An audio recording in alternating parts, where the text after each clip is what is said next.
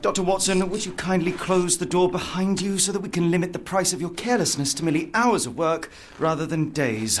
My apologies, Mr. Holmes. I found myself rather taken aback. I saw tidier houses in war-torn Afghanistan. Are those my surgical needles? I ran out of tacks and the matter required immediate attention. Was that my supper? Plainly not, for I was the one who ate it. I set it aside for this evening. And for that I am grateful. Is that my bed?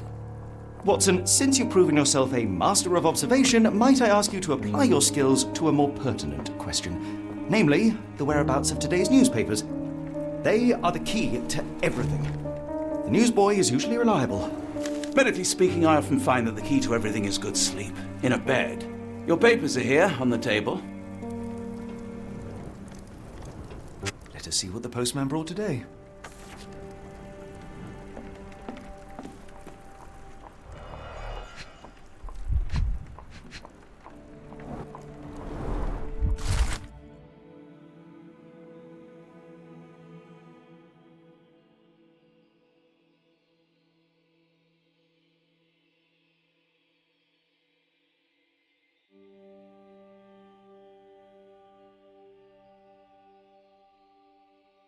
Local gossip, all of it uninteresting.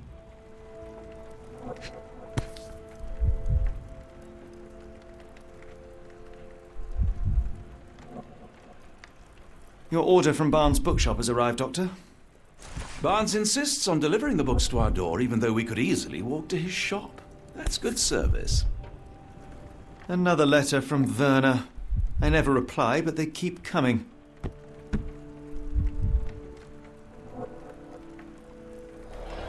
I don't see the Strand. Where is it? Pardon me? I am on the precipice of uncovering a pattern of crime across London spanning many months and involving many men. The missing paper cannot be a coincidence. That's preposterous. My dear fellow, life is infinitely stranger than anything which the mind of man can invent. Well, life used your newspaper to wipe its posterior, so after that unpleasant discovery this morning, I disposed of it. But in lieu of the Strand, perhaps I can deliver you something equally tantalizing. I have just returned from a patient of mine, Captain Stemwick, who... No, that will not do. Grab your coat, Dr. Watson. Let us hope nobody has collected the dustbin.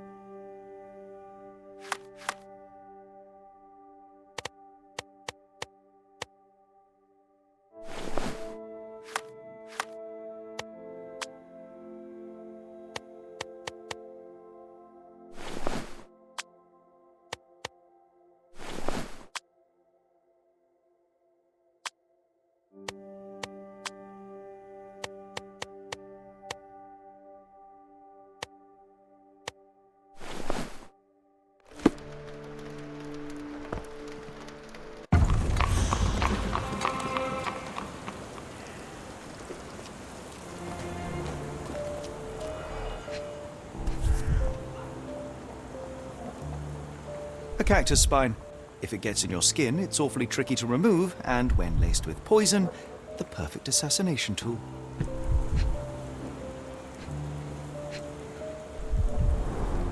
You were mistaken, Dr. Watson. The paper was indeed dirtied, but not how you implied. It's potting soil. See, Watson? The conspiracy is real. Someone tried to poison me. Poison? You? That's madness. Get the Strand. Get your copy of the Strand here. Sorry, Mr. Holmes. I just sold my last paper. Blast. Then why are you still here? Boss pays by the hour. No sense in returning early.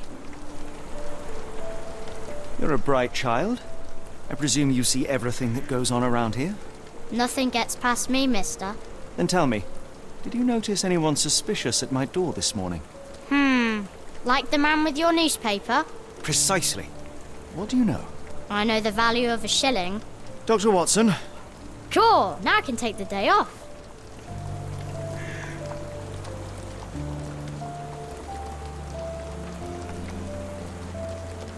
Which way did he go? Not sure. I was distracted by customers. Sorry. Did you see what he was up to? Nah, not really. I saw him approaching your house, but I had a customer. Then there's a loud bang. I ducked down. Not because I was scared, because I wasn't. I had to protect the merchandise, and all I could see was him kneeling at your door. Can you describe the man you saw? He was carrying a lot of books. Up to his chin they were. Never heard of a well-read assassin. Looks can deceive. Hence the appeal of disguises. All right. You earned your shilling. That'll be all. Thanks, Mr. Holmes. Maybe I could be your eyes and ears, if you have more shillings.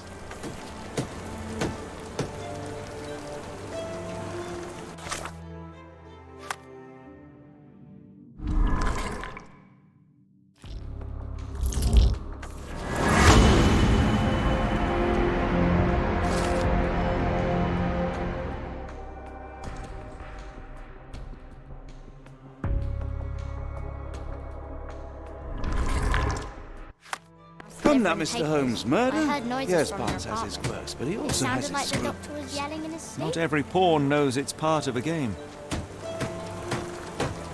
My boss pays by the hour. No sense in returning early. Get the Strand! Get your copy of the Strand here!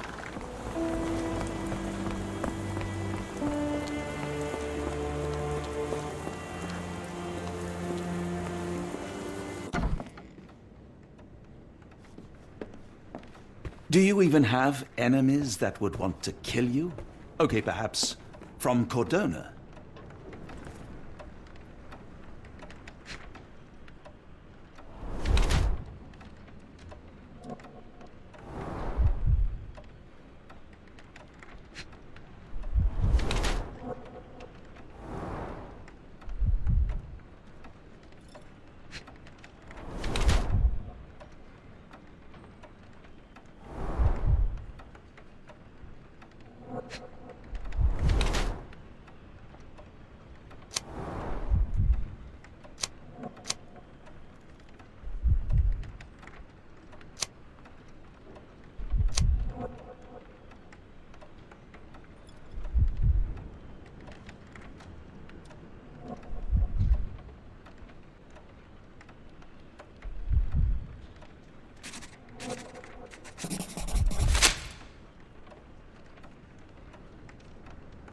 Mr. Barnes? A word.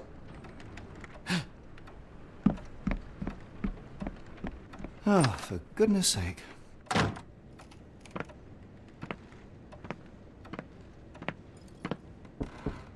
Who goes there? Sherlock Holmes. Now will you please... Mr. Holmes. Golly, I did not see you come in. Would you care to answer some questions for me? Well, I wish I could, but I am deep in the weeds with work. How about we reschedule in a month or two? Come now, Mr. Barnes. It will only take a moment. Really deep in the weeds with important things. Well, help yourself to any book. Just take it and pay later. I trust you, Mr. Holmes. Barnes doesn't seem like himself. Why is he acting this way? You're asking the right questions, Doctor. Let's find a way to coax him out.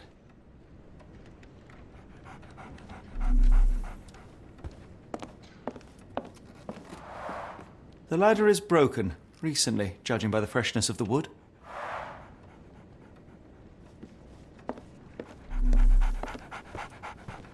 So, Barnes has a dog now. Who's a good boy? Apologies, but I can't hear you. Please come back later. I could hardly imagine anything more macabre.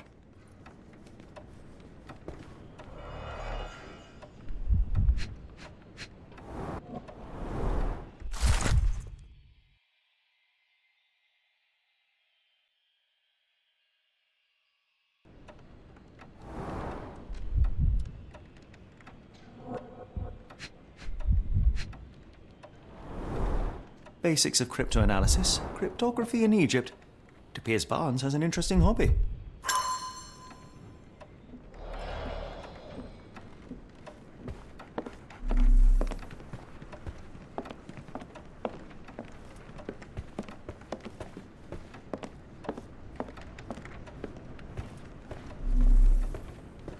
Barnes has always been a little odd, but this is uncharacteristic even for him.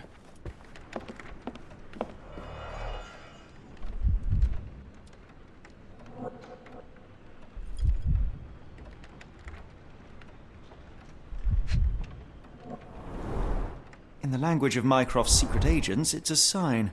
Dried flowers are replaced when the job is done. I wonder who the recipient is. An improvised stand, but it does make the flowers more visible.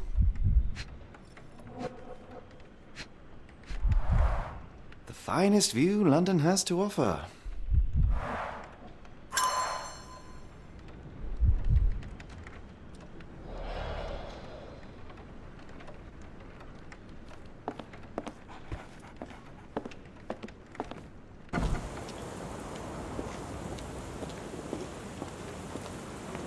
Hello there. What's your name? Lily. I know, not very original. The weather is dreary, isn't it? To be fair, my flowers could use the rainfall.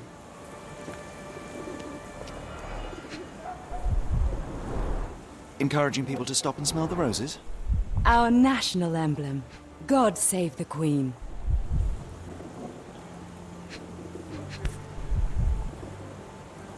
A familiar spine? Is this what I found in my dustbin?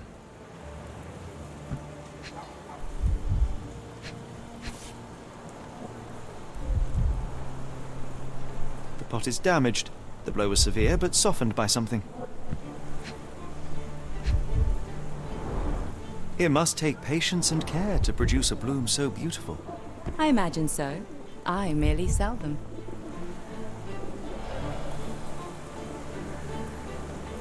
Anything tickle your fancy, Mr. Holmes?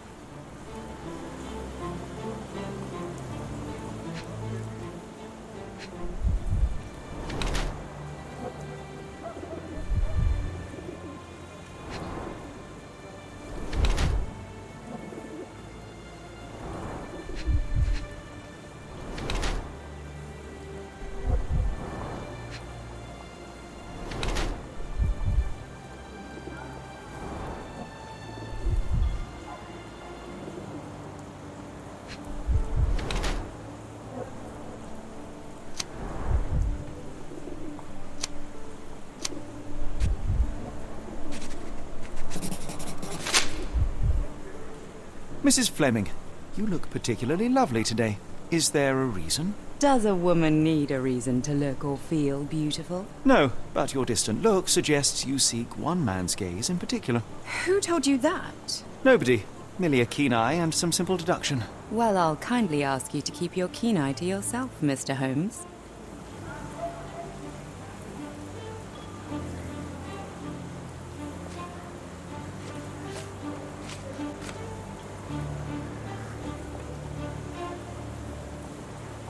One of these things is not like the other. Come again? The cactus. Those fearsome spines can prove a devil to remove, and the sap is often toxic. And a rose thorn can give you tetanus, but we still grow them. The cactus seems comparatively harmless, though you have me thinking it must be valuable. I was under the impression that you knew its price already. Your guess is as good as mine. The first time I saw this cactus was when I came back from my break. What do you make of the flowers in Barnes' shop window? Well, they could use a bit of water. Do they mean anything to you? Mean anything how? I'm not sure I follow, Mr. Holmes. Why do you think they're there? Are you suggesting the flowers are for me? It seems likely, does it not? Oh, I hope you're right. Are you familiar with Mr. Barnes? Yes. No, not really. Well, in a way. What on earth does that mean? I know who he is, of course, but we haven't shared much more than a look. A look? Yes. Each morning I go for a walk in the park with my dog, and most days I spot Mr. Barnes there with his new puppy, so we see each other. Actually, we once met briefly while our dogs played. He was quiet and seemed unsteady as he approached, but since then, we've never spoken. I often see him staring through the shop window. Sometimes I wonder what he thinks about that would etch such longing onto his face.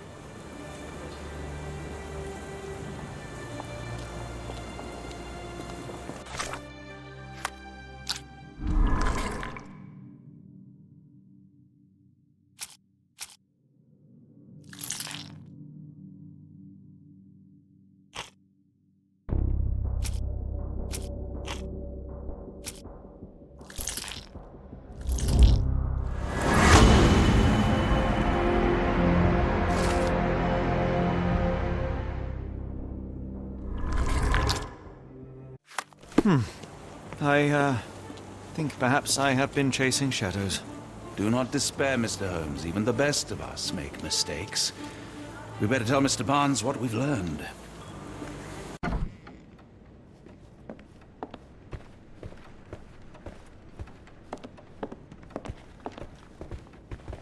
Mr. Barnes, I know what you did, and I know why you did it. I'm sorry, Mr. Holmes. I can't hear you very well from behind the door.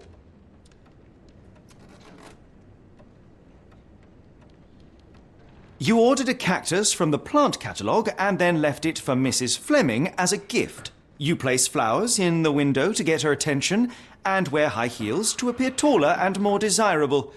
You are her secret admirer.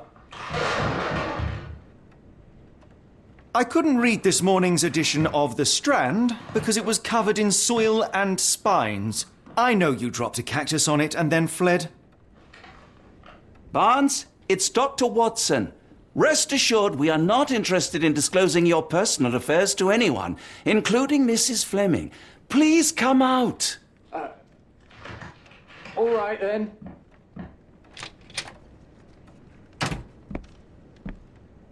So, you know what happened then?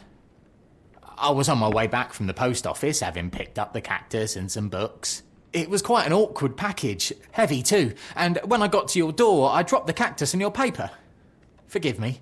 I needed that paper to prove a theory and prevent a crime. Your actions were rather disruptive. Your clumsiness carrying the post is matched only by the clumsiness of your romantic gesture.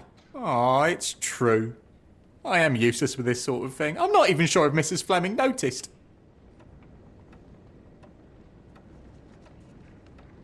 As in most things in life, truth is the answer.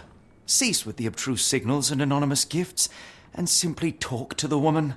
What is the worst that can happen? She rejects you, and you are freed from this endless purgatory. That... Yes, you are correct, of course. I do have a slight tendency to overthink things. Thank you. So, at last, we return to the matter of the paper. I'm investigating a string of burglaries. Did you perhaps read of any before the edition was spoiled?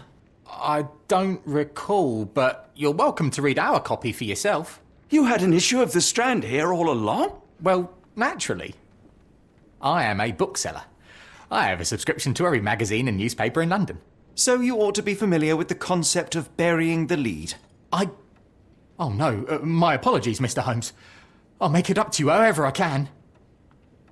I am an expert on obscure languages and translation and Yes, okay. Just give me the paper.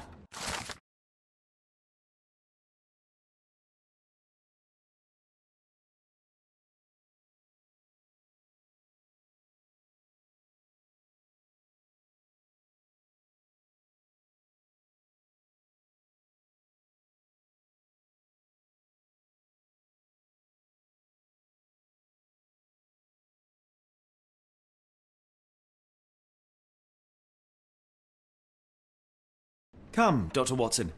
Let us put this matter behind us. Farewell, Mr. Barnes. I hope to hear good news about you and Mrs. Fleming.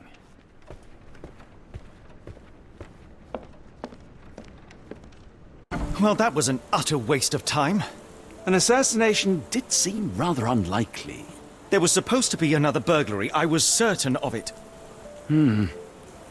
Something you wish to say, Doctor? No. Well, only that you have a remarkable faculty for deduction and pattern recognition, and that perhaps, if ill-applied... I see things that are not there. Yes. It is London. There will always be burglaries. Doesn't have to mean anything. So it seems. Forgive me. Without something to occupy my mind, I turn into an entirely different animal. Which brings us back to my news from earlier. I think I have a case for you, a real one. Truly? Indeed. Though perhaps not as thrilling as your stories from Cordona. A patient of mine, Captain Stenwick, told me that his servant disappeared. I said I knew just the man to help. What do you say? Oh, Watson. Yes, I know it's not the most tantalizing mystery, nor the story to launch my writing career. But... it's brilliant. Let's go. Oh, good. Well, his house is nearby. Come.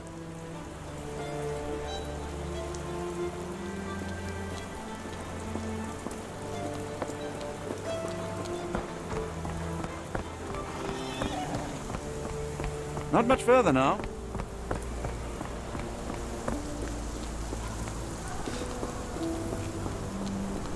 Is this lousy attitude of yours because of my altercation with Inspector Lockhart? Did he put you up to this? Sir, the inspector has nothing to do with it. I'm telling you the same thing I tell anyone seeking a missing person. Good day, gentlemen. Forgive the intrusion. Captain Stenwick, this is my colleague Sherlock Holmes, the consulting detective I told you about. At last, a professional.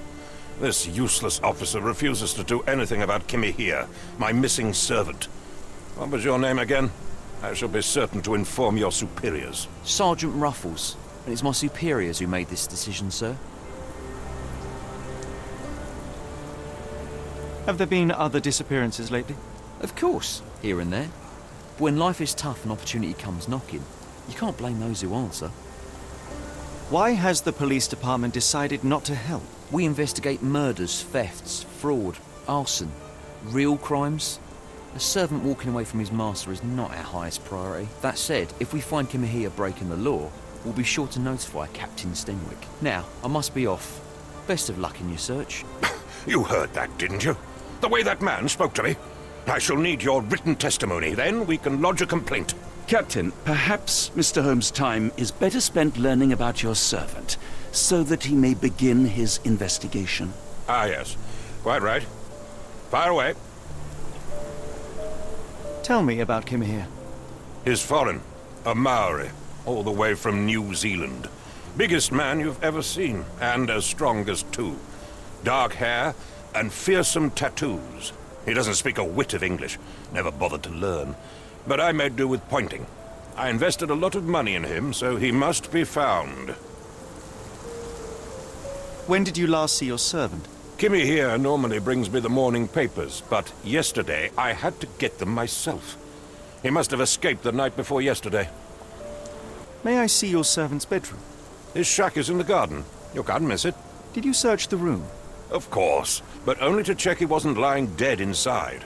Everything seemed normal at a glance. I take it this is the first time Kimahia has vanished? Undoubtedly. The man seemed terrified of the city. I think it was all the noise. He never left this estate. Should he cause any damage, I will bear the responsibility, for it was I who rescued him from savagery and brought him here to England in the first place. Is there any reason Kimahia may have left? I should think not. He had all he could have wanted. Gainful employment, new clothes, and all the cabbage he could eat. Did Kimahia make off with anything of value? Heavens, no. I would have mentioned it to Sergeant Ruffles. Still, he must have fled with some money on his person. No. I kept his wages in my safe. For security. All right, Captain. I think I have enough to get started. We shall first take a look around the mansion. Go ahead. I'll be here, mentally drafting my complaint.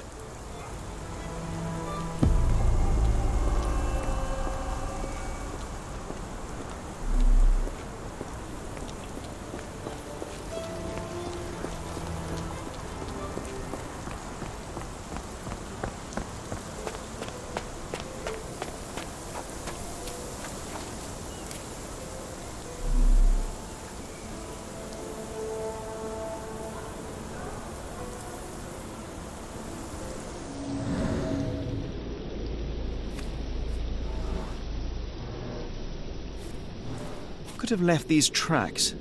They seem fresh.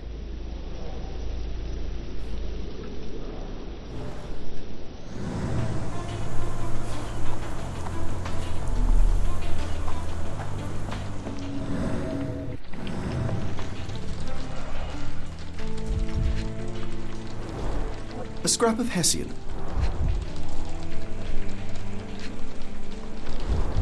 These were sturdy boxes. It would have required a serious blow to break them.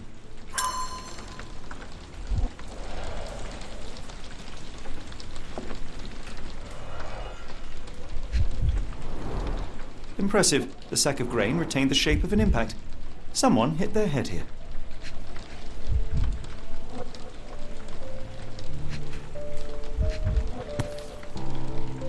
A small Navy spyglass.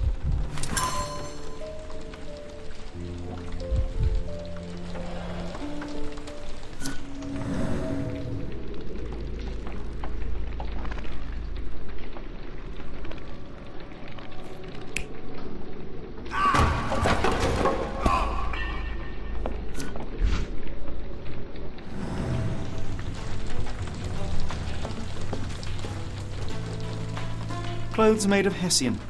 Is Stenwick really so miserly?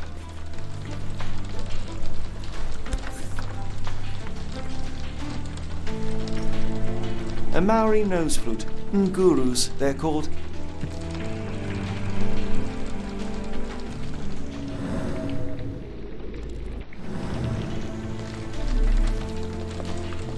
No air coming through it.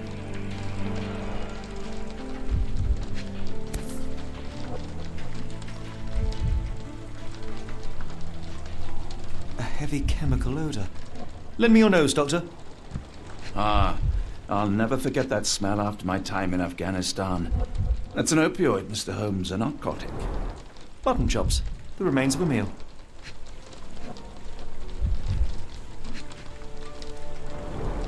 The ashes are long since cold.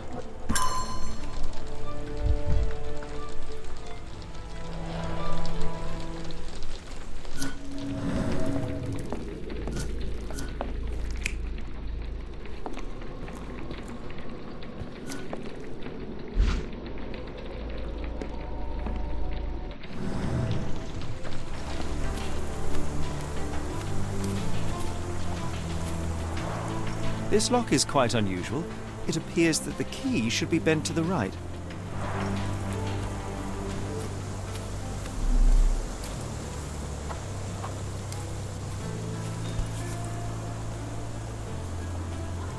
The rag reeks of smoke. Someone plugged the chimney.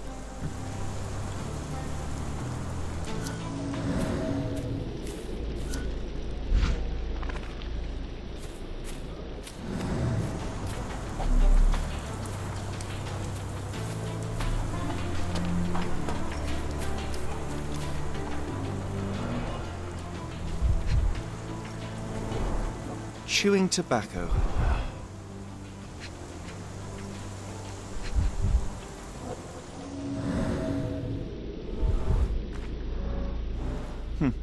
Looks like a knee print.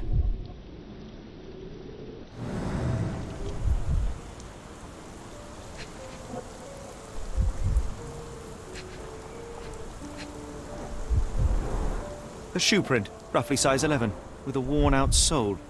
These are a workman's boots. Someone knelt here. The amount of chewing tobacco suggests they were waiting a while. Amazing, Mr. Holmes. To read the ground like an open book.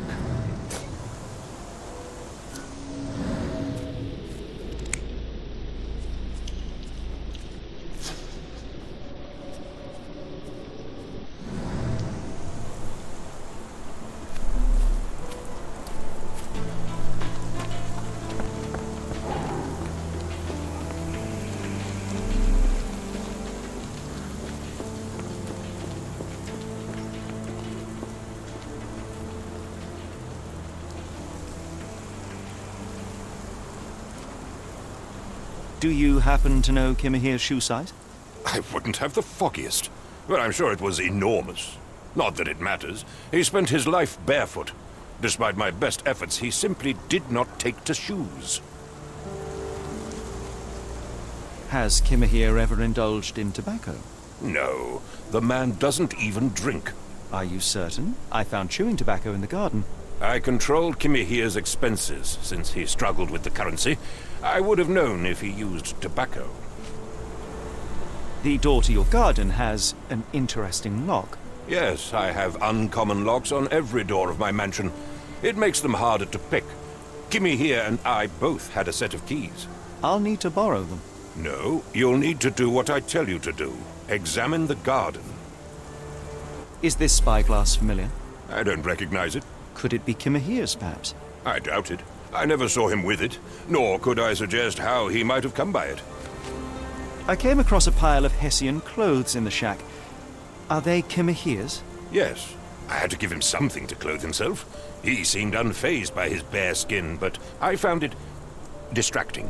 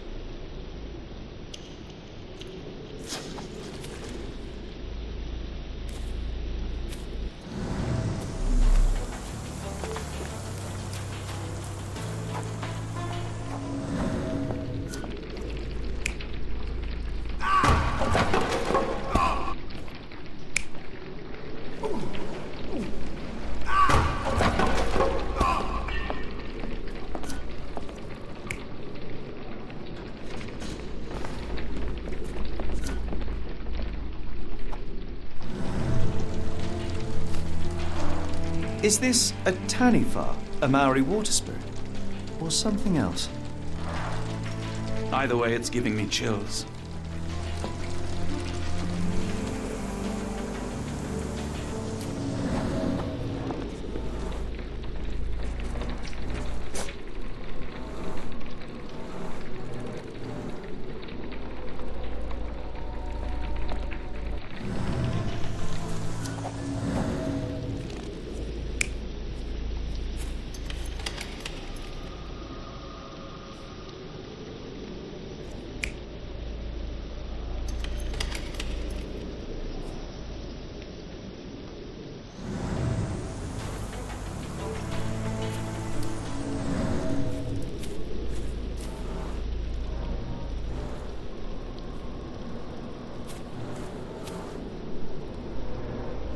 Someone moved a cart to this spot and then took it elsewhere.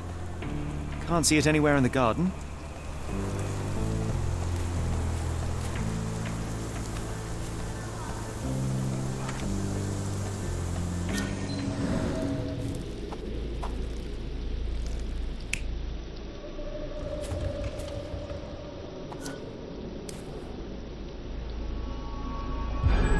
Surveilling from afar, the intruder waited for a window of opportunity.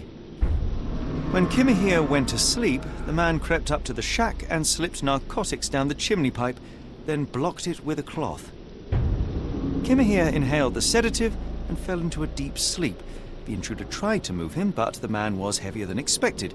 The intruder fell on the sack and dropped his spyglass. In order to transport the servant, he had to use the cart. The final challenge was opening the garden door. Luckily for our intruder, Kimahir had the key in his shack. Remarkable. It makes total sense.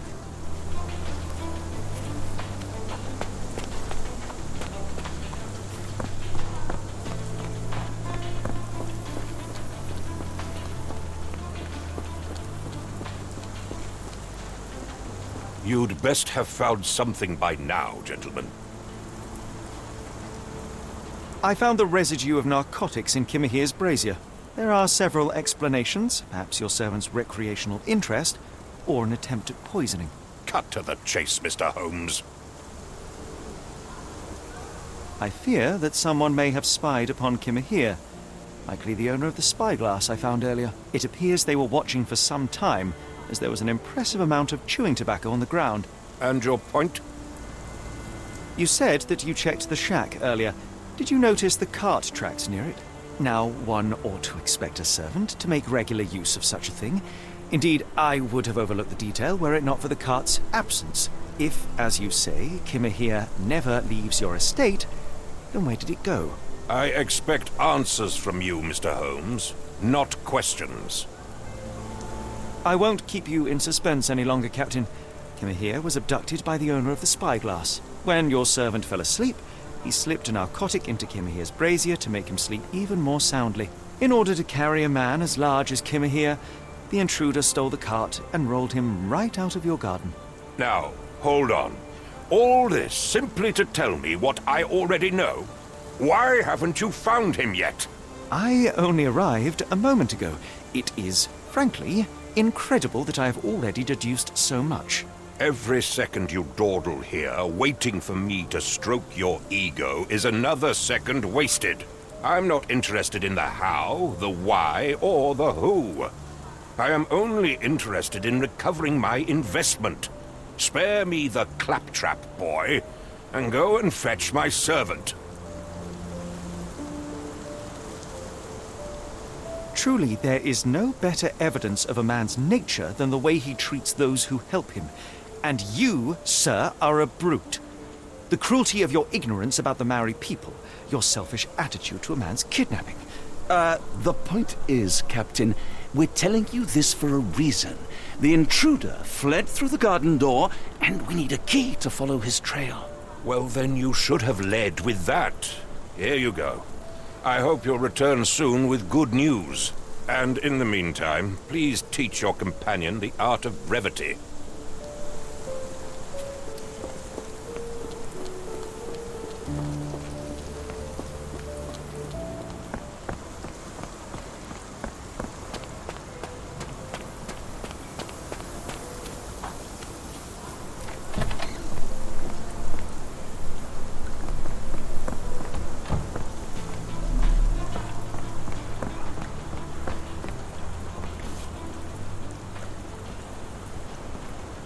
What does it say?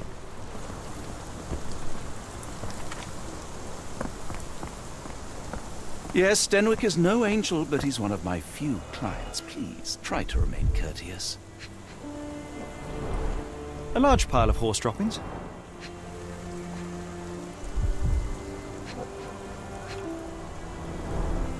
Many cigarette butts. Someone stood here for hours. There was a cab waiting here. Our abductor slipped in and then off into the night.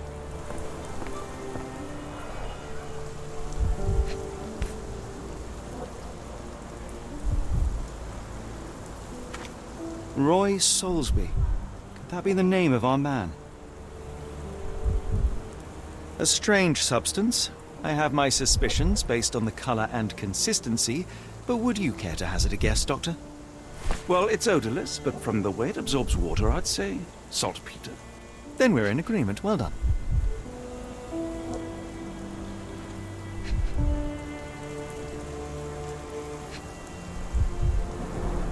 Wheels picked up grass along the way. Kimahir's cart, I gather.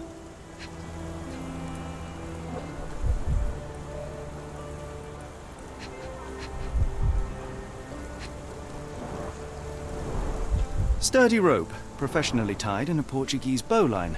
This knot is often used by sailors to create a bosun's chair.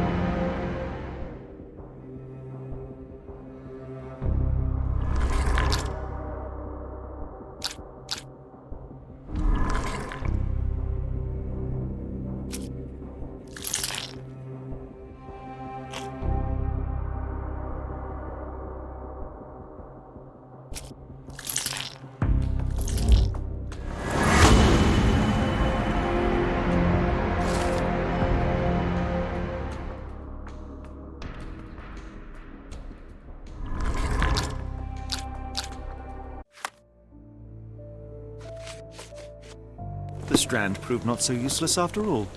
The saltpeter accident. Doctor, do you recall? The Port of London, of course. The footwear, the spyglass. Indeed. We shall need to take a cab there.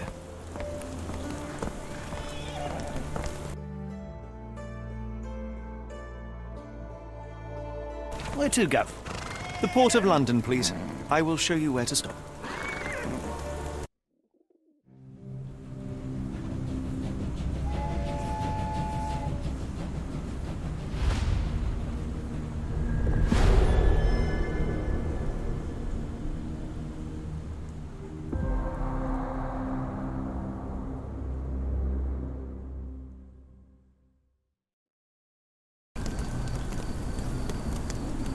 Mr. Holmes, what a compelling mystery we have stumbled upon. Perhaps I have the premise of my next novel. One kidnapping does not a story make. Stop! A black cat crossed before us. It's a bad omen. I do not take you for the superstitious type, Doctor. Such things are mere fantasies, tricks of a feeble mind. One imagines a physician would keep a surer footing in reality. Perhaps. Before the war, my time abroad was difficult. Once, I came across an Afghan, bleeding, who I could not save. He pressed a rosary into my hand. A gift, he said, so as to gain God's favor. After that... Dr. Watson? Yes, well, I shan't get into details, but sometime later I found myself lost in the desert.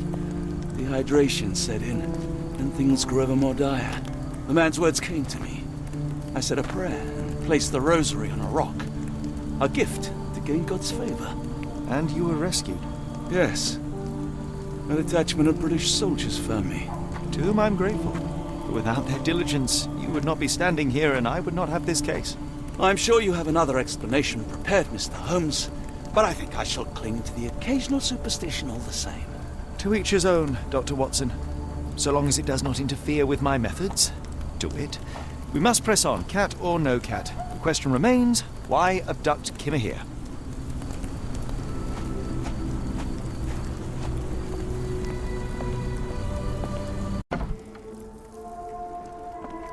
Oh, hardly a reputable establishment. I've seen worse. Greetings, miss. I'm hoping you can help us. We shall soon see.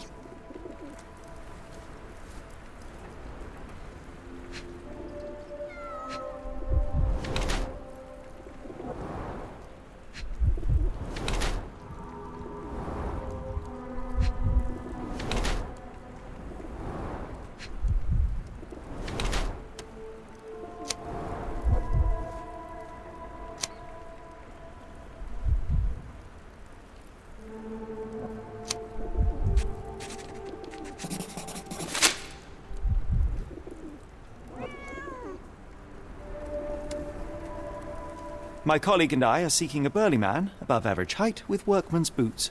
Half my customers, then. Your description hardly narrows things down.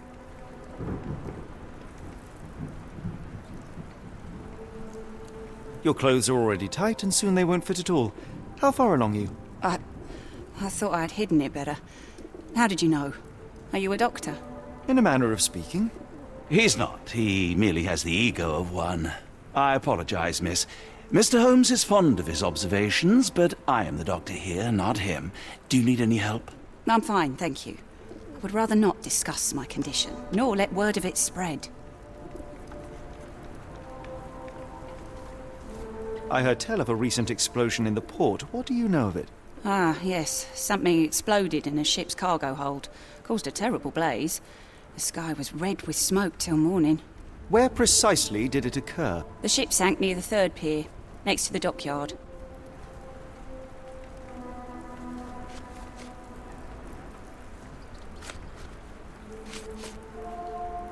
Are you familiar with a Roy Soulsby? Roy Soulsby? I know the name, but he's not one of my regulars. My guess is that he works somewhere around here. What do you know about this poster? A foreign woman asked to put it up. She's plastered them all over the port. Any clues as to her whereabouts? None. It was hard to understand what she was saying.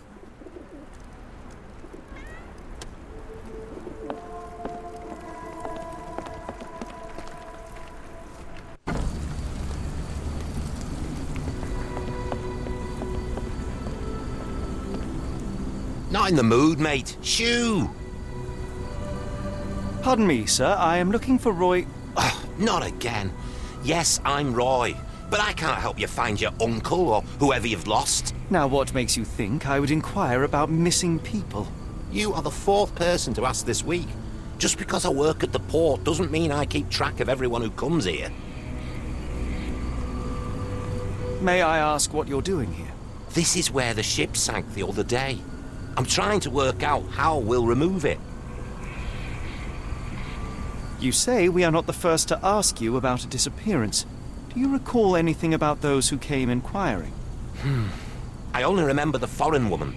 I didn't catch her name, but those are her posters hanging up everywhere. She has badgered me twice now, but I still don't know nothing. And this woman can be found? No clue. She was talking gibberish. Now, where was I?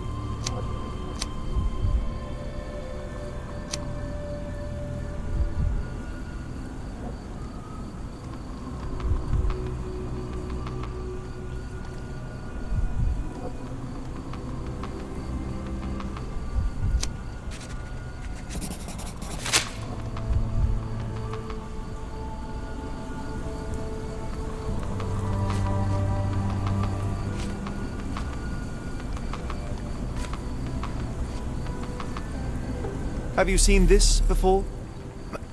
My card? Where did you dig that up? At a crime scene near Baker Street involving a young servant's kidnapping, I might add. No. Someone used it without my consent. How else would it end up there?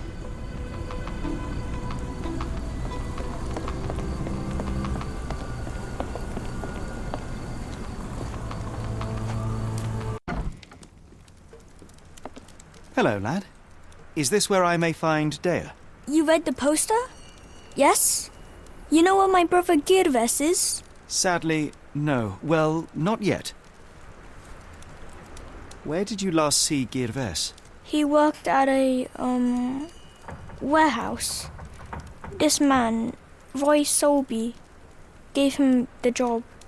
He paid him a necklace. Do you still have the necklace that Soulsby gave to Girves? Girves left it near the, shrine. I tried to sell it to buy Amma medicine, but no one wanted to buy. I want to speak to Dea. Is she around? Amma, my mother, she got sick after the fire. Big red smoke. She couldn't breathe, so I took her to the doctor. Now I am in charge. How would you describe this Soulsby? He was big and strong. He had a big scary eye. Scary, you say? Yes, like it was made of metal.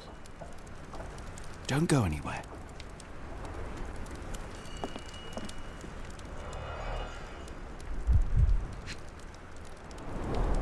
I miss Girves. Do you think he's okay?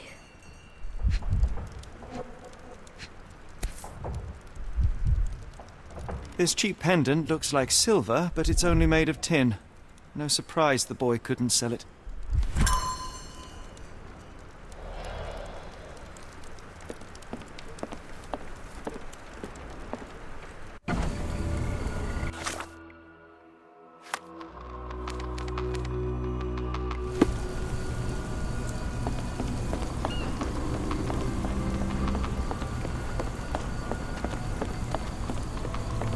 What are you gawping at?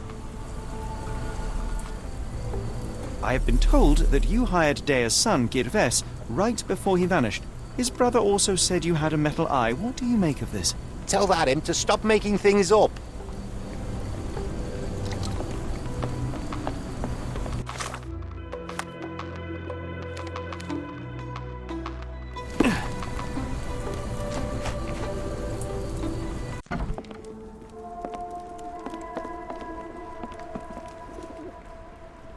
Have you ever heard of a man with a metallic eye?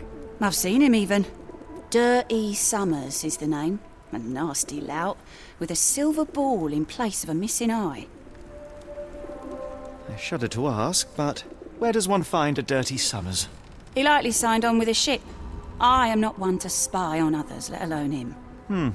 I see. My advice, keep away from him.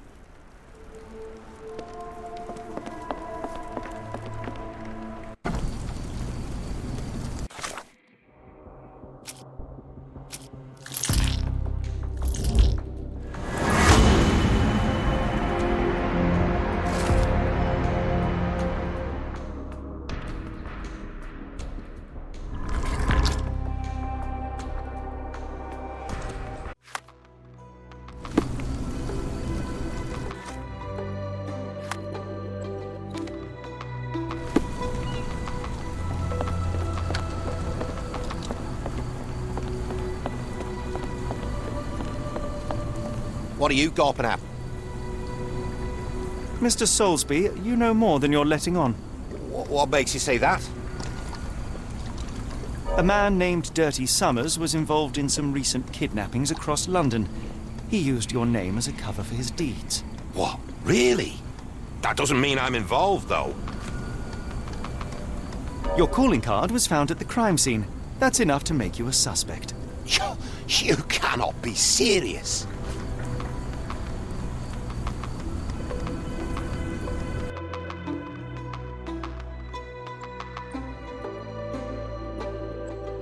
It's true. And that's before mentioning your gold watch. It's brand new and awfully expensive for a customs officer. Clearly you have found yourself another source of income. I'm sure Scotland Yard will be delighted to investigate further. All right, stop. Look, it's not as it seems. I did not partake in the kidnappings. I'm all ears, Mr. Soulsby. Yes, I know Summers.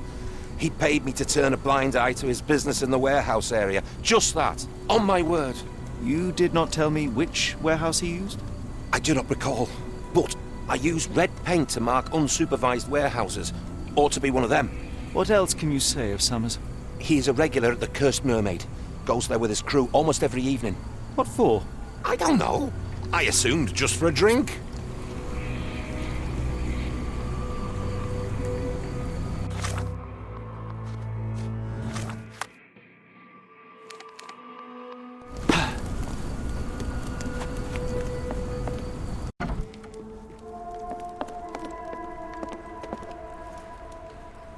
Why do I have the feeling that you know more about Dirty Summers than you're letting on? I have nothing more to add, sir. Enough. I have hard evidence that Summers was involved in recent kidnappings across London. I'm not surprised. So what? A customs officer, Roy Soulsby, testified that Summers was a regular here. You must know something about his business. All I know is his drinks order.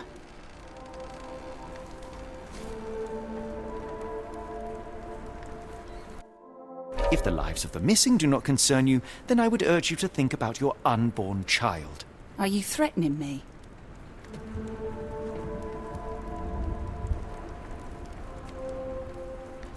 Nothing of the sort, but that doesn't mean that there won't be consequences for your silence. Everyone knows you happily served Summers and his crew. Should the police come knocking, you'll be the one going away. And none of us wish to see you raise a child behind bars. Now, spare yourself the trouble and tell me all you know. Okay. Summers hired my private room. I think he used it to recruit people, but I haven't seen him in a few days. He paid me cash, so I paid him no attention. Nor did I touch anything inside. Here's the key, go and do what you will. Just leave me out of it.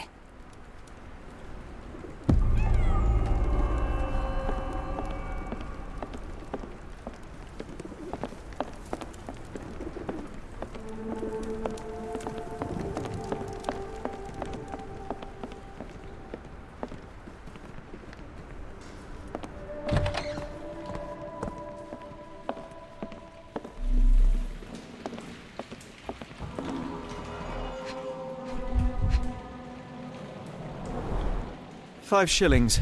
That won't go far.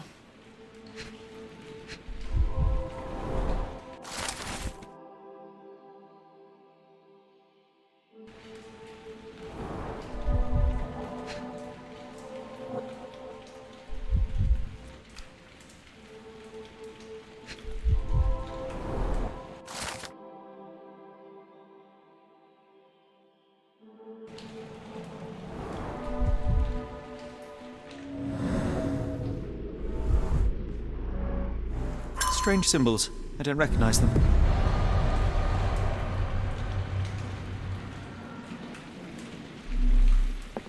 If we stay out much longer, I'm going to need some supper. Do you feel like a meat pie?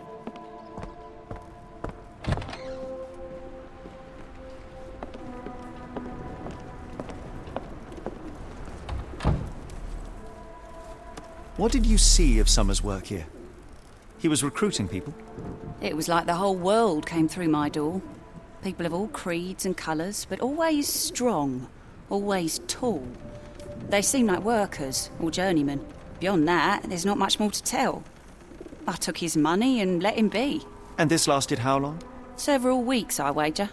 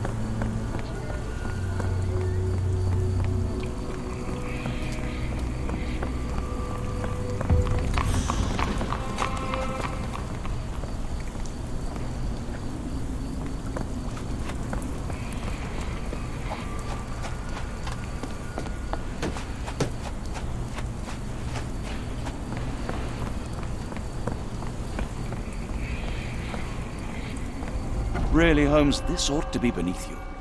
As my brother would say, it is for the greater good.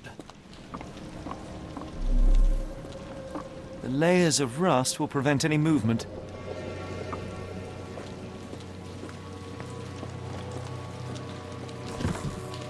This crank saw some use.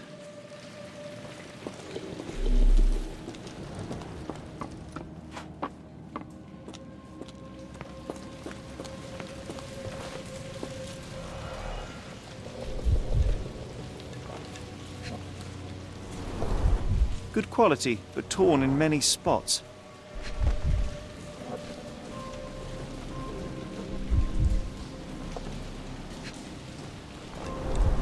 Mold. That's why you don't leave sailcloth lying out.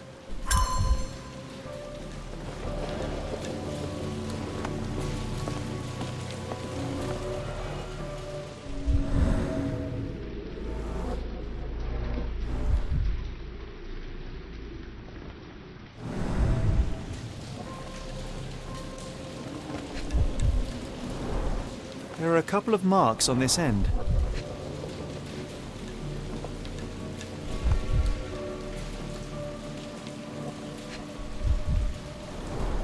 The scratches are fresh, left by something metallic.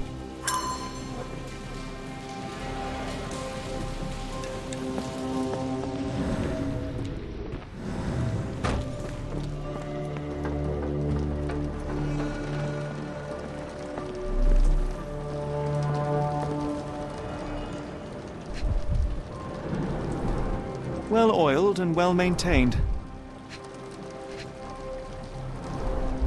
Fit for a crank.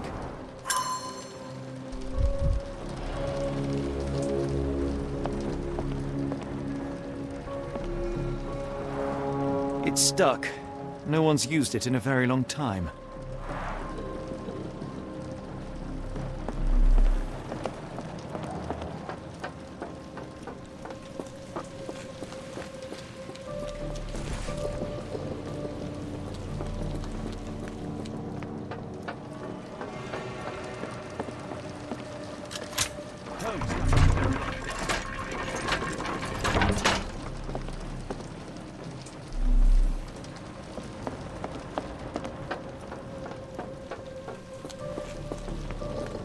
A hidden passage, just as I expected. Wait here, Watson, and keep an eye on the doors. I'll scout the premises. Will do. Be careful down there.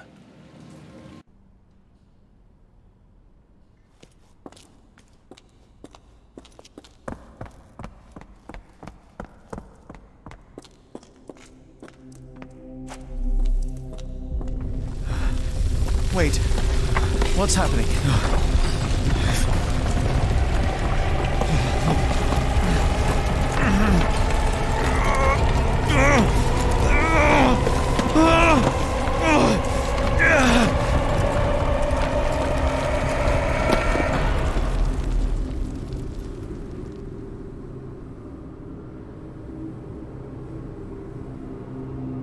What is this place? Where am I?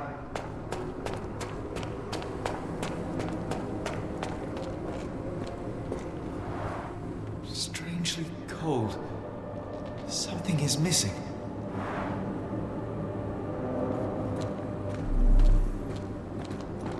This cannot have been under the port of London all along. Is it an illusion? The only way forward is the abyss. The only way forward is the abyss.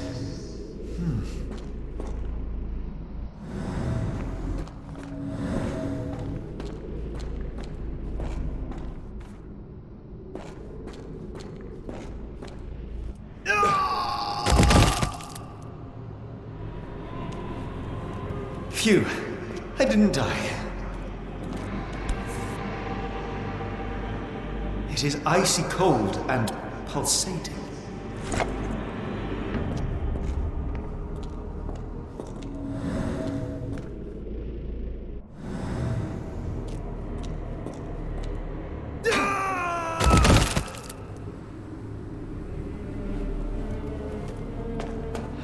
My heart, be calm.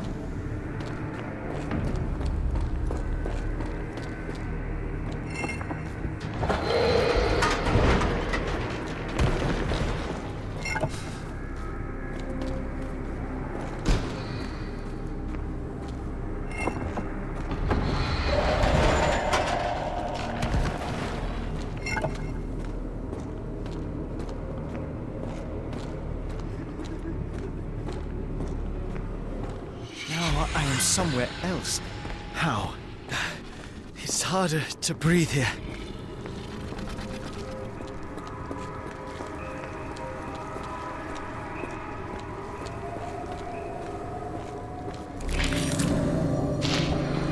It's like it stares right through me.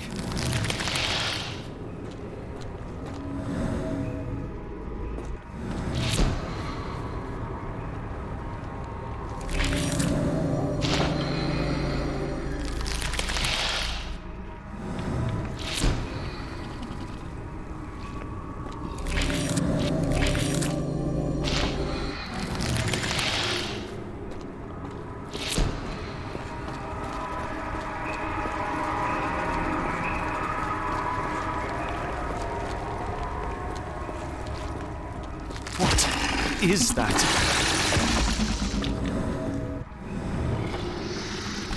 Oh, no!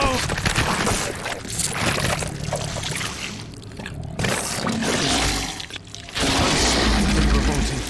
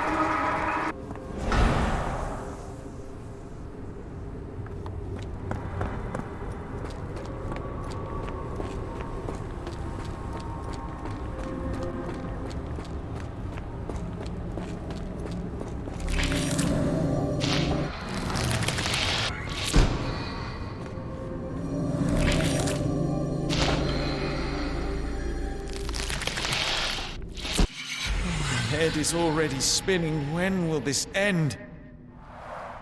There are 2 recesses.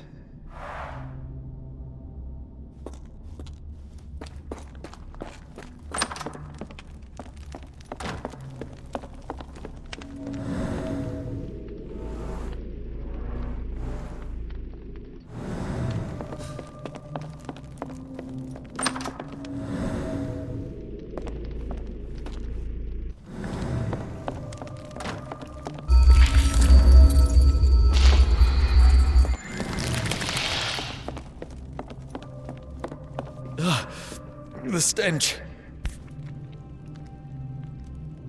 A strange stone. It almost feels alive.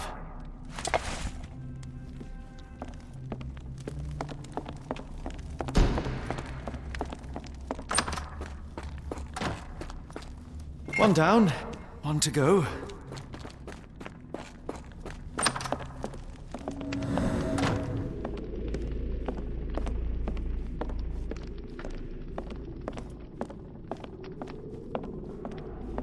Oh, that is truly revolting. Frozen and pulsing, almost like it has a heart.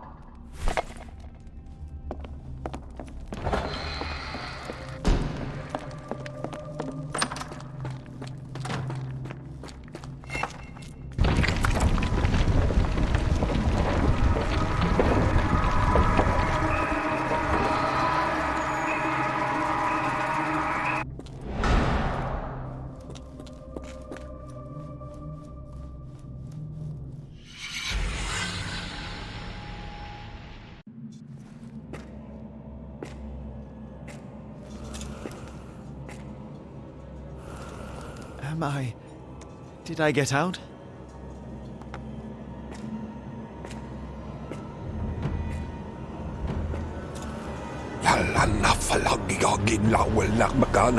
John? What is it, Holmes?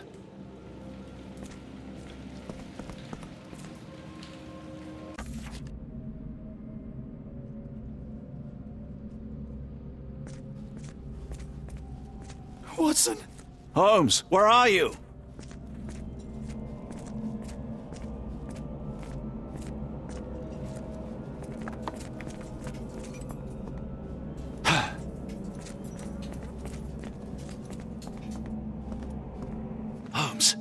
Holmes, are you all right? Fine. Watson, I'm fine, thank you for asking. Fine? By Jove, you should have heard the way you called out my name. It was just a game of shadows.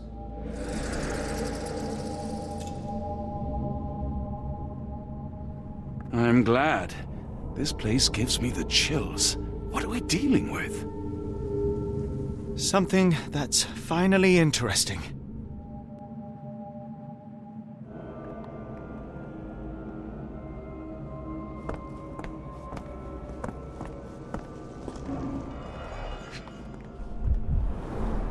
His abdomen is severely bloated. Cyanosis of the lips, marks on the neck. This man was strangled.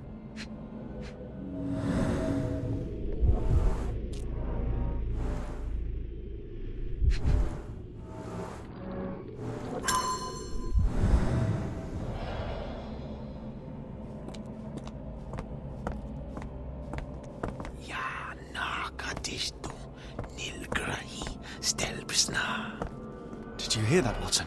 I hear you. An American passport. Amos Colby.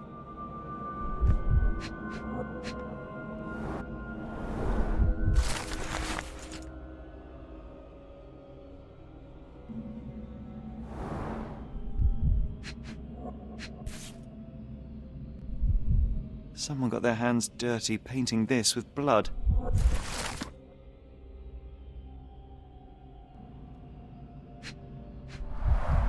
At least 24 pendants, all identical and made of tin.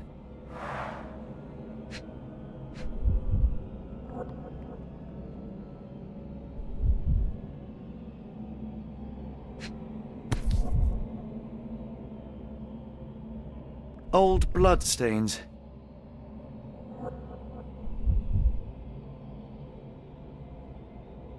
I've never seen a pattern like this before.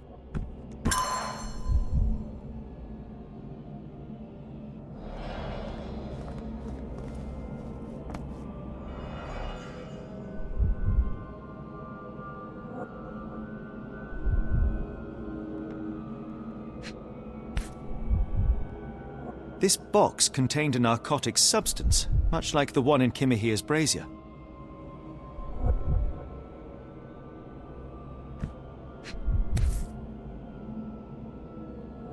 Black Edelweiss Institute, established 17-something.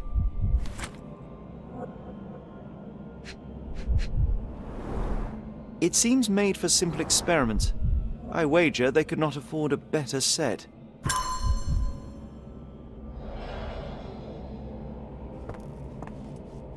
I hope we are close to finding our answers. This place is unsettling.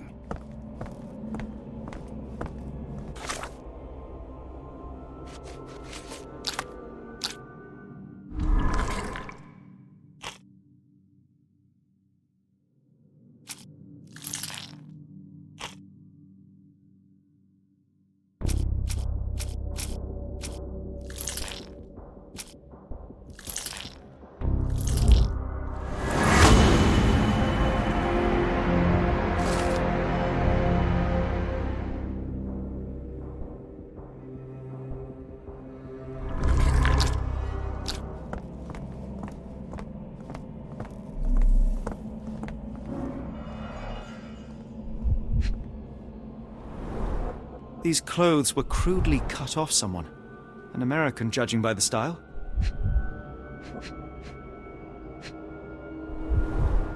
Fine rope work, cut by a finer blade.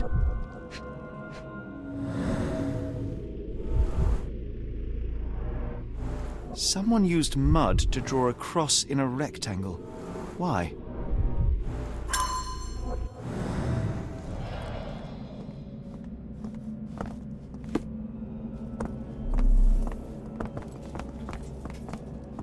Kianak, Flegethor, Lebumna, Siaha, Inguft.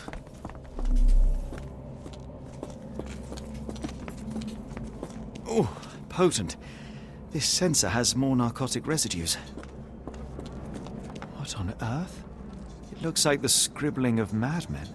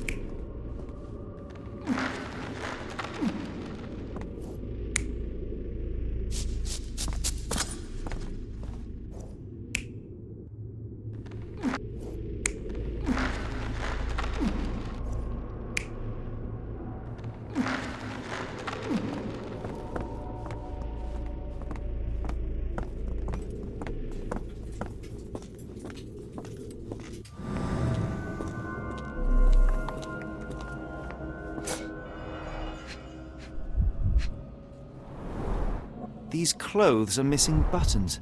They were forcefully removed.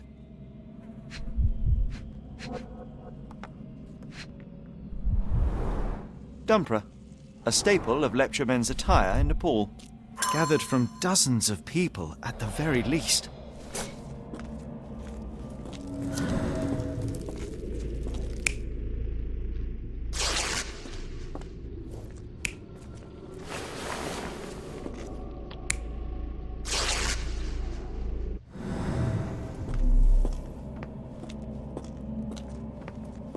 I must have seen this one before. That explains my hallucinations.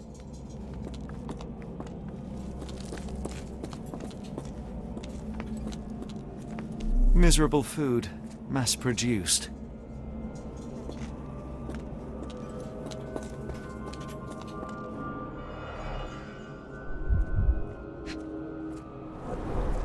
A small bloodstain, but not serious.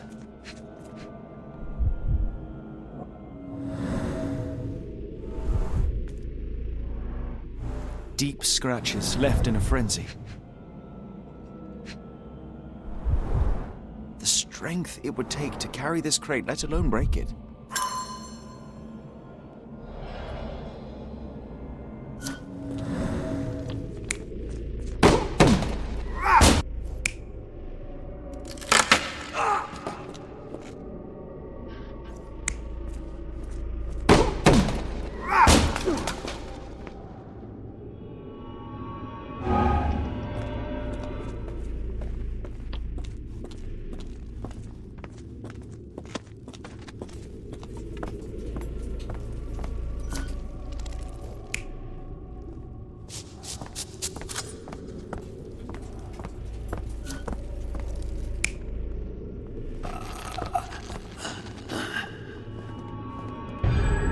Many people were brought to this place. Their abductors stripped off their clothes and discarded them in a pile. The prisoners were kept in a soporific trance by the use of narcotics. A few tried to resist, but alas, in vain. After a few days, everyone was stuffed in a crate and sent elsewhere. Only one captive was left behind. He was strangled to death on this altar.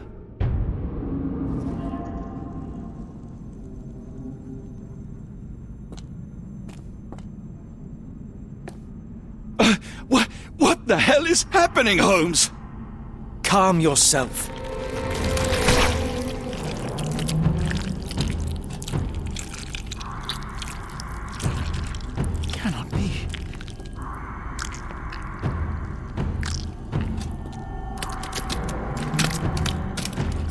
What is it?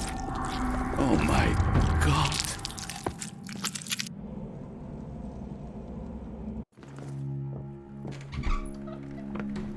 Please tell me we found all we needed to, Holmes.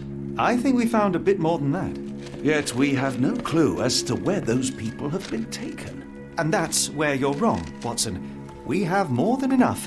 I just need to connect the dots. How about you pack your suitcase in the meantime, my dear fellow? Just in case.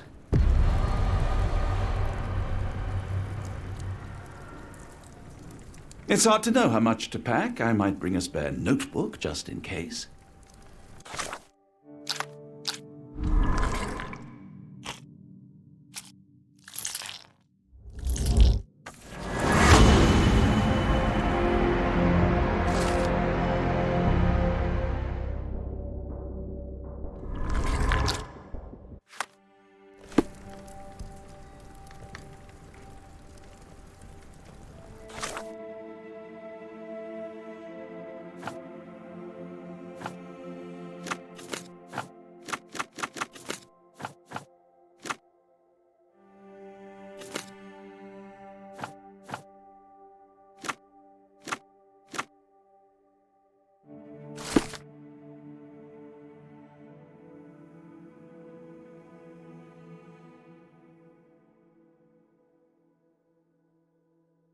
Dr. Watson, how does a trip to Switzerland sound to you? It sounds unexpected. What makes you think we should head there? It's all about the box with narcotics and Mr. Colby's clue, the cross inside a rectangle. Put two and two together, add a dash of research, and what do you get? The Black Edelweiss Institute in Interlaken, Switzerland. If we hurry, we can still catch tonight's train.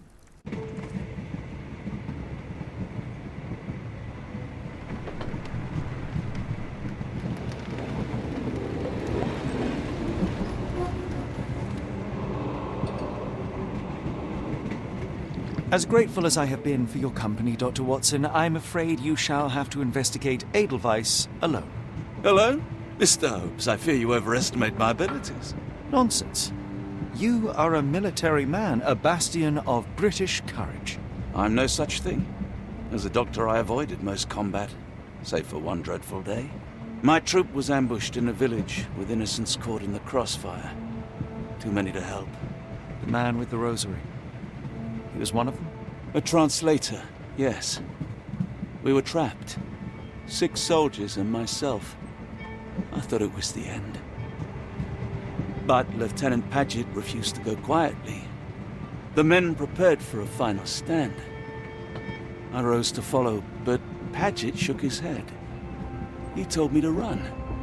That I had other men to save.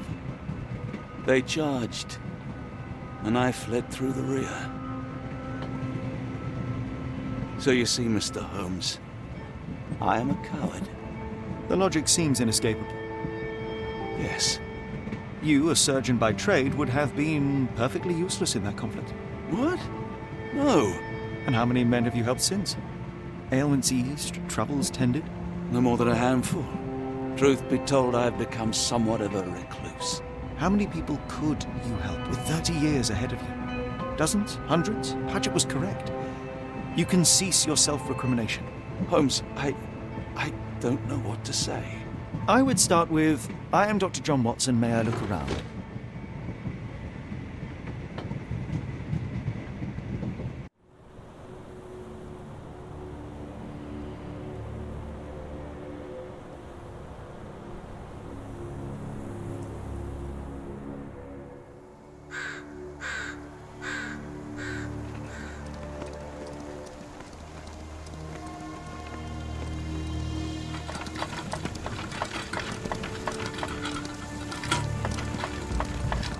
The Edelweiss staff will doubtless be eager to show off their facility to a fellow physician.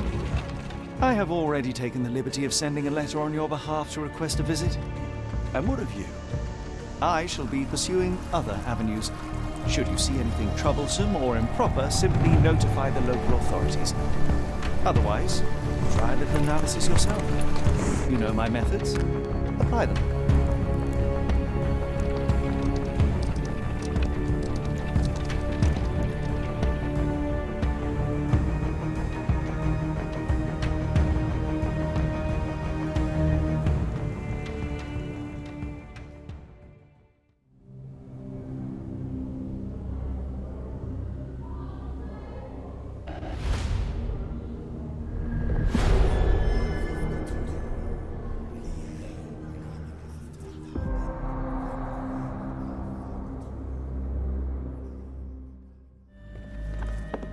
Salutations, madam. I am Dr. John Watson. I was wondering if you've got word of my visit. Yeah, Dr. Watson. We received your letter on the matter. Would it be to see Professor Gygax?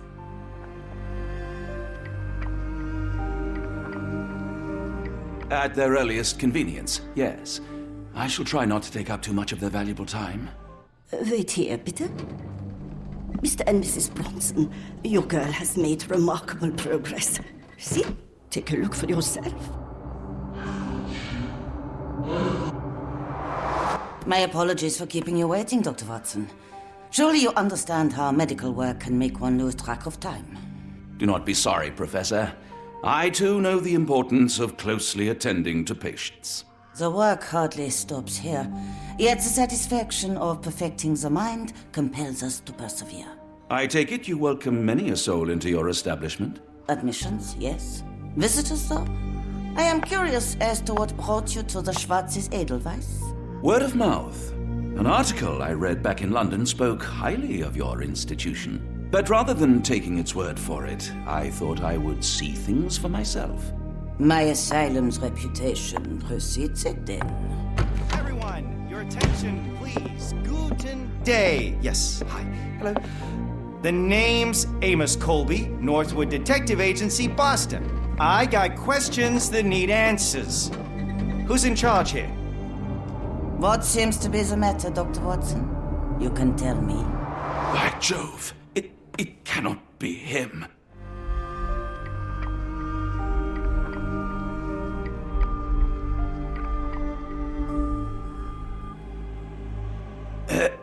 Right.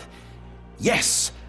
I was surprised because that man is a celebrity. Yes, that's it. Very famous, Mr. Colby. I couldn't believe my eyes. No. In my line of work, it can't wait. The longer it takes If you wish to recuperate, Dr. Watson, you may avail yourself of the guest room. But I have so much more to discuss. Nurse, if you'd be so kind as to escort Dr. Watson to the guest room. Herr Colby, from Northwood Agency? How unexpected.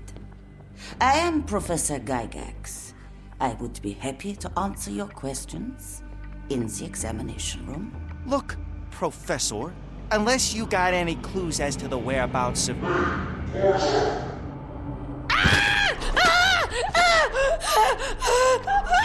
There is no need to be alarmed. No one gets neglected in my care.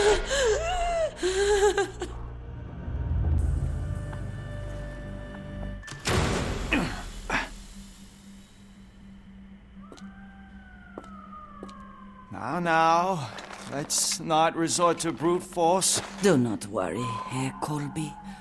My methods are rather more delicate.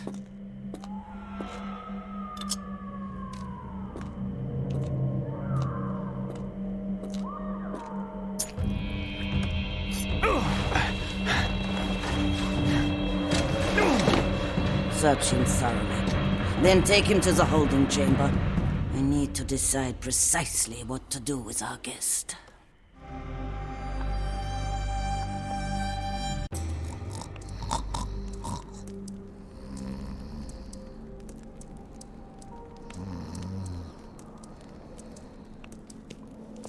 The unmistakable scent of alcoholism.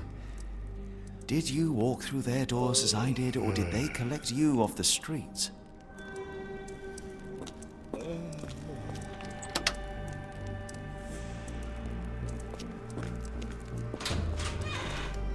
A truncheon, not the typical tool for a nurse.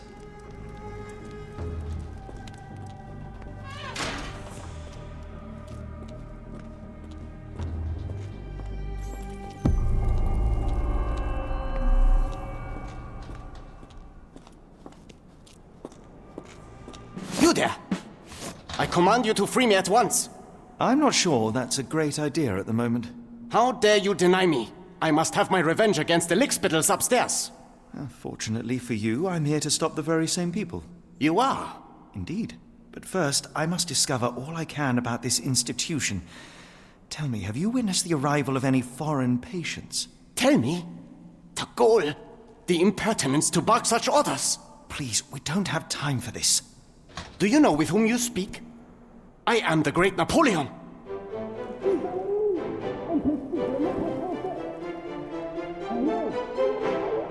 Huh. Napoleon Bonaparte? The one and only. Emperor of the French, first consul of the Republic, leader of La Grande Armée. Once I am free and have exacted my revenge against the guards who ridicule me, I shall rest happy in the arms of my beloved Josephine. Right. Well, I will leave you to your scheming, Emperor.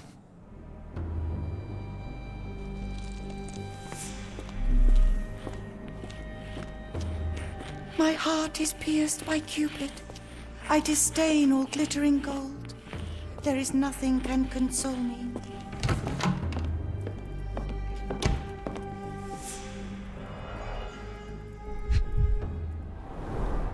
A simple toolbox, yet capable of repairing anything.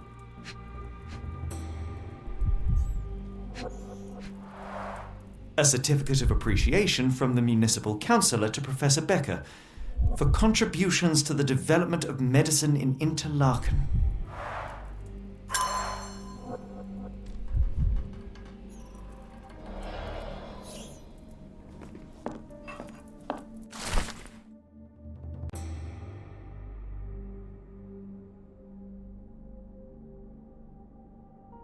It sounds sinister, even for a place like this.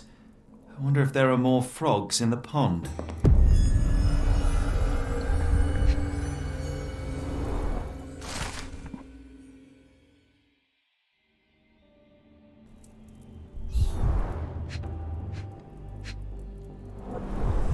Tubes of varying diameters. Interesting.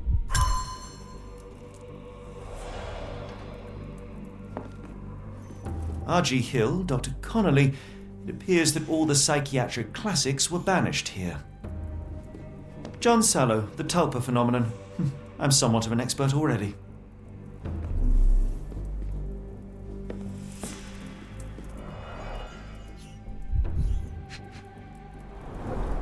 Cooking grease. Is this the kitchen dumbwaiter?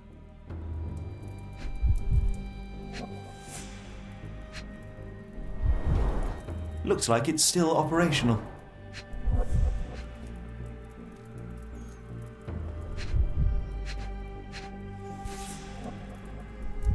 This photo was damaged, seemingly by oil. I can make out the names listed here.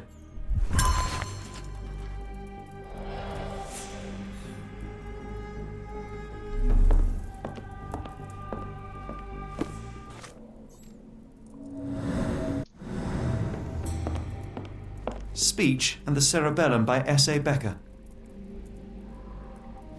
A painting in a mental institution. Vogel would be delighted.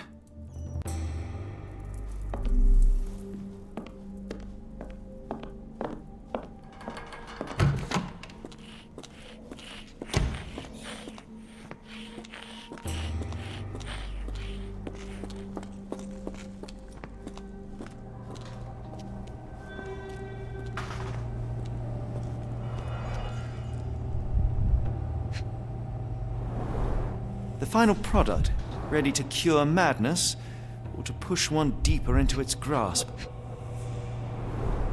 Any chemist would envy the quality of this equipment.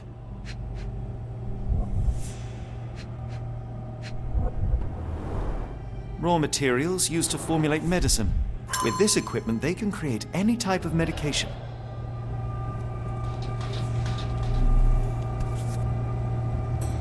Very sturdy. I might borrow it.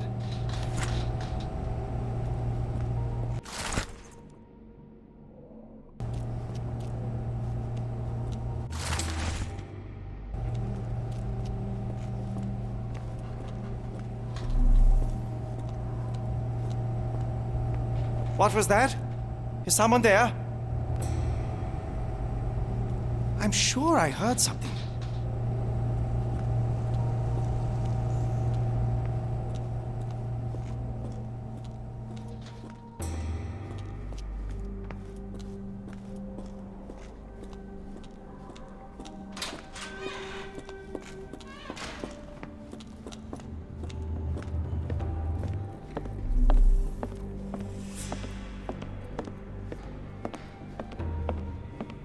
I'd rather not sit in this chair ever again. This sedative worked faster than I expected. Perhaps I ought to train myself. Build up a tolerance.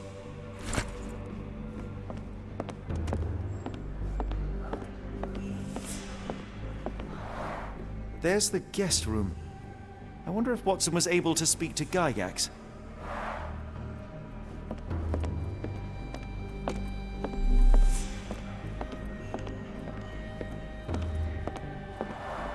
Darn. No way I can get past him without being noticed.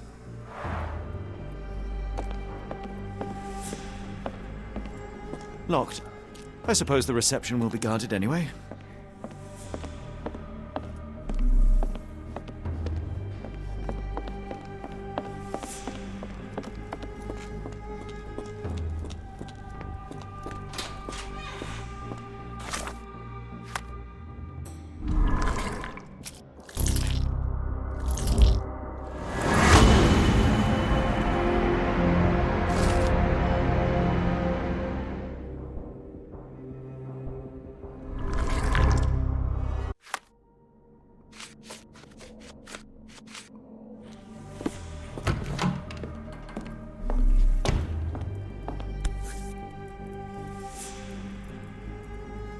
This should suffice.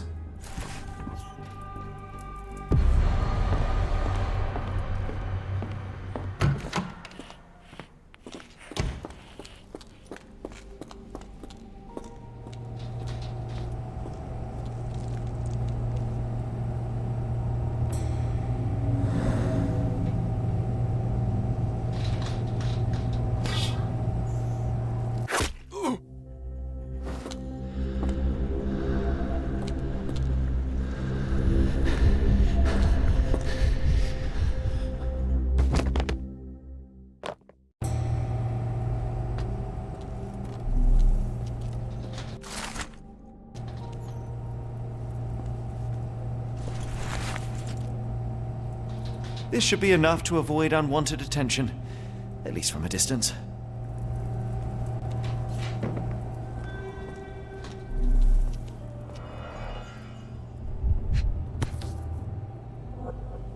Manufactured and packaged here. This is the same narcotic substance that we found in London.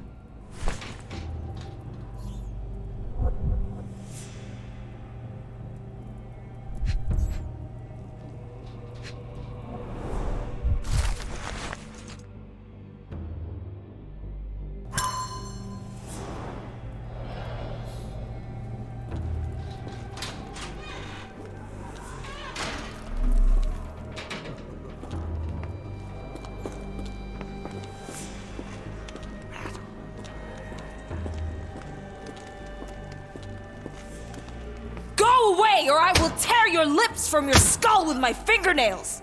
Miss, I'll gouge your eyes out and cut off your hands, just like you did to Heidi. I am quite certain you would, but I'm afraid you have me mistaken for someone else. So, I take it your name is Gerda? Who is Heidi? You talk strange. You're going to Hell's Door, aren't you? To where those other funny talkers finally shut up? Hell's Door? To what do you refer? Only Heidi had answers. Go away, pig! I said go, or you will spend your last moments on Earth screaming. This door won't stop me.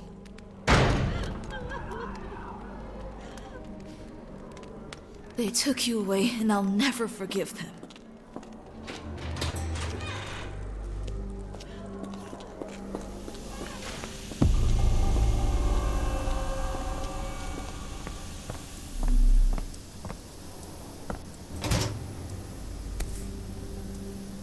So you're Heidi. I didn't realize I was on Haunted Doll Watch.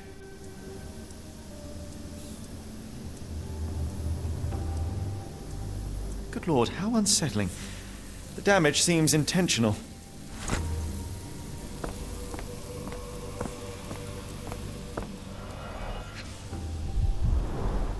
Fabric burnt in the furnace.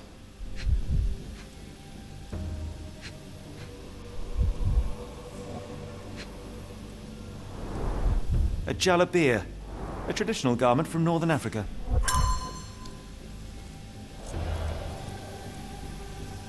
The garments of several dozen people at least.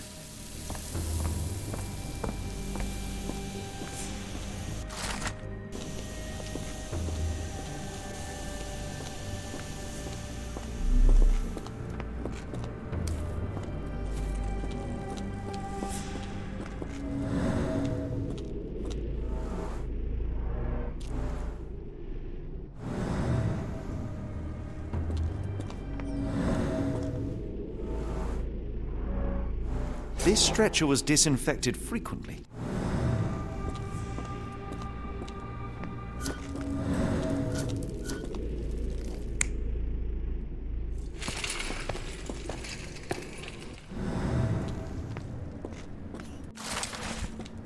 These are the same crates we found in London. I should take a closer look.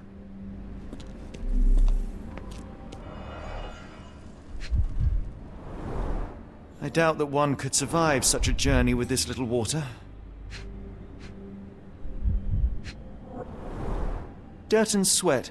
They were locked in here for days, judging by the smell.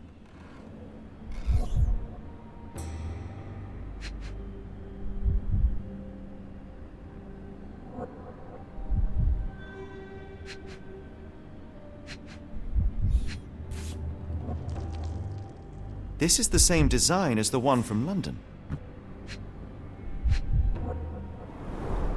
The kidnappers even provided airflow. How generous.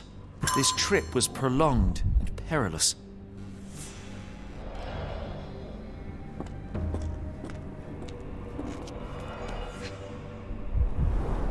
A bottle this sturdy doesn't break by accident. Substantial blood loss. One poor soul found another way out.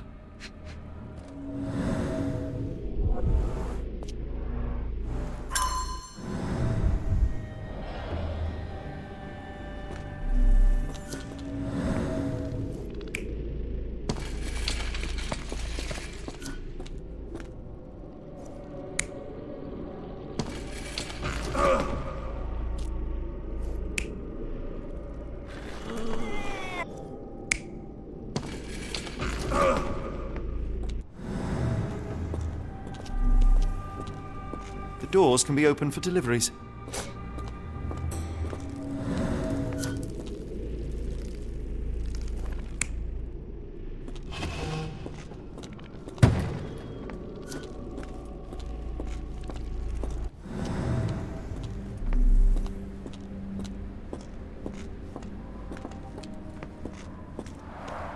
The stamp on this crate confirms it came from America.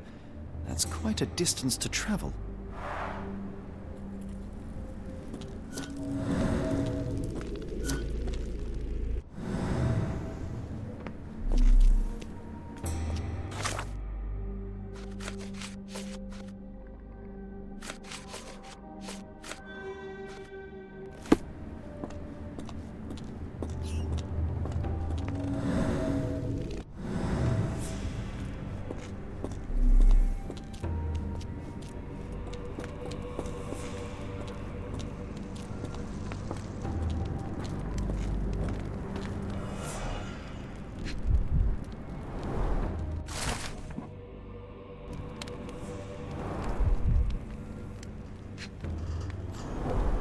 So this is how they kept the prisoners docile and harmless.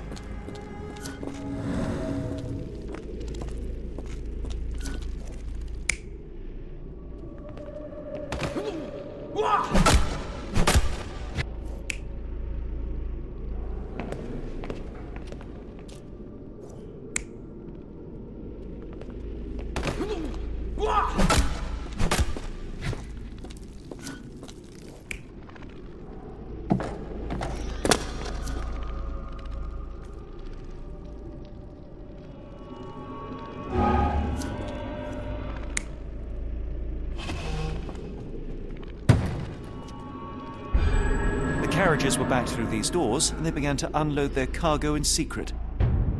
Next, the crates were opened, freeing their passengers. Not everyone survived the journey.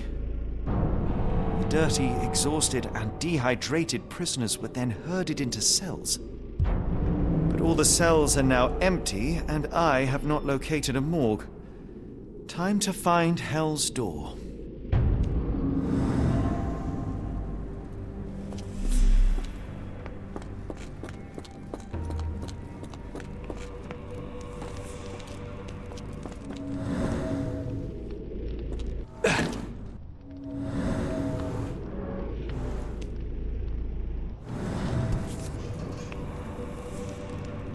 An Orthodox reliquary commonly found in Eastern Europe, now in a cell halfway up the Alps.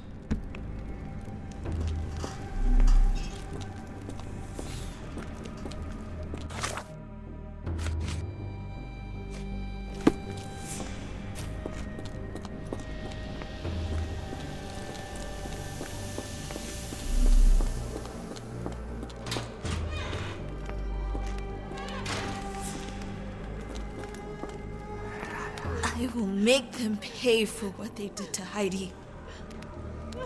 I believe I have found your friend. Heidi! Oh, poor girl. What did they do to you? Shh. It's all right now. Everything will be all right.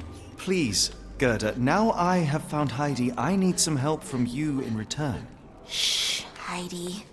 We should thank the man, don't you think? How did you end up in Block B? The nurses say I'm prone to violent outbursts, but they're wrong. I just do what Heidi tells me. Have you ever met Professor Becker? I remember him. He was in charge here before that witch Gygax. But I haven't heard his voice for a long time. Too bad. He was nice. Tell me all you know about those funny-talking people. We'd hear their screams. The guards would take them down the corridor behind you and they'd disappear. And the screams would stop. Professor Gygax seems to rule this facility with an iron fist. Do you know anything about her? She's sick. She did nasty things to us. Separated me and Heidi just for fun. Before she got here, this place was all right. I shall leave you two to get reacquainted.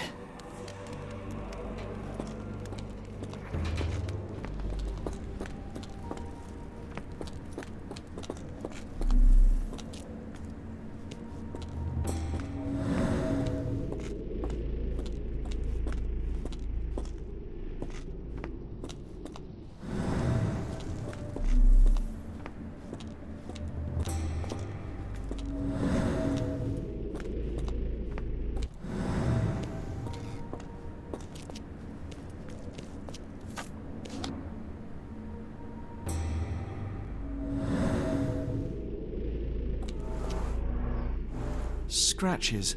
Something has been moved through here. This seems to be a locking mechanism.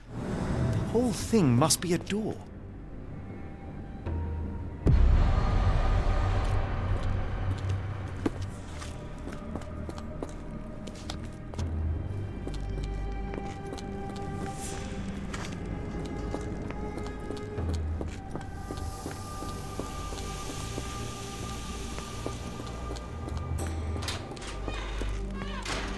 I will make them pay for what they did to Heidi.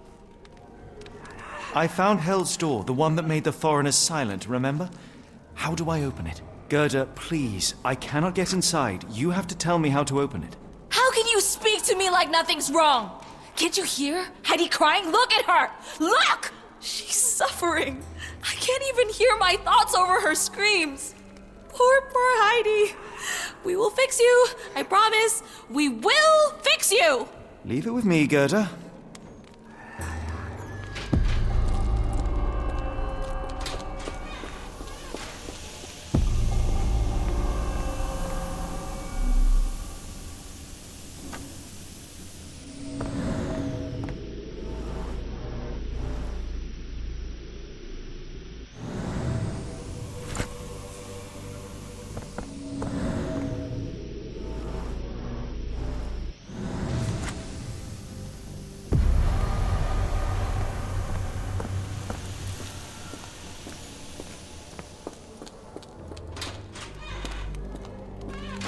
going to be good as new.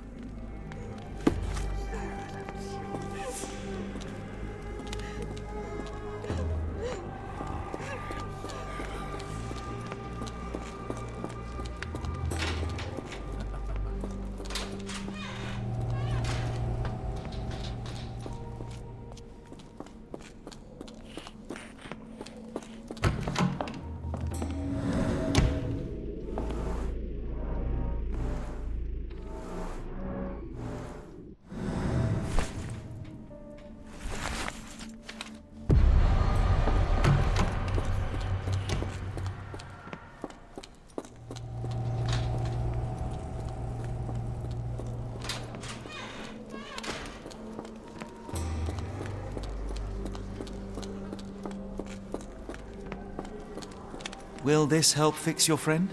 Give it to me. How is she feeling? Everything will be all right, Heidi. Everything. Gerda, I have a couple of questions. Yes, Shut your dirty little mouth, Gerda. You've said enough already. She won't speak no more. Now it's only Heidi. You helped me, and I didn't cut out your eyes.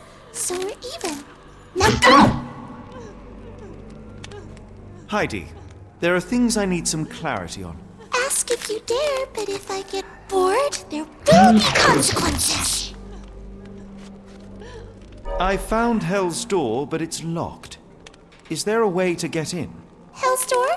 Never heard of it.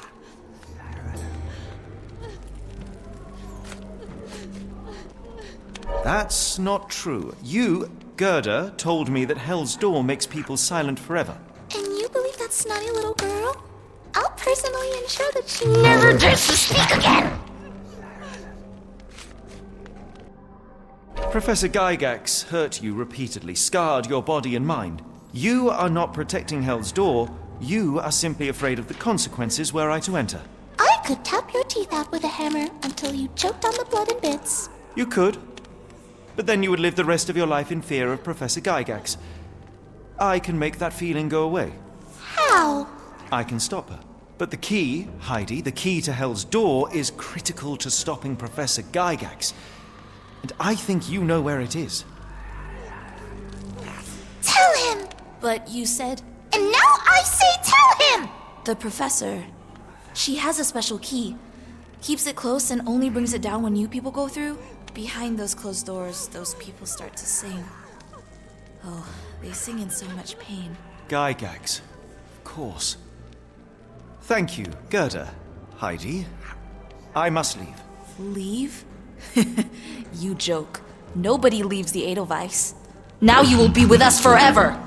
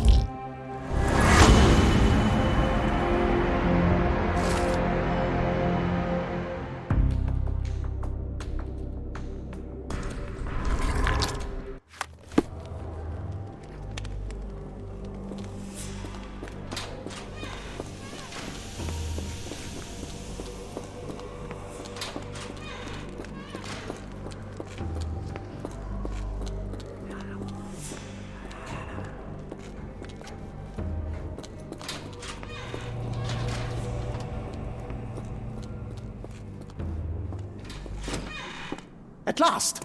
You came to your senses. My humble apologies, Emperor. Spare me your groveling, Englishman. Of course. You are right as ever, for you see, time is of the essence. The royalists have risen again, and your darling Josephine needs you. Paris needs you. Mon amour. But the guards upstairs in reception stand in your way. Ha! They will pose no problem for the likes of me. Merci, Englishman. When I return to Les Tuileries, I shall make you a general. Oh, you are too kind, Emperor. Now go. Your freedom awaits. I am coming, Josephine. Josephine, le voilà. Catch him!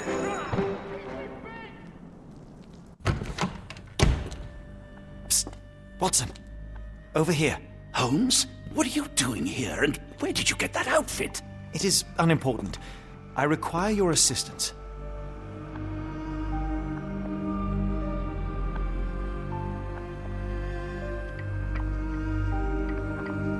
Well, that is rich, because clearly it was unimportant to tell me what you were planning beforehand. Amos Colby? Your naivety was essential to sell the disguise. Actually, it wasn't. You should have trusted me. Watson, we can discuss this later. Time is of the utmost importance. The kidnapped people may still be here. This is what I know so far. What? You really found all this on your own? Focus, Watson. I need you to find a key. It will be most unique. All the details are in my notes. Logic dictates that Gygax will keep it near her. Once acquired, you must get it to me. Perhaps the kitchen dumbwaiter could be of use. Holmes, I can't do this. I'm no spy. Yes, you can, Watson. You are unfailingly dependable.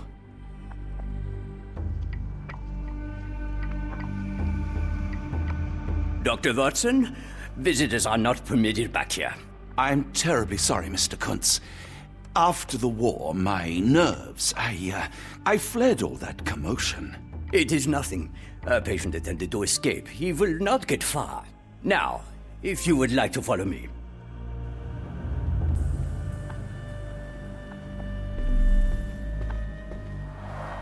Blood in the water. Someone must have washed their hands here recently. What have we got ourselves into, Holmes? The only reason to hang something this harrowing here would be to create another patient.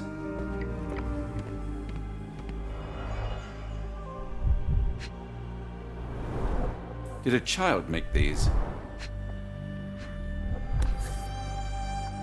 Perhaps I should take this. For all I hope it won't be needed.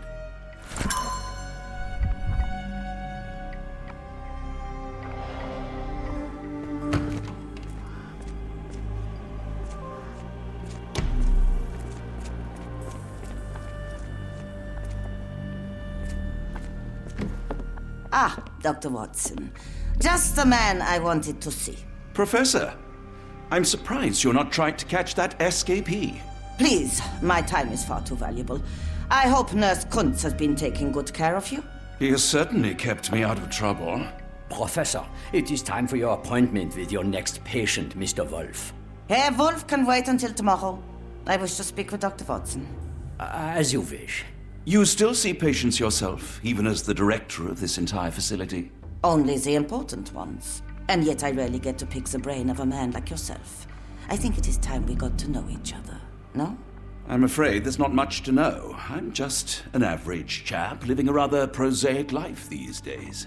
Dr. Watson, those of us who pursue knowledge are anything but average. Now, who are you? In truth, I want to be a writer. Yet I often struggle to put pen to paper, to write anything that doesn't seem dull or hackneyed.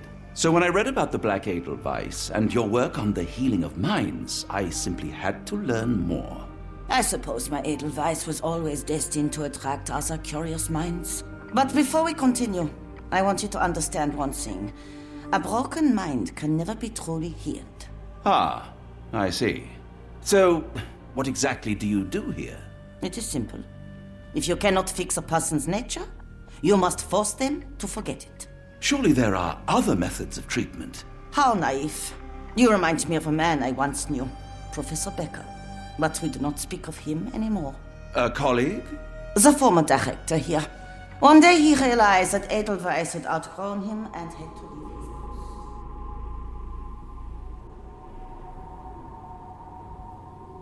Do you grow weary of me already, Doctor? I was simply admiring your office, Professor. Apologies. While I am pleased you appreciate its practicality and appearance, we were discussing bigger things. Was my conversation boring you? No, not at all. I merely... No, I understand full well. You're not seeking conversation. What do you mean? It is obvious. Your mind craves truth, but not in this form.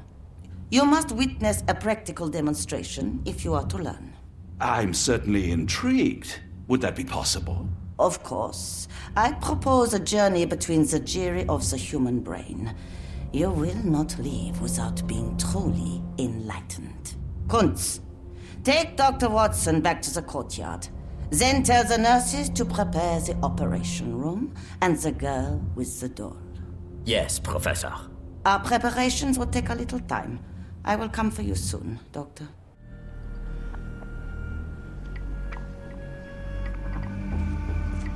I hope everything is to your liking, Dr. Watson.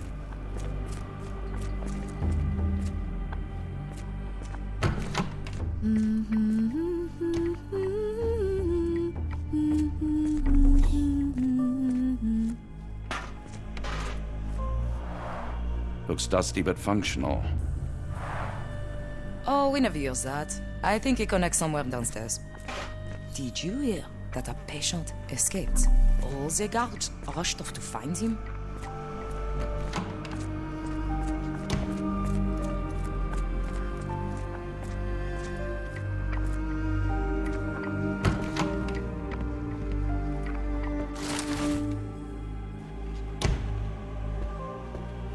You are Mr. Wolf, am I right?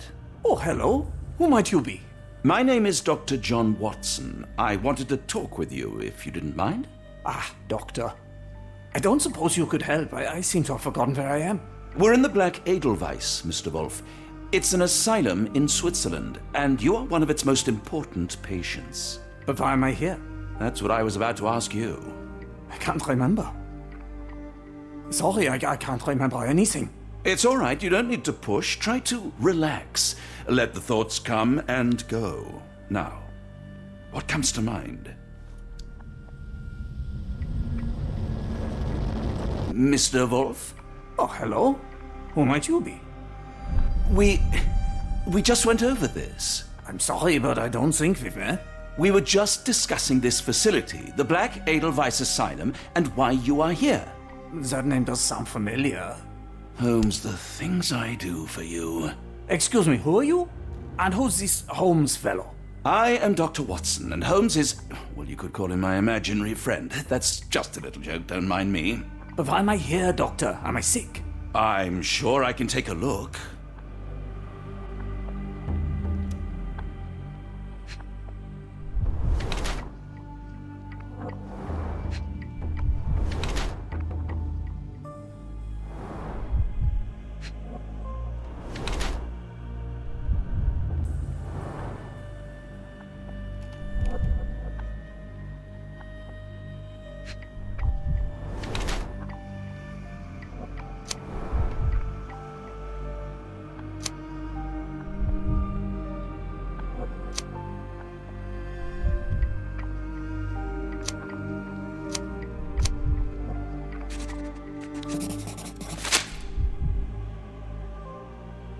Dear Lord, what did Gygax do to you? Excuse me, who are you? Oh, never mind.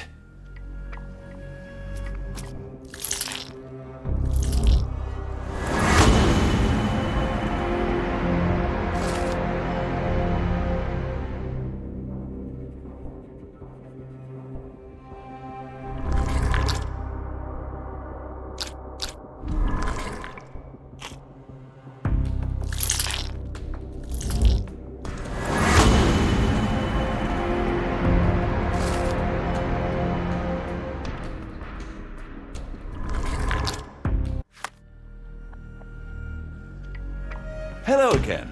You won't remember me, but we've met before. I am Dr. John Watson, and you are Professor Becker. You were the previous director of this facility, the Black Edelweiss. Professor, really? Actually, that name does sound familiar. Wait. Let me write it down. I try to recall memories through writing, but they always feel just out of reach. As a matter of fact, I have more for you to jot down. Oh, yes. Yes, please, anything. Professor Gygax did this to you. She made you forget everything, even who you are. But we will play a trick on her. We will write a letter so that she learns her lesson. Put down what I dictate. Dear Professor Gygax, I bitterly regret that I let my beautiful alpine flower fall under your influence. I see now that you never deserved to sit as the director of the Black Edelweiss.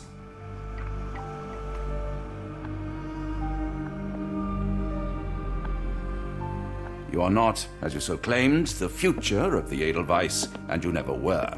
And by the time you make it to my cell, the police will already know the truth of how you came to be director of this asylum. Signed, Professor Becker. There, it's done. Now, hold on a minute. Who are you? My name is John Watson. I'm a doctor from London, a veteran of Afghanistan, and I wish to be a writer, though deep down I fear I lack the talent. And presently I'm risking my life to help my brilliant detective flatmate in the pursuit of a cult of kidnappers, even as I fear it may destroy him. I'm tired and hungry, and I have not had a good bath in weeks, and yet despite it all, I feel alive. Any more questions? Good heavens, sir! You're as mad as they come!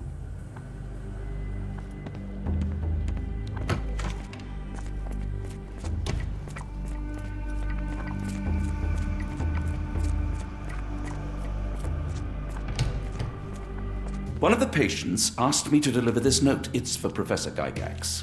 Thank you, Doctor. Leave it with me.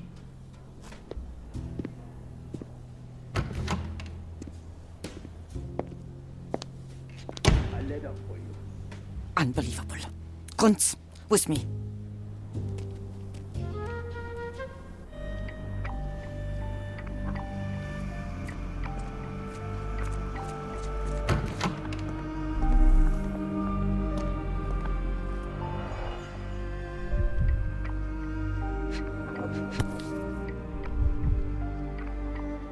Close, but I don't think this is the key.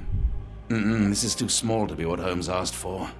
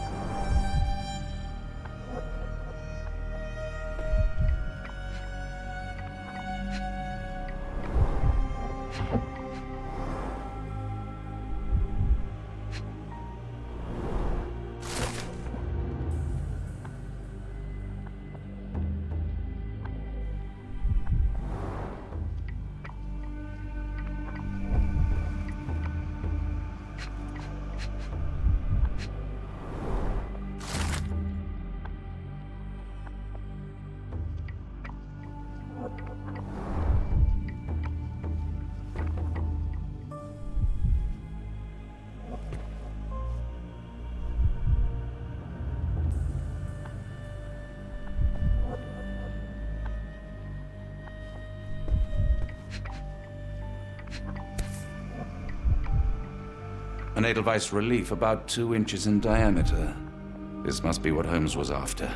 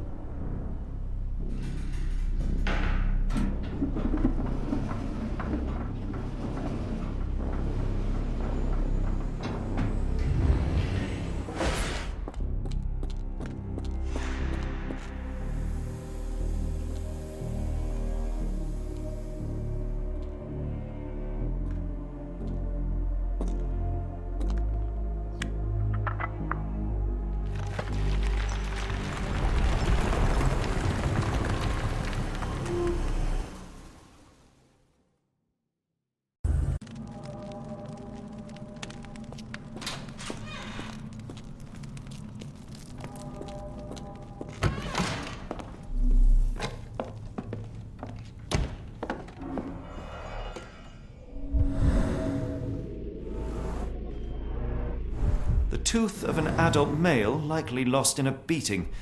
Only a couple of days old.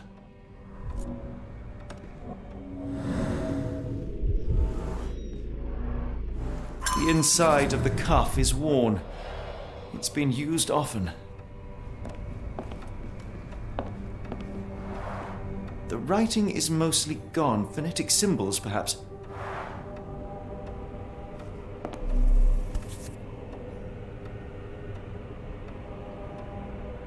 A wax cylinder. There is something recorded on it.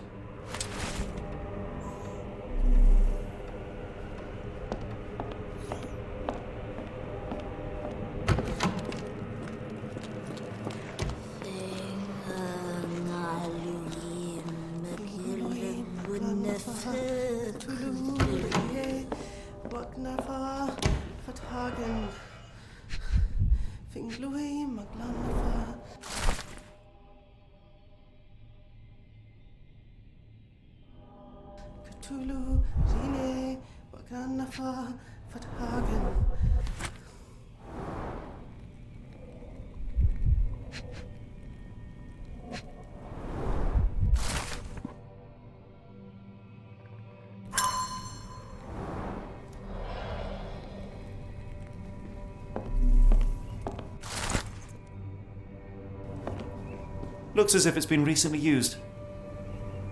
Pinglui Maglana Cthulhu, Relie Wagnana Galpetagan. Pinglui Maglana Cthulhu, Relie Wagnana Galpetagan. Pinglui Maglana Cthulhu, Relie Wagnana Galpetagan. Pinglui Maglana Cthulhu, Relie Wagnana Galpetagan. Dynamo machine. Provides electrical stimulation for the person in the chair.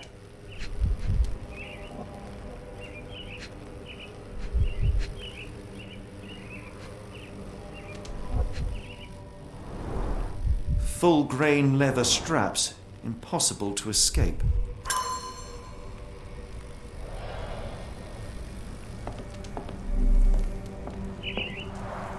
A very professional brain dissection.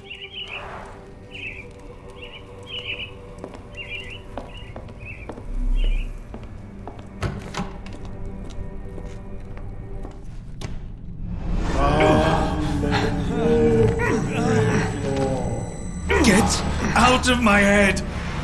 Your mind festers devoid of soul. Find reverence for the one and tremble.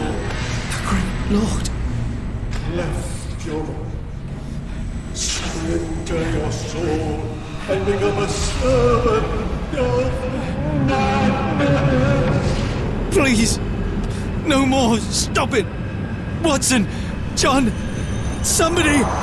Wretched mortal, do not fear what is to come. Let him rupture our world anew. Awaken, and let the... Awaken, and...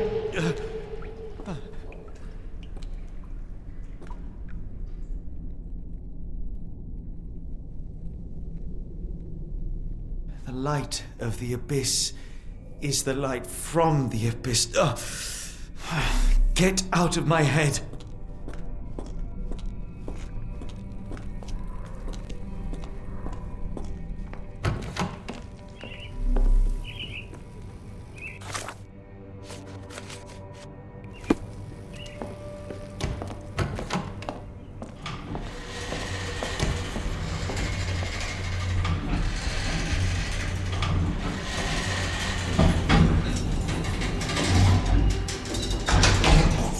Hydraulic elevator. How ingenious.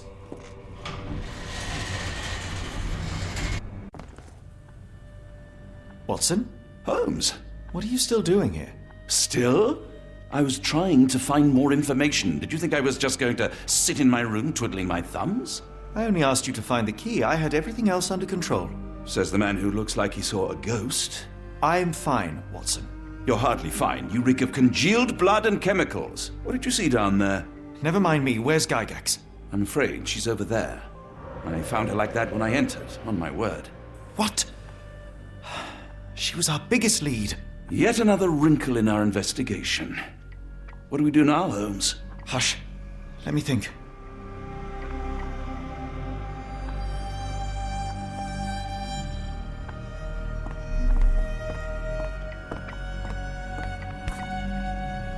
Heidi, how did it end up here?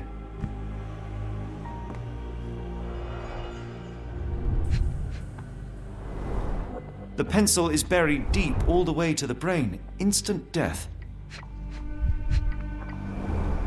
No traces of blood on her clothes. Must have got on her white overcoat. The patients here wear the same robes. We'd better inform the local police about this. You're right, Watson. But first, we need to determine where our case goes next.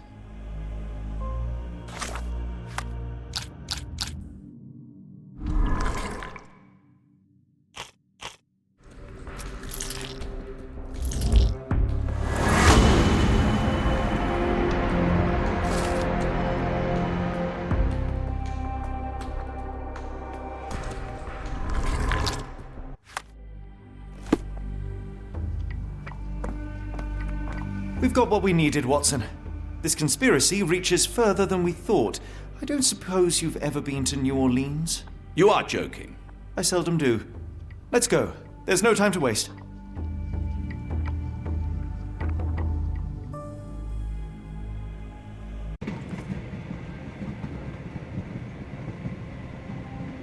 There is nothing in this world that cannot be explained with logic and reason. Nothing in this world. Holmes? Hmm? You seem troubled. I'm not troubled, Watson. I am preoccupied. That place was awful.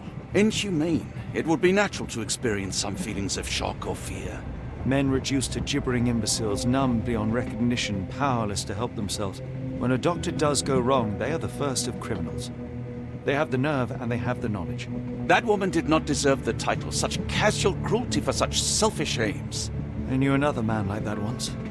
He treated my mother, perhaps even killed her, depending on who you ask.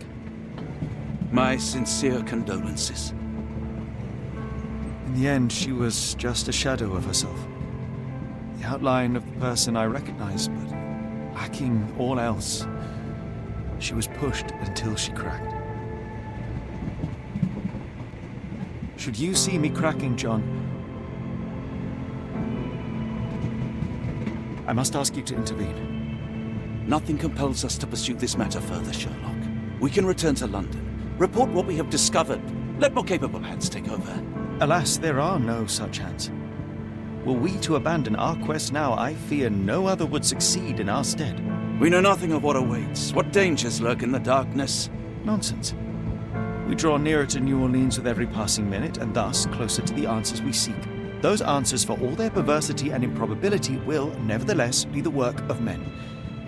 And that is a work I have studied well. So be it.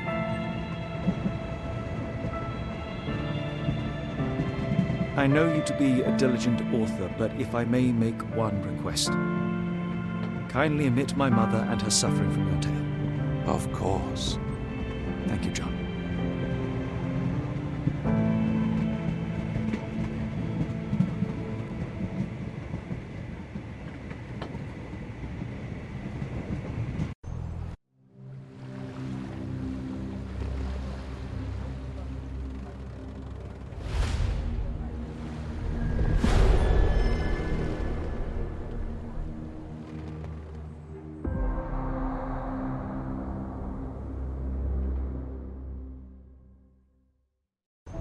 Ah, Holmes. After our trip to nippy Switzerland, I can certainly use some of this New World heat. Do not get carried away, Watson. What we could certainly use are answers to my questions. I know, but you look exhausted. Why don't we find the hotel first? We shall rest when our investigation is over, and not a moment sooner. I shall ask you to handle our bags while I search for the bank. As you wish. Oi! Stop it, you! Our luggage! Good Lord, what have you done? That's my stuff. I'm sorry, mister. It was an accident. It's fine, it's fine. I'll just put everything back. Where are the socks? Ah, not an auspicious start, is it? Never mind. I'll handle it. You go on ahead.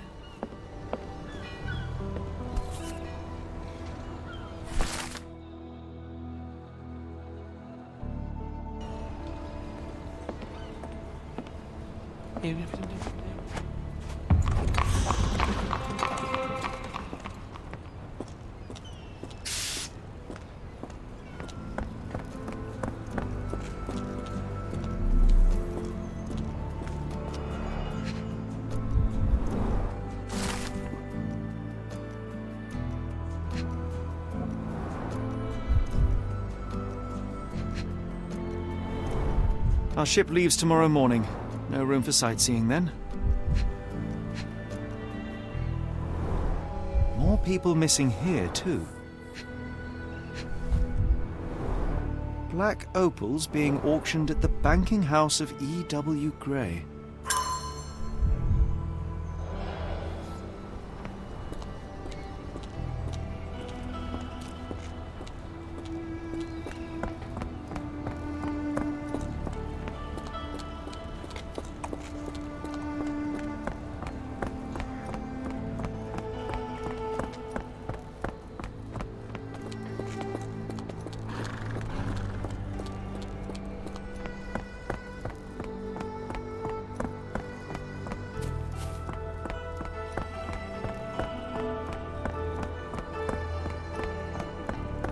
Mr. Frank Barnaby, right?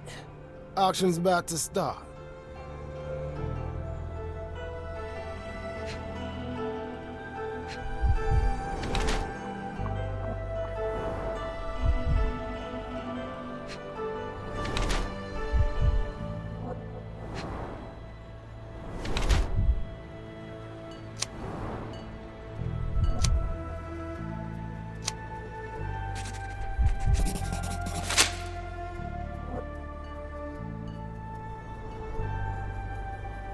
In the flesh. Now, if you'll excuse me.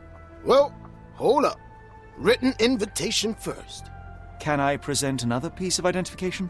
Nope. That's why we send the invitation. Holmes, over here. Any luck? None. They're holding an auction, invitation only. The good news is, I know who might have one. We need to find Mr. Barnaby. Who? Frank Barnaby, most likely a local. And do you think Mr. Barnaby will be happy to share his invitation? Let us first find him, then we can see if he is the generous type.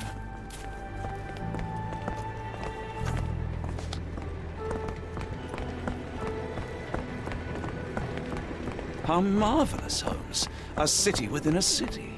Indeed. Those lanterns are delightful. It is as though we have been transported to the Orient itself. Is this familiar to you? I'm bone tired, but yes, I'll help you.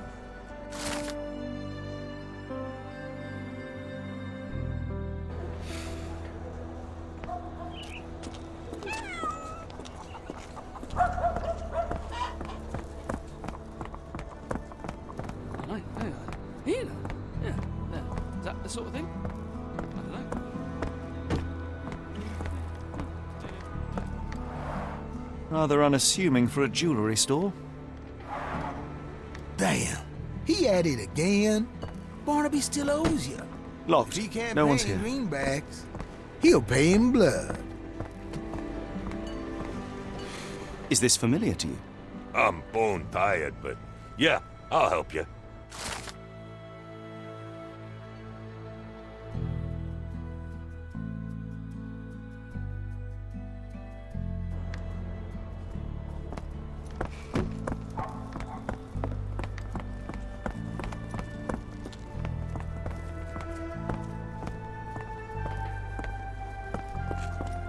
This place. There's a Spartan charm, does it not? It does. My soul will always yearn for London's gloom, but it reminds me of Cordona in a nice way. Yes, it really not very happy then.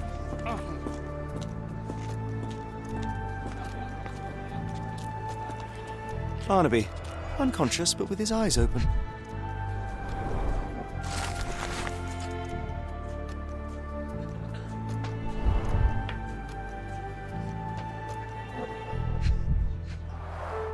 Look, Watson. The two of you are just alike. Oh, great. So I look like a haggard alcoholic. Eureka! What have you got? An idea. First, we'll need Mr. Barnaby's clothes. Holmes. Watson, time is of the essence. You will go to the bank, not as yourself, but as Frank Barnaby. Holmes, we look nothing alike. The hat and coat will do the heavy lifting. Just stay cool, play the part, and no one will notice the difference. Trust me. Holmes, must we really indulge in this farce? It worked in Switzerland, didn't it? Sure, if you redefine the word worked. Yes, I have.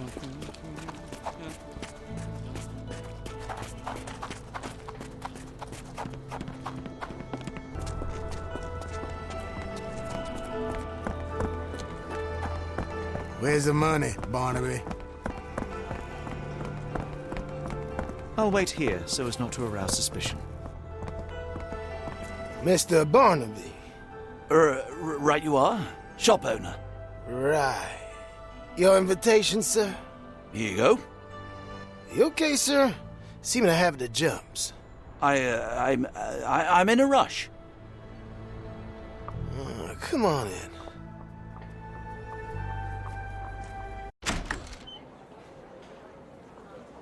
Heavens, I never seen gems so big.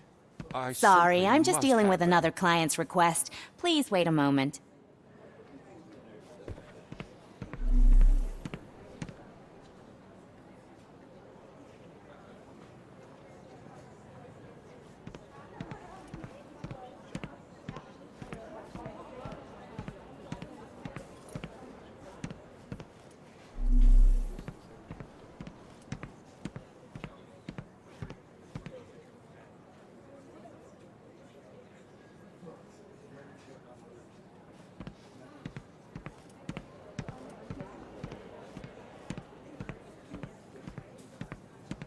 This might be useful. I'll make a note.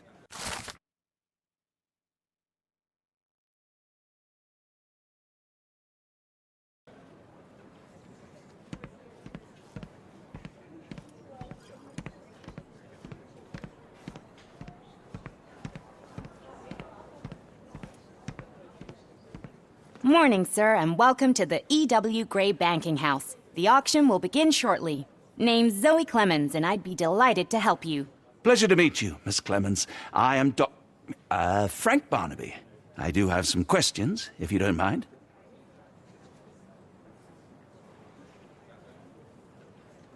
These gems are rather curious. What can you tell me about them? These rare beauties are black opals, all the way from Coober Pedy, South Australia. When they catch the light, the dark stone becomes a brilliant rainbow. It's something special. Forgive my curiosity, but who was the previous owner? Sir, I ain't at liberty to disclose them details. It doesn't say where these stones came from, no provenance, no previous owner. I'm starting to suspect they were illegally procured. What? We would never. I can assure you these gems were bought from one of New Orleans' most upstanding citizens, a philanthropist no less. If you would like to know more, I could get my manager. You old dog, Barnaby. Didn't think you'd sober up for the auction. An hour ago, you were 3 sheets to the wind. Oh, you know, I hold my liquor better than most. And the auction was an important business opportunity. An important business opportunity? Ha! What have you done with the real Barnaby? Well, maybe I'm drunker than I thought, mister. Mister? What's wrong, Frank? You're looking pale. Don't you recognize your old pal, Grub?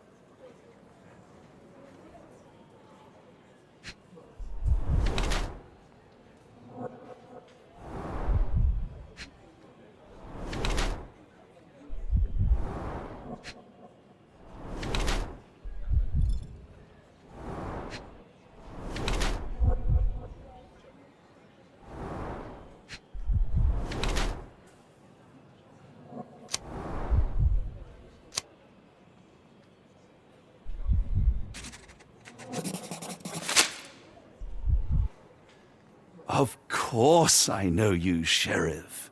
Good. Now, while I have you, there's the matter of your outstanding fines. I've been more than reasonable, but I'm afraid the bills come due. Fines? Right. I'm afraid I don't have anything on me. That's funny. Ain't you at the auction? I weren't born yesterday, Frank. Now, assault, battery, disorderly conduct, that's serious stuff. You got off easy, but if you don't pay up, things get a whole lot worse. Look, Sheriff, I'm not actually... Whoa. Think careful now, 'cause Frank Barnaby only owes us cash. But fraud, impersonation, that's weasel behavior. And you know what we do to weasels round these parts. Feed 'em to the gators. So, Frank, what's it gonna be? Here's all I have. Mighty fine of you. The people of this parish deserve peace. They don't take kindly to visitors. Don't miss that boat tomorrow morning, Doctor.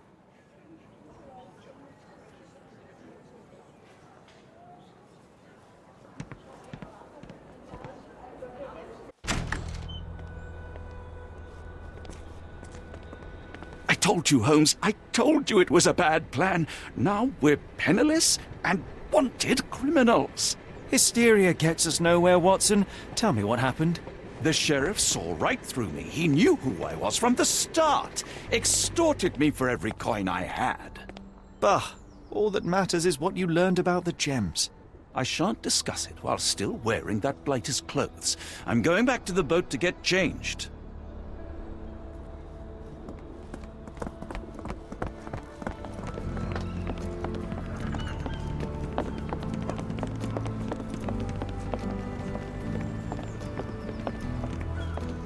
Oh, bollocks, now our clothes are in the bloomin' water. It was like the luggage had legs of its own. Oh, Mr. Pratchett will have my head. I ain't sure what you did to the sheriff, but it must have been something real hairy to have him chuck your luggage off the pier. With respect, miss, have we met before? If you were the real Frank Barnaby, yeah, we would have. But where are my manners? I'm Lucy. And you are? John. I didn't mean to be rude. I've just had a difficult day, miss. Well, it's barely noon. And you've already made an enemy in Sheriff Grubb. The man starves his gators just in case someone crosses him. John who? Watson. Well, Johnny, if you plan on sticking around, you better change that suit, or Frank's reputation will catch up with you. And then you'll be a John Doe. Alas, I think one of those gators is currently devouring my spare clothes. You've got yourself in a fine pickle. All right, come on board the Nymph of Louisiana, and I'll sort you something to wear. The nymph? Is that what it sounds like? Why are you helping me? Well, let's just say you ain't the only one who's had run-ins with the sheriff. Way I see it, this city deserves better. Now quit your stalling and head on over to the Nymph. I'll be in room 6. This Mr. Barnaby is proving rather useful. Perhaps you're not so different after all. One more word, Holmes, and I'll hand you over to the sheriff. Sorry, was that John talking or Frank? Oh, go annoy someone else while I visit the Nymph.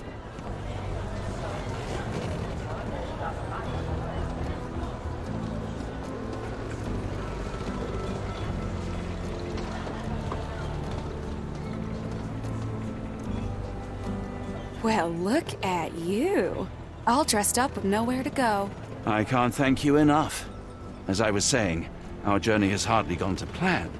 We seem no closer to finding our missing people than when we left. Well, if there were anything to know, Champagne'll know it. She's across everything in New Orleans. Look for her in the fisherman's village behind the Creole Quarter. Thank you again, Lucy. I shall make my way there now. Good luck, Johnny. Keep out of trouble.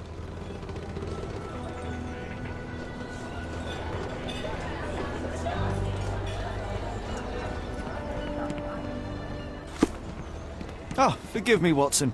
The difference is plain as day. What a remarkable transformation from Barnaby. If we're critiquing wardrobes, Holmes, maybe you can explain why you used to roll just one sleeve up. Did you get bored halfway through?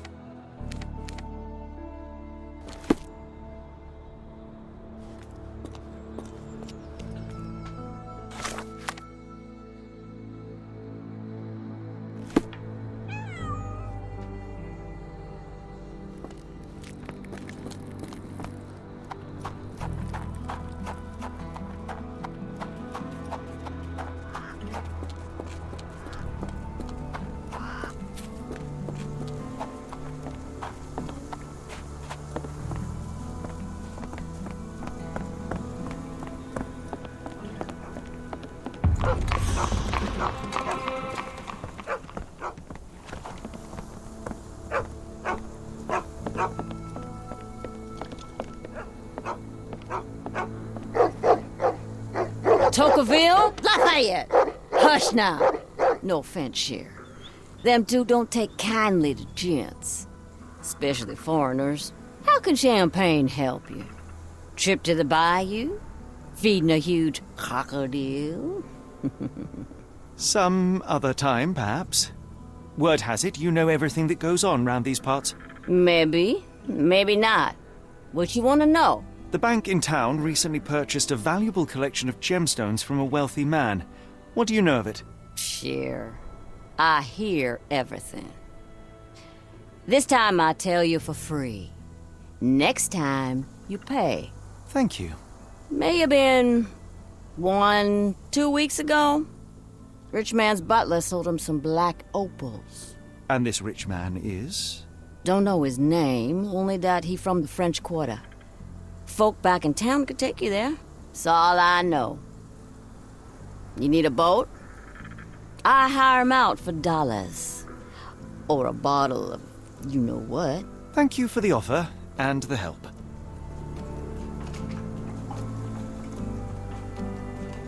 Careful.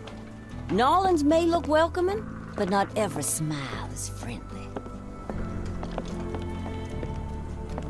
It's quite hot here, isn't it, Holmes?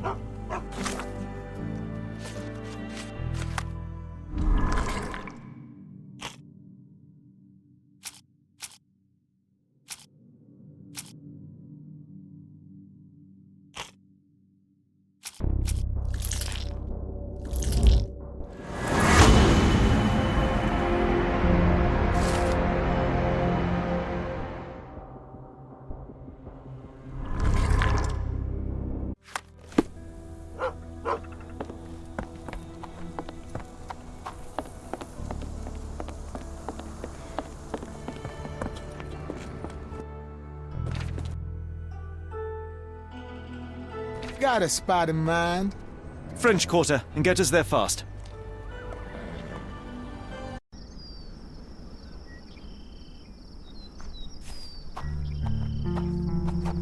You know, Watson, the opulent mansions and stifling heat remind me of my time in the Mediterranean.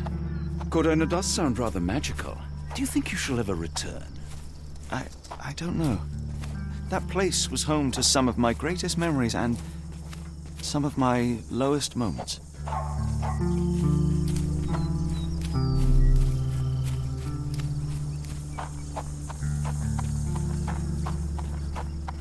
Yeah. Yeah. Can you satisfy my curiosity? You're a good sort. I'll help you. Listen closely.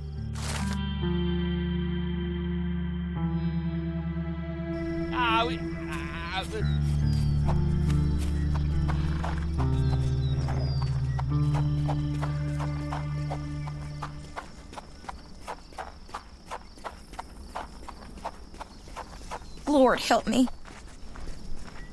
Excuse me, miss. Are you all right? What is your name? Eula, sir. Waiting for someone, Eula? Yes, sir.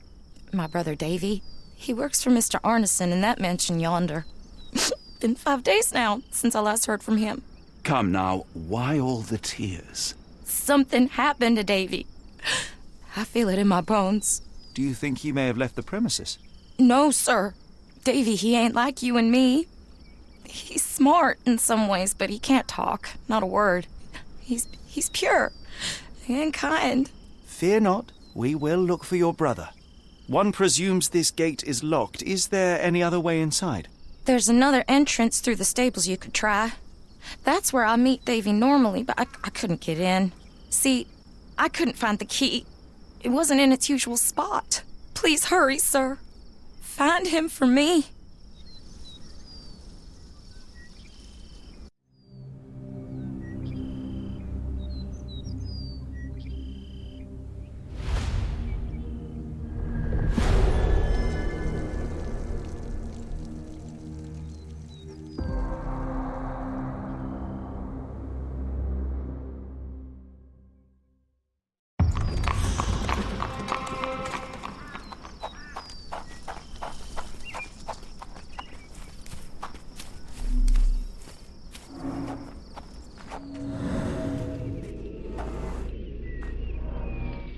I rather wish my lockpicks had not been lost in the river. Along with all our clothes, books, tea.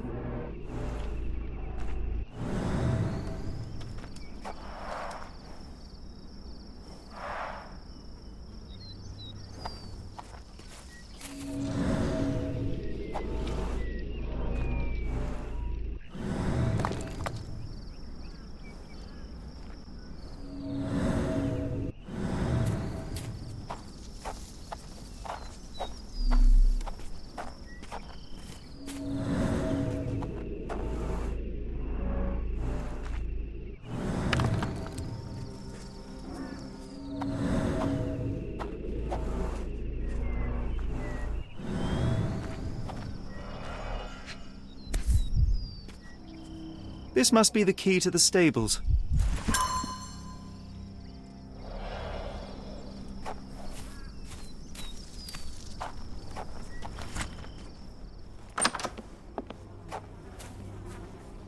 Poor animal has been suffering for days.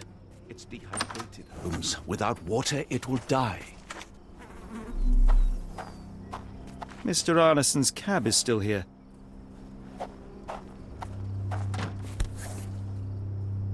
Cayenne pepper. Half empty. Or as Watson would say, half full.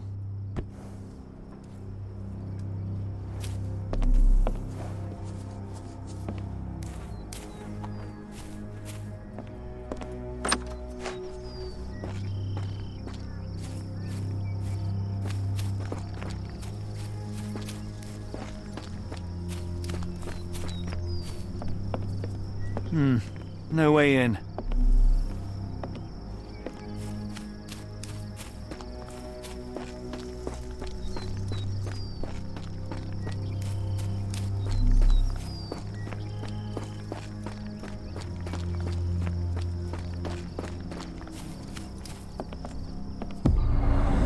There's blood here.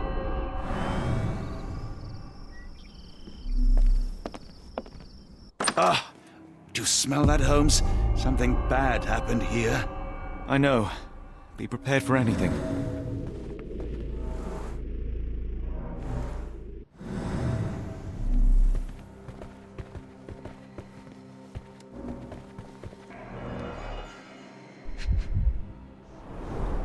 The candle was burning when it fell.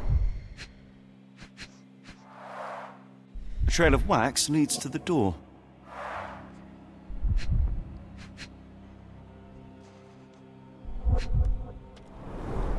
Someone smaller walked over these boot prints.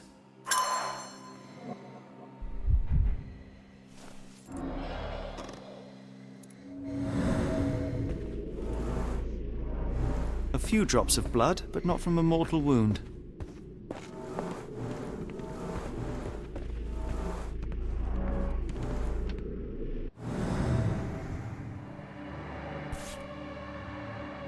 The bent end of this candlestick has blood on it.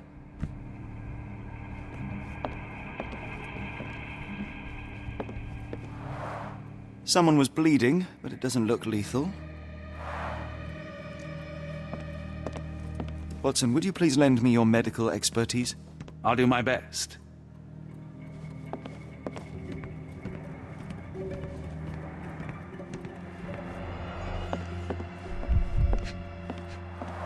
A deep stab reached the man's heart.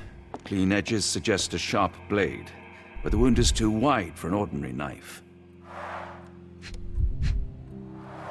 The hand can bend freely. Rigor mortis has passed. His corneas are already clouded.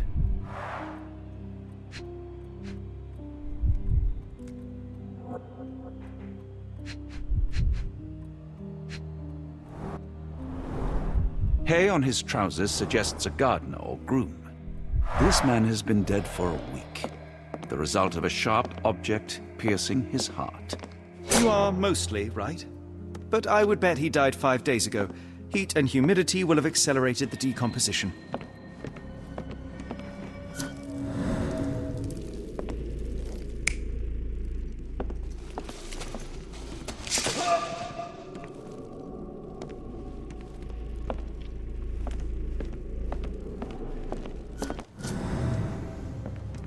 I will need your help one more time, Doctor.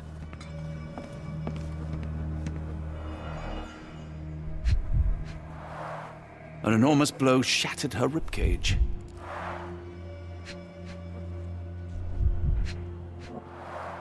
Blooded, broken nails. The poor woman tried to put up a fight.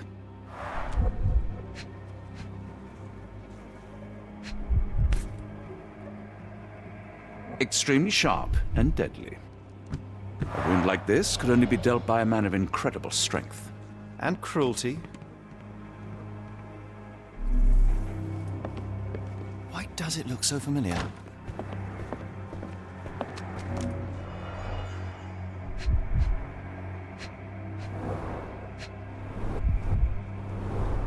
Tea for two. An odd glimpse of normalcy amid the horror. A used kitchen towel.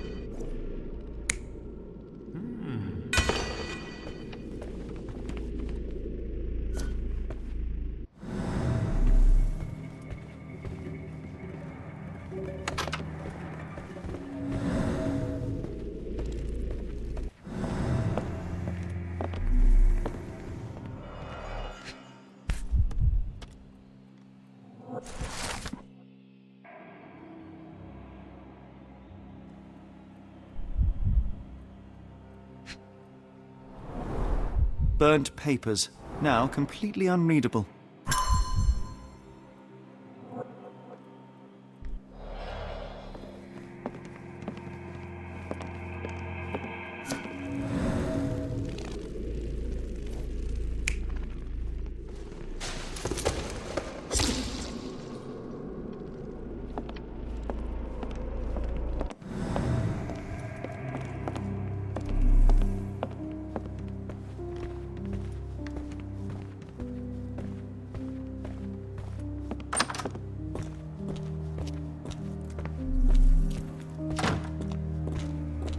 What I wouldn't give for a nice bath right now, Holmes.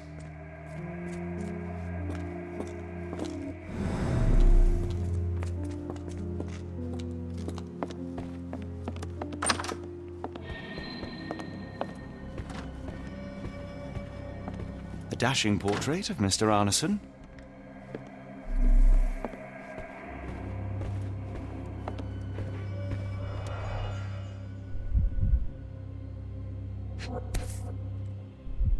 dull book about local geology. Even I'd struggle.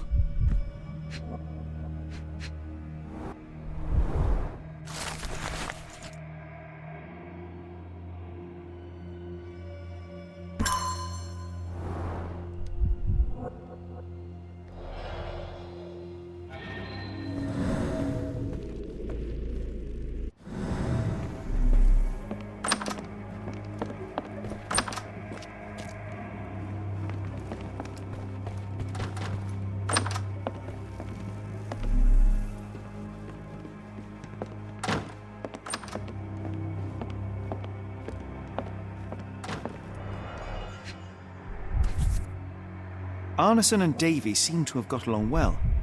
He looks more like a son than a servant. Arneson and Davy, 1881.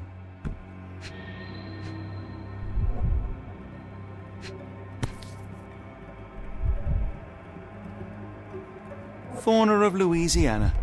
Full of things that bite, no doubt. New Pied Piper. Foreigners missing in New Orleans.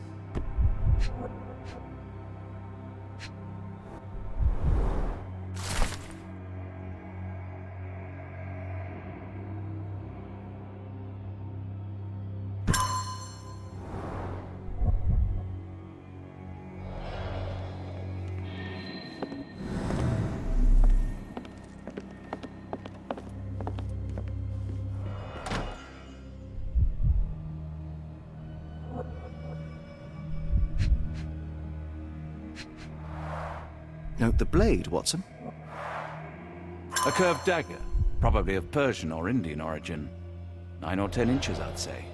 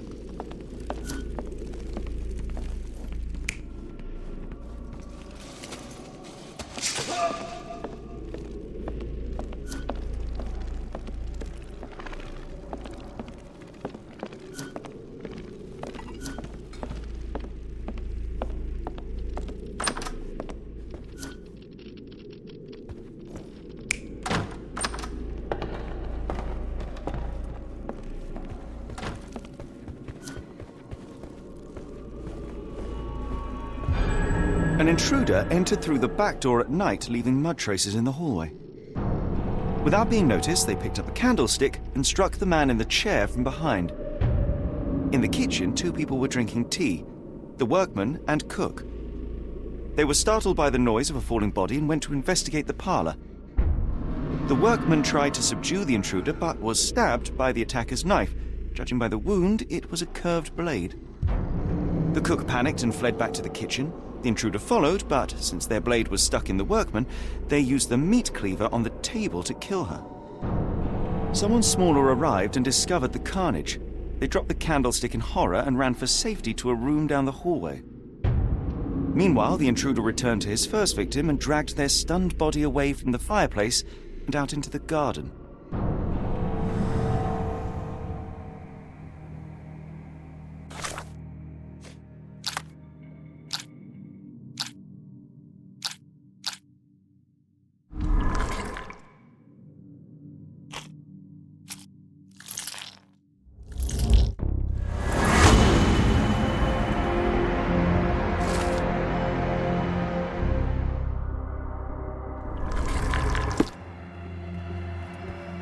Davy, please open the door.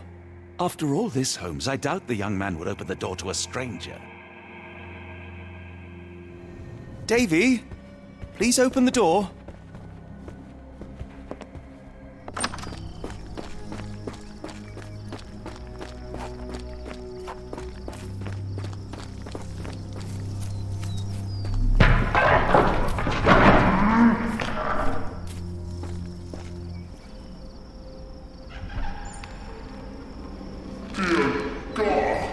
Watson, quick! Get her down.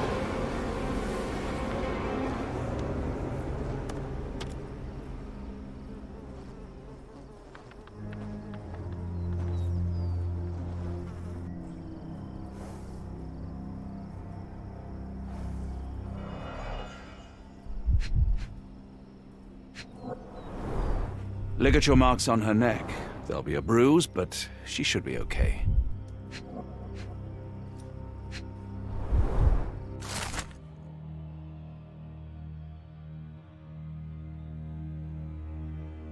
Doctor, Watson, speak to me. How is she?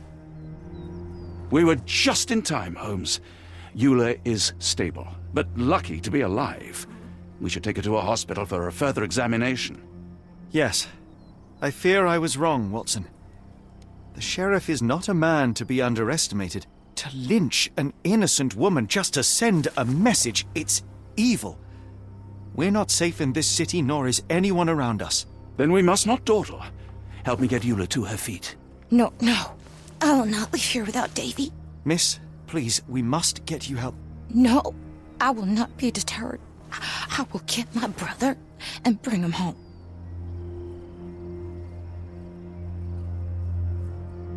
If my deductions are correct, Davy lies behind this door. He ought to be unhurt, but is no doubt shaken. Davy, you there? Davy, we understand what you witnessed before. It's safe now. You're safe. Please, let us in. Your sister wants to see you. Everything will be all right, I promise. Yeah, them gentlemen speak the truth. Just open the door. Big sister's here for you. Davy, oh, come here, you. Thanks, sirs. Lord bless your souls. Let me examine him, miss. I want to make sure he is unharmed. Remember, he may be mute, but he still understands you.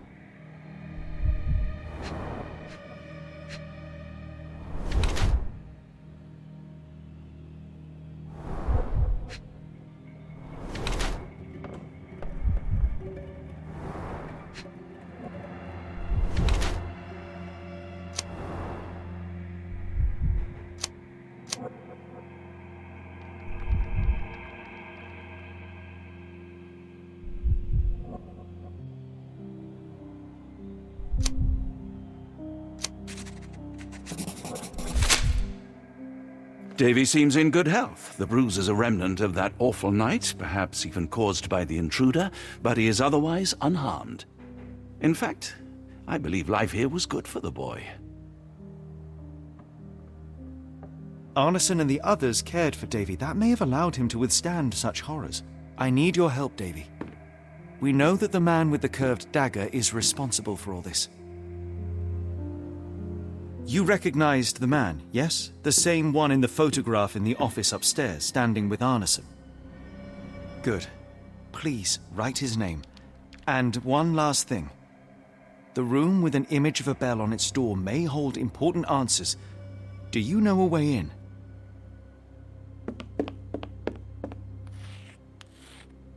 Yes.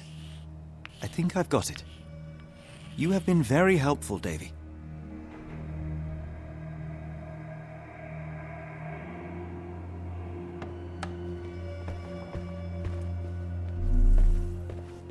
Oh, Davy. Things you must have gone through. Davy is calm and collected despite enduring all these horrors. An impressive young man.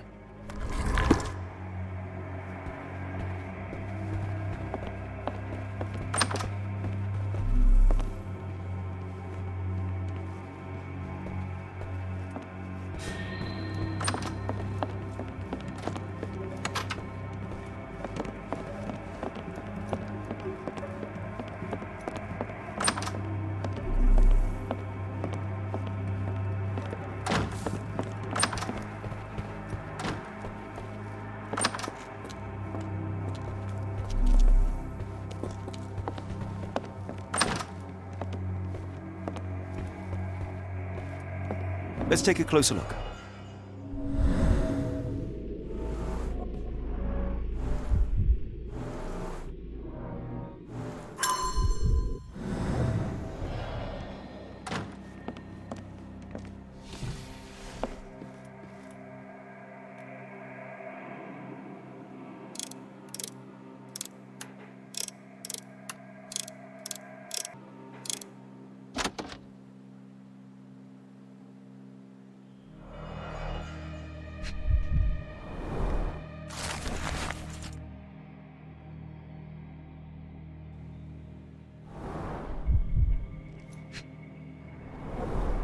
These should come in handy.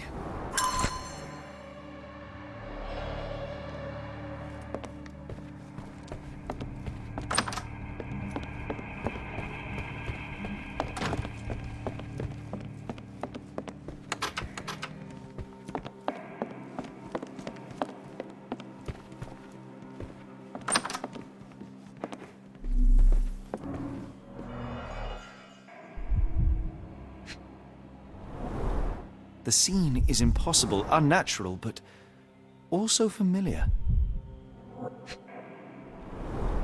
Dense and disturbing notes. It's hard to follow.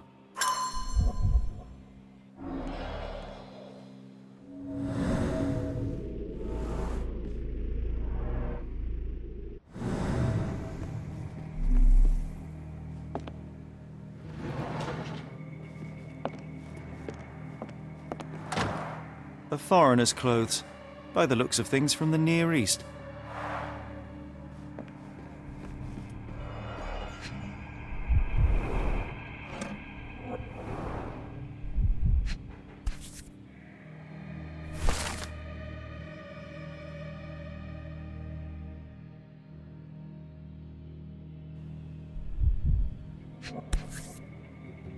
A black opal, cut and polished, easy to sell.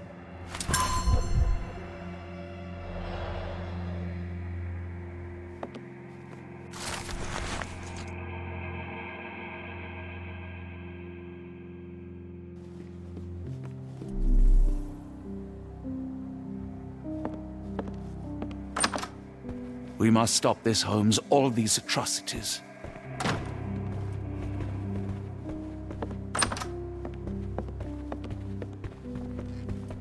Angels, sirs. All y'all lacking is a pair of wings.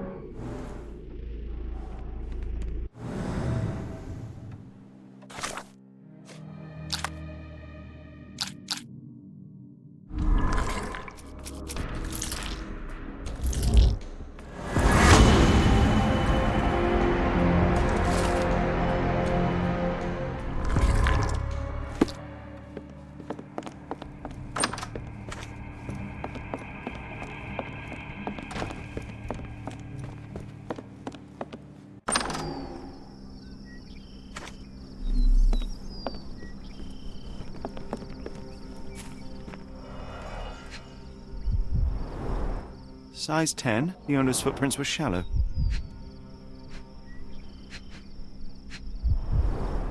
Size 10, the heels were sinking into the ground. Look here, Doctor. 2 sets of footprints left by the same person, yet they vary in depth. What do you conclude? Perhaps they arrived empty-handed, but left carrying something heavy. Precisely. We'll make a detective of you yet, Watson.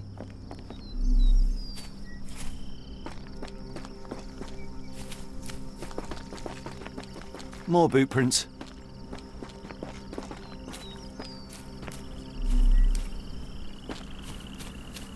More boot prints.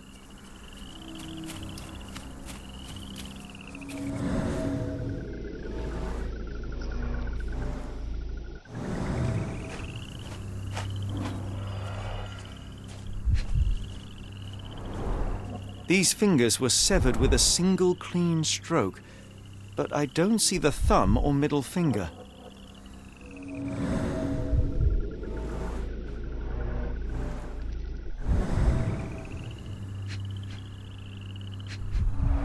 Luxurious shoes, size 9.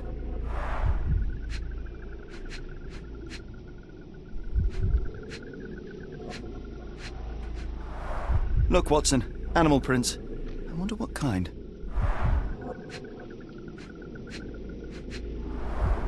Boots, size 10.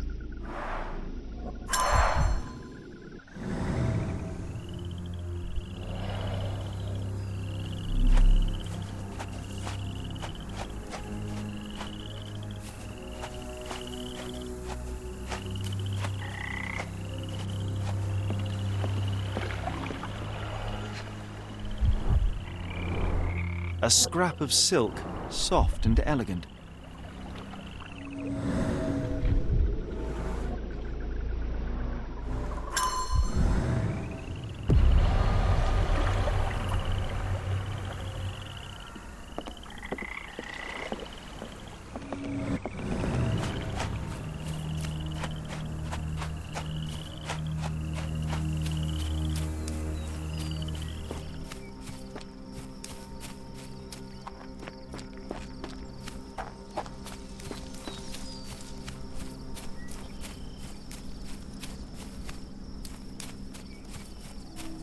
This might be useful.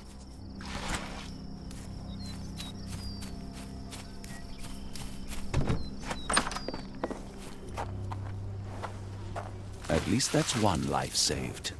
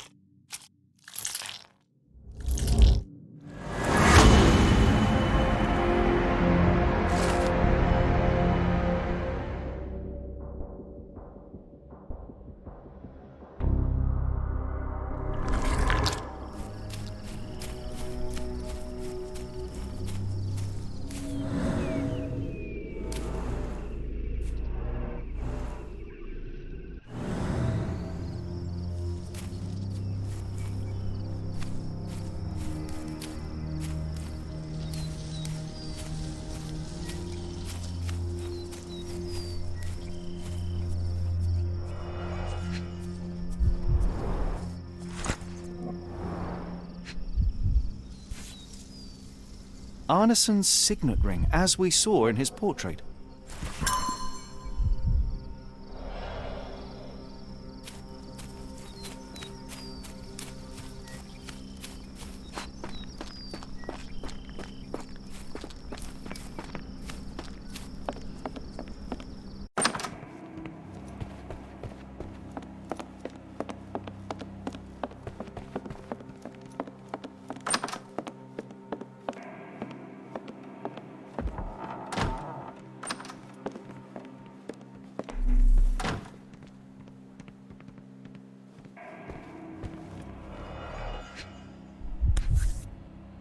Well, isn't that interesting? Hello again, Lucy.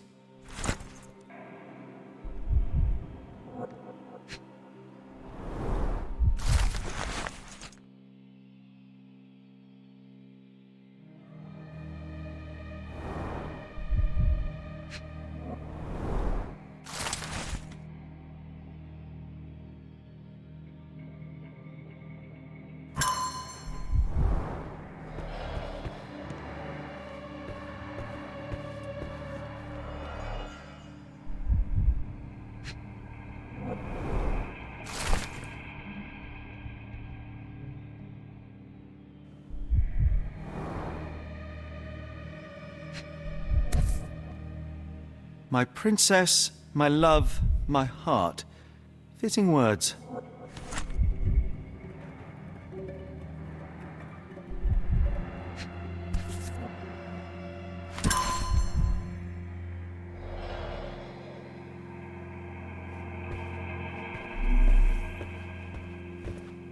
It's almost a piece of art.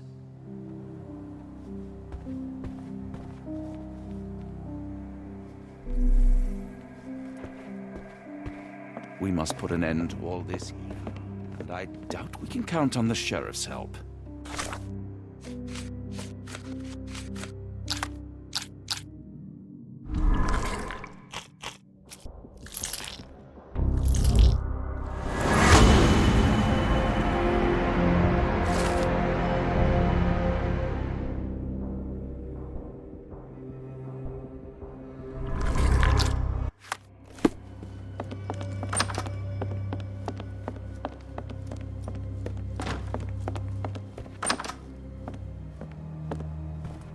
Davy, we know that Ashmat is responsible for what happened here.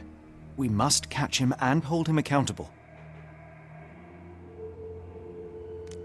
I know that you are scared, but you are also the only one who can help us. I believe Mr. Arneson showed you a cryptic telegram that was sent to Ashmat. You are an impressive boy with a phenomenal memory. Can you tell us the contents of that message?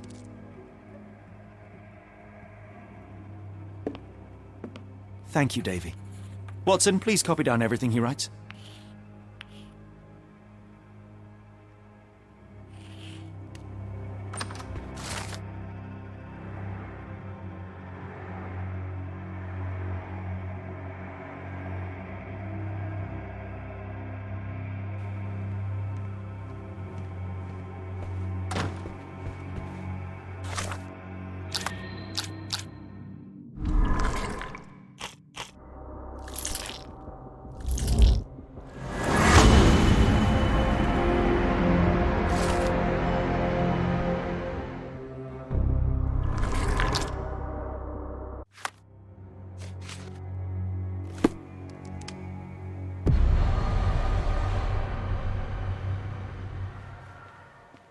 We must put an end to all this evil, and I doubt we can count on the sheriff's help.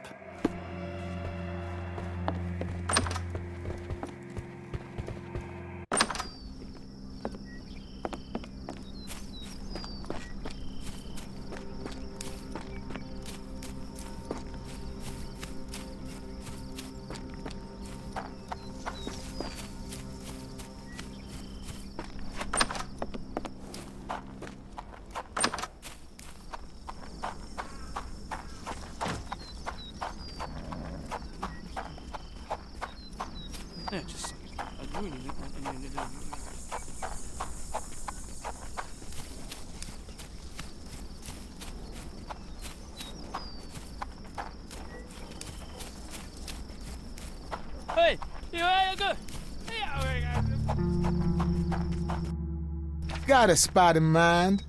New Orleans port, and quickly. Innocents slaughtered, a woman lynched, a boy forever traumatized. I fear we've crossed the Rubicon, Holmes. Davy is resilient, much like Eula. He will overcome this. You're right, but I worry this portends far worse for us. What have we got ourselves into, Holmes?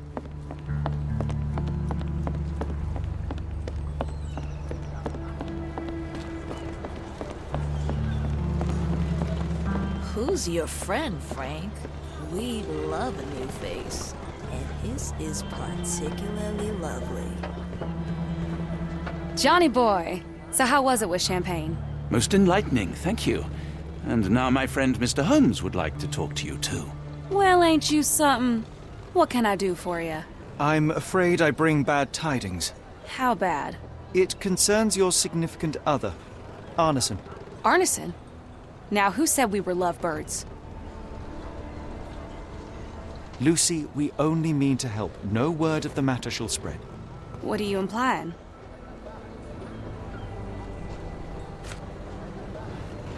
The man in this letter seemed ready to declare his feelings for you. Sounds like he was more than a client. It's part of the job. Men can say weird things when they think they're in love.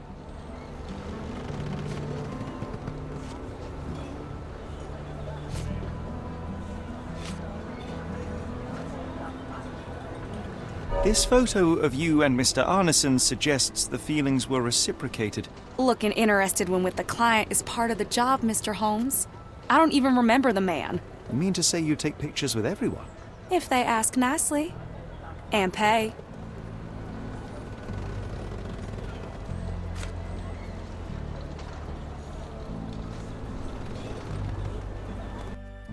Arneson definitely paid for a ring in your size inscribed, "My princess, my love, my heart. It is for you." Arneson was going to propose marriage. The facts are clear. You know Mr. Arneson and perhaps even love him back. Regardless, he has been abducted. His life is hanging in the balance. Please, help me save him. Oh my Errol! What have you gotten yourself into? I didn't want to believe this could happen. Lucy, what do you know? Could it have been the sheriff? I don't know, John. This town has darkness in it. Errol and me, we had plans, dreams. We wanted to make this place better for all the folk who live here. Errol had grown suspicious of Ashmat, thought he was acting odd. He brought up the bayou. I told him to leave it all alone. The water's there. They swallow everyone. You mean the alligators? No. It's local legend. The bayou's dangerous. Any visitor that sees death's messengers, they die. These messengers, are they abstract or a landmark? They're white lilies. You see a path with them flowers, you turn around. All right, Watson. We must find someone to take us to the bayou. Lucy, you have our thanks. We will go and look for Arneson.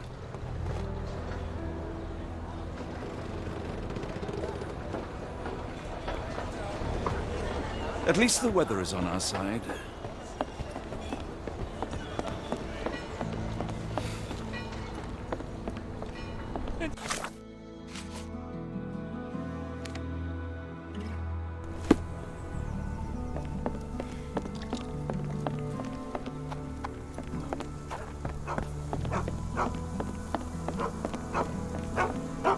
Hello again, and thank you. Your last tip proved extremely useful. Don't mention it, Cher. Champagne ain't one for trickery. Now, if you need more help... As it happens, we need to take a short trip through the bayou into the nearby swamp. Of course, you'd receive fair compensation. It's almost dusk, and only fools go into that swamp at night. Come back tomorrow. Champagne will take you then. That will not do. We must go now. It is of grave importance. I won't take you. But if you're crazy enough to go, I'll sell you the boat. Wouldn't you know it, I came across a bottle of your namesake. Will that be enough for a boat? It's warm. The bottle's dirty. But we got a deal. I'll even lend you this rifle. If you're going into swamp, you'll need it. One last favor. The boat that we came on is to leave tomorrow for Europe. Would you kindly relay a message to the crew for us? We may need them to hold their departure till 8 in the morning. Of course.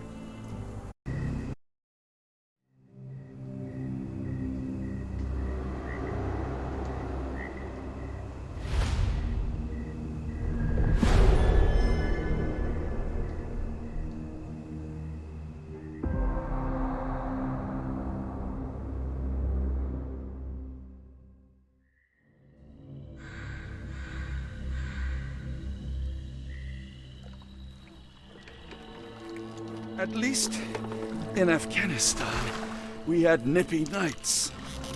It makes one yearn for rainy London. This place, Champagne, did not mince words about it.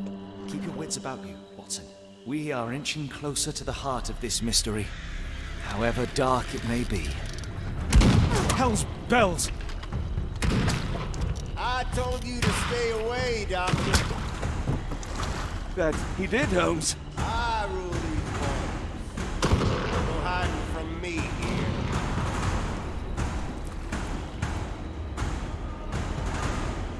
No case goes cold on my watch. Settle down, boys. Our friends are as good as gone. This is it, Watson. Our moment of truth.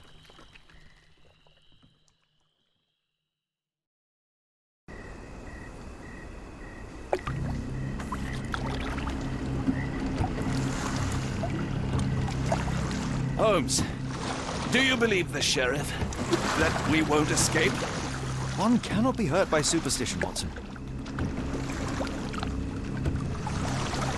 This hut has been abandoned for a long time. It reeks of damp. We're more likely to sink in there than on our boat. Let's go.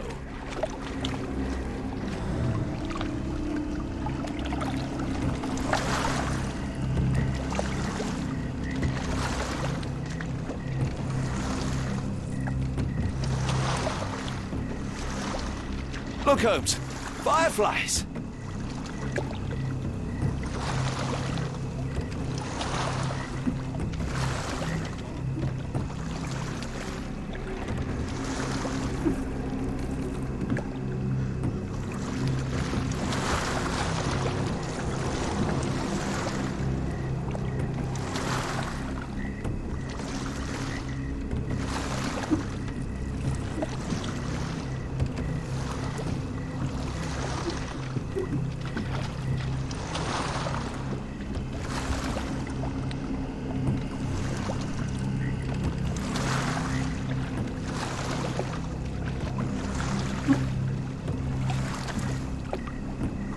How are you faring, Watson? Are you tired? Not yet, but I've more than had it with these damn mosquitoes.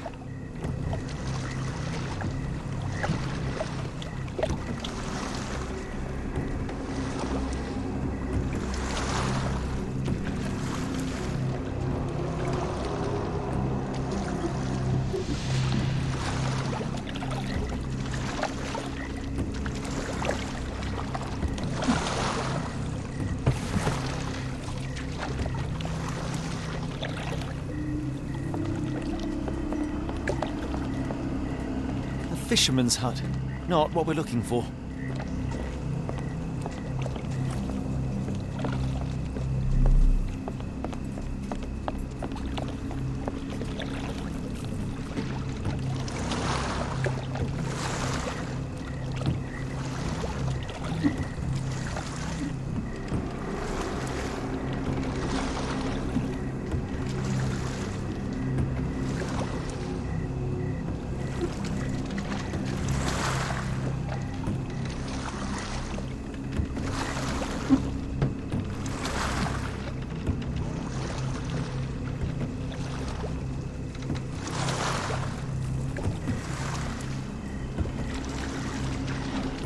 How did this shipwreck get here? Let us just ensure we do not end up the same way.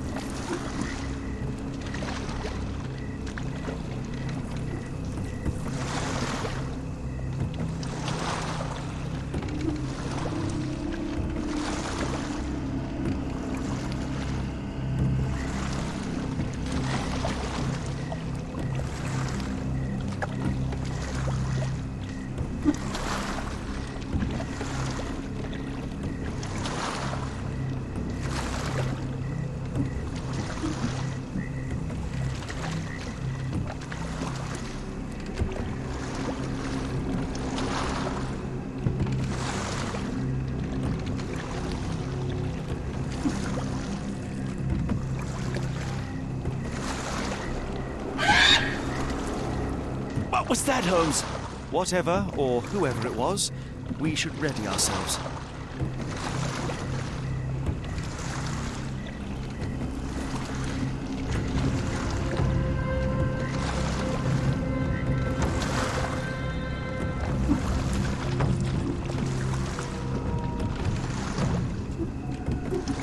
Am I hearing drums? Drums in the bayou?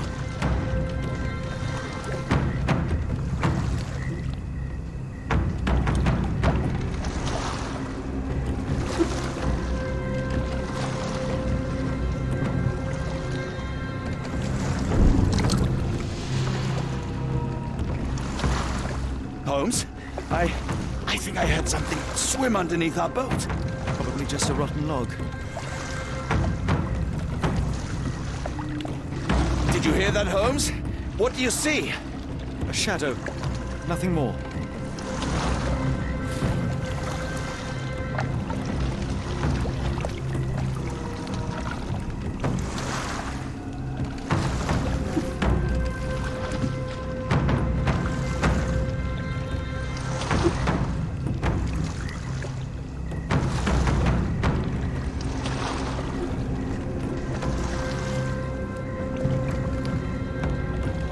If you told me when I binned your paper that we'd end up fleeing the law in a rowboat through the Louisiana Bayou... I dare say you would have hardly been surprised.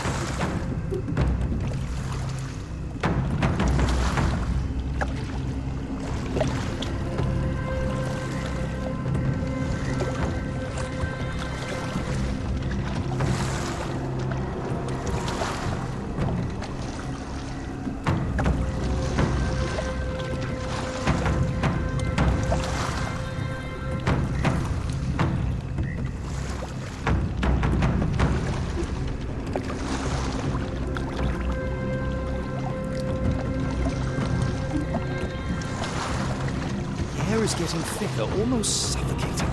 The stench of death. All too familiar now.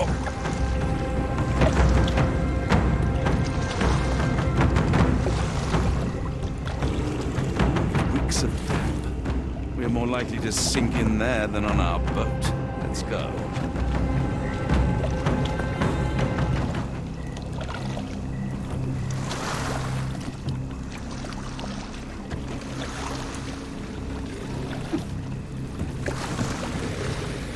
Careful of the gators, Watson. It is stupidity rather than courage to refuse to recognize danger when it is close upon you.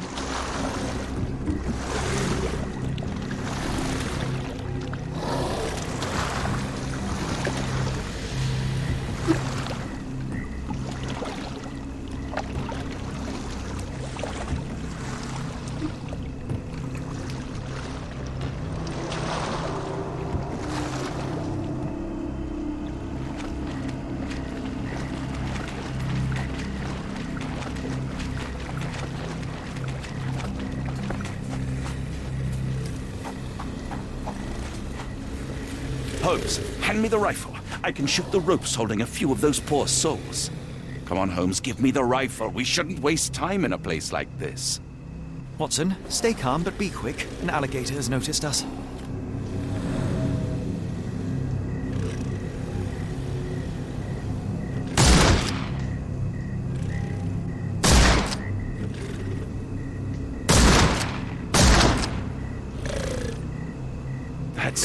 That's vicious. That's nature, Watson. Let's try not to annoy them.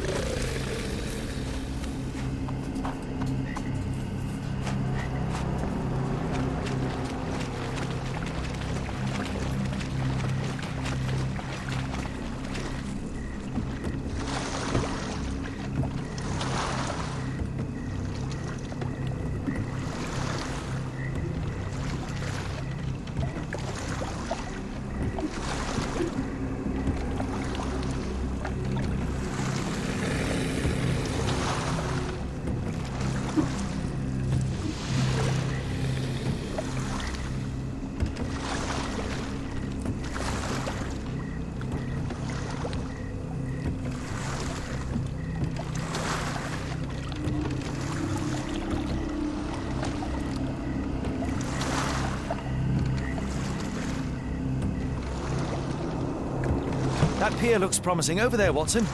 We're approaching the heart of darkness.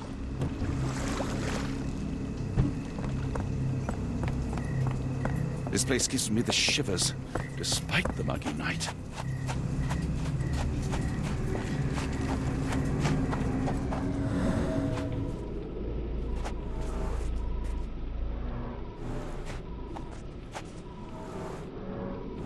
Ashmat dragged Arneson here.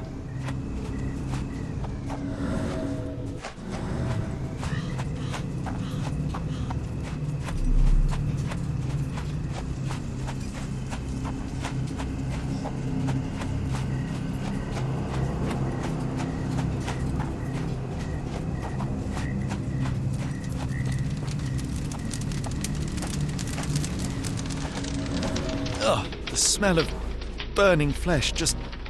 Keep away from it, focus on our tasks, so we may soon leave all this behind.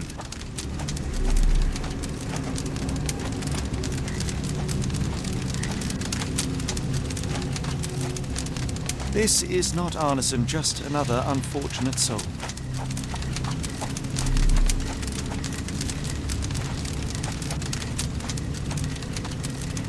Thankfully, it's not Arneson. Thankfully, Arneson isn't among the dead. The hand tied here was bleeding in 4 places. This had to have been Arneson.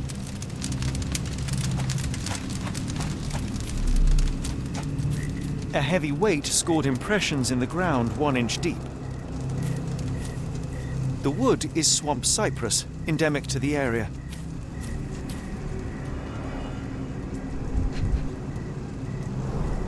The blood is dry.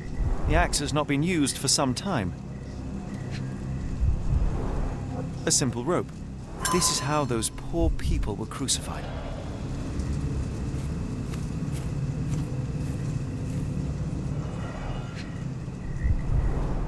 The initials EA are embroidered with silk thread. The prisoner's clothes tossed aside.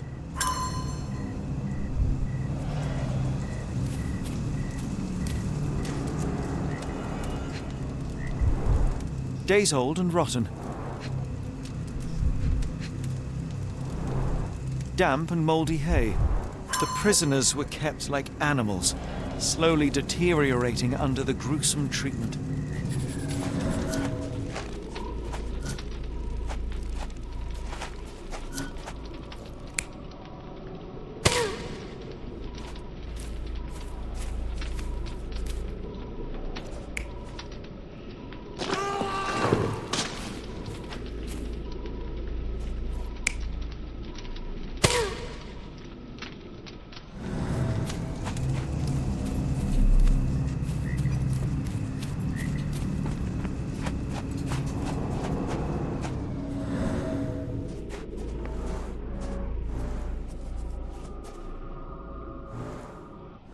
Blood was poured over someone, leaving a gruesome silhouette.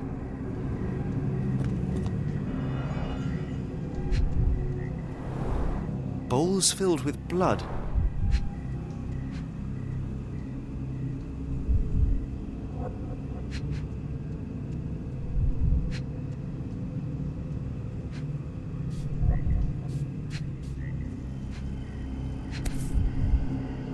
A worn blade, but clean and without blood.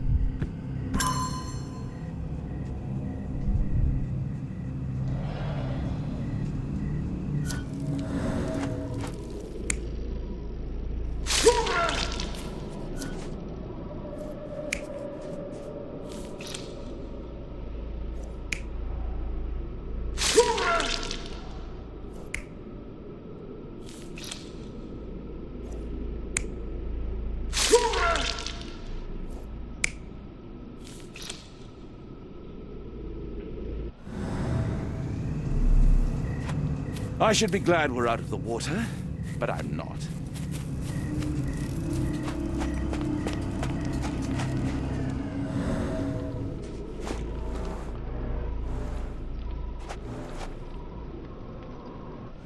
The tracks lead behind the stone slab. Only this indentation was spared from blood.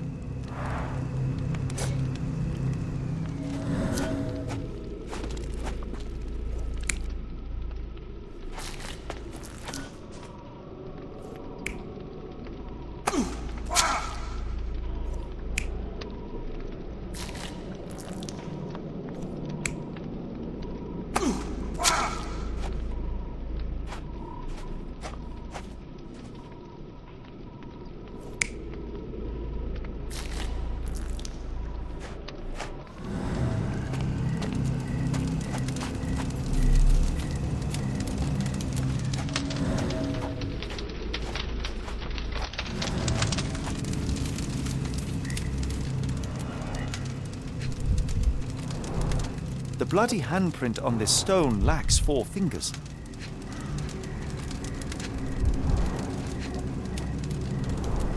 the victim's left hand clawed at the soil.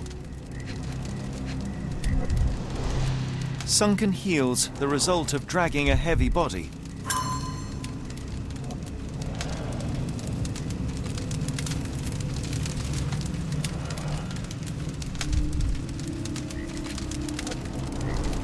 That's a lot of blood, but probably not enough to be fatal.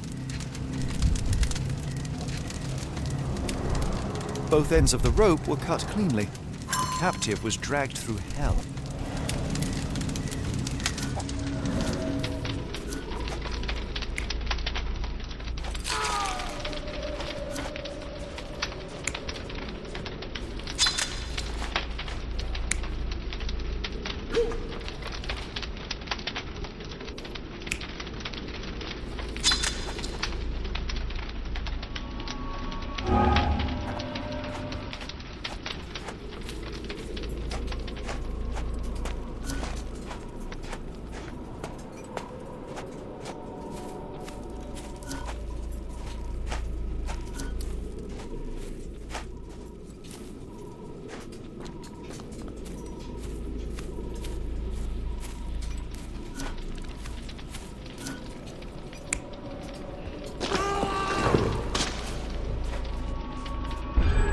Arneson was held captive in this cage until his abductors tied him to a cross and dragged him to the bonfire.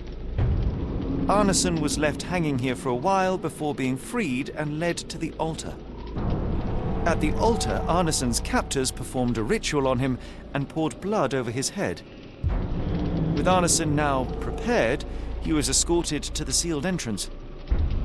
They used the mechanism with an indentation to open the passage.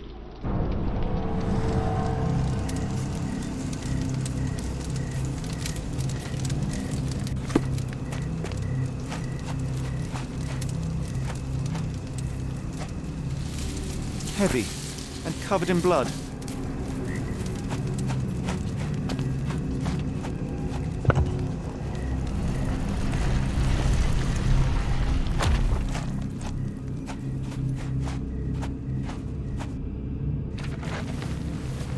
Damn it. Something is wrong with my lantern. Give me a minute. I won't wait for you. I'm going in.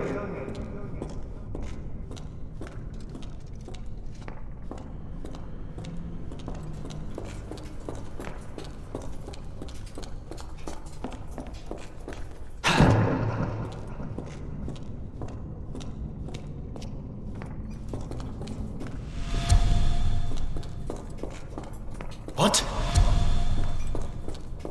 Not again.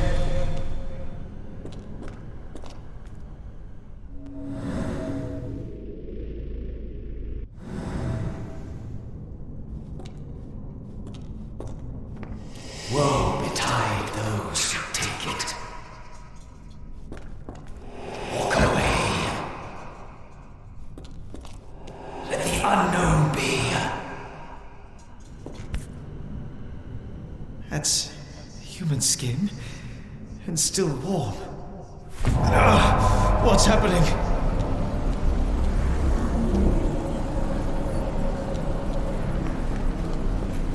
Deja vu, and not in a pleasant way.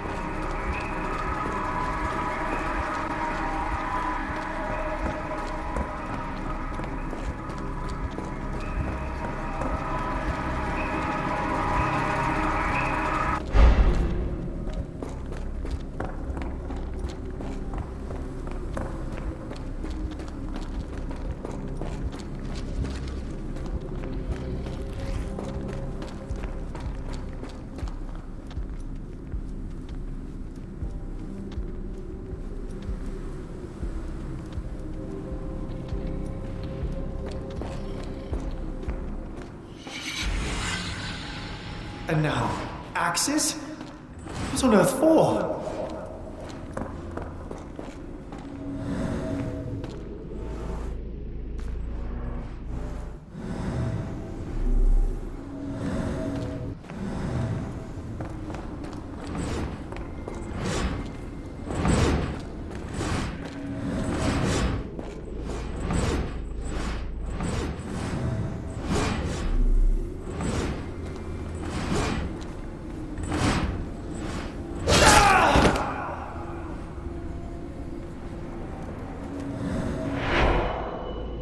Now it is glowing, but why?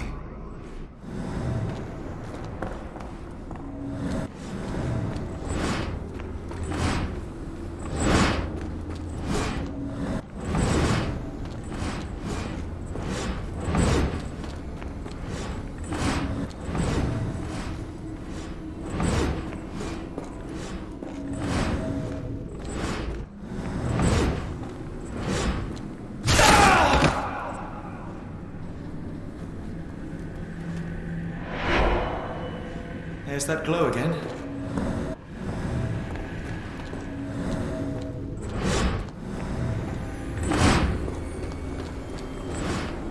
Watson!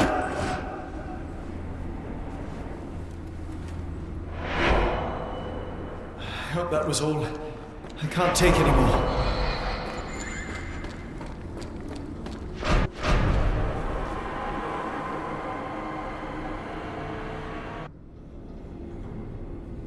At last, the lantern's working again.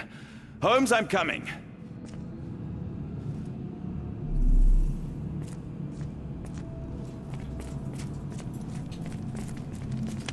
Holmes, what are you doing? Sitting in a place like this?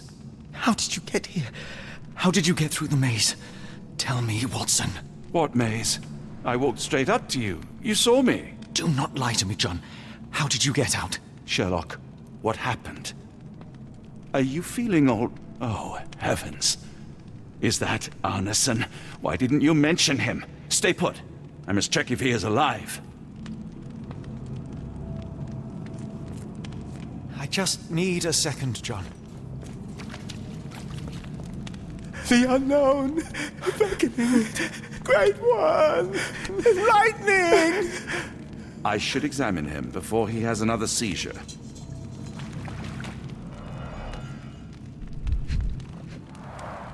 Blunt trauma to the cranium, dilated pupils, lips moving without a sound.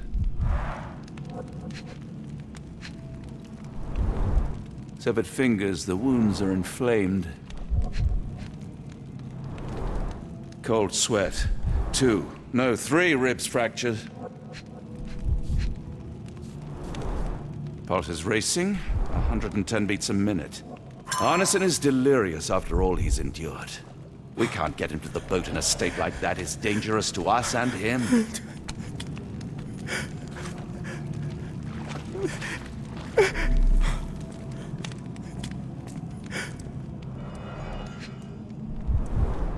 This is Dwale, induces sleep and relaxation. Salvia divinorum, provokes visual hallucinations. A gluey decoction. The smell is herby but sharp. It appears burnt, judging by the color.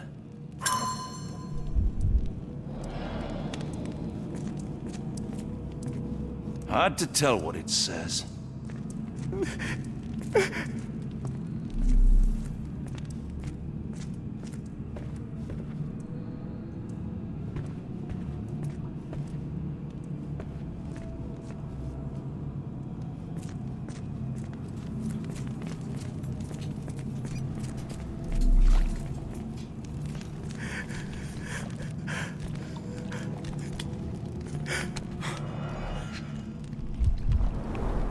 Pokeweed berries, though they appear harmless, the whole plant is lethal. Pharmacopoeia, listing drugs, effects, and directions for use. Some kind of amanita mushroom, extremely poisonous.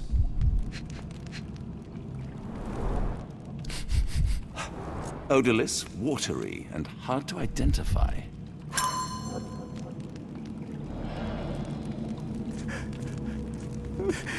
Please tell me there are no wheels inside, Arneson.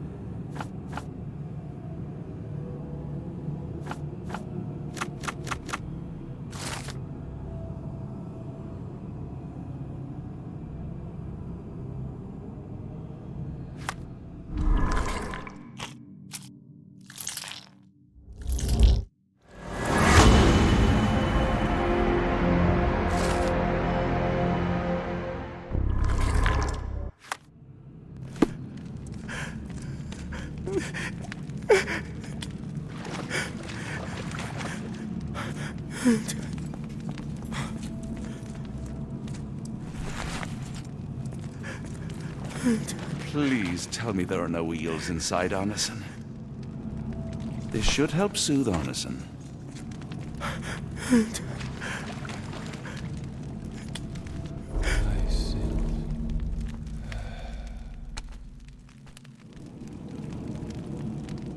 I need some fresh air. Yes, please go. I'll be right behind you with Arneson. Perhaps you can prepare the boat.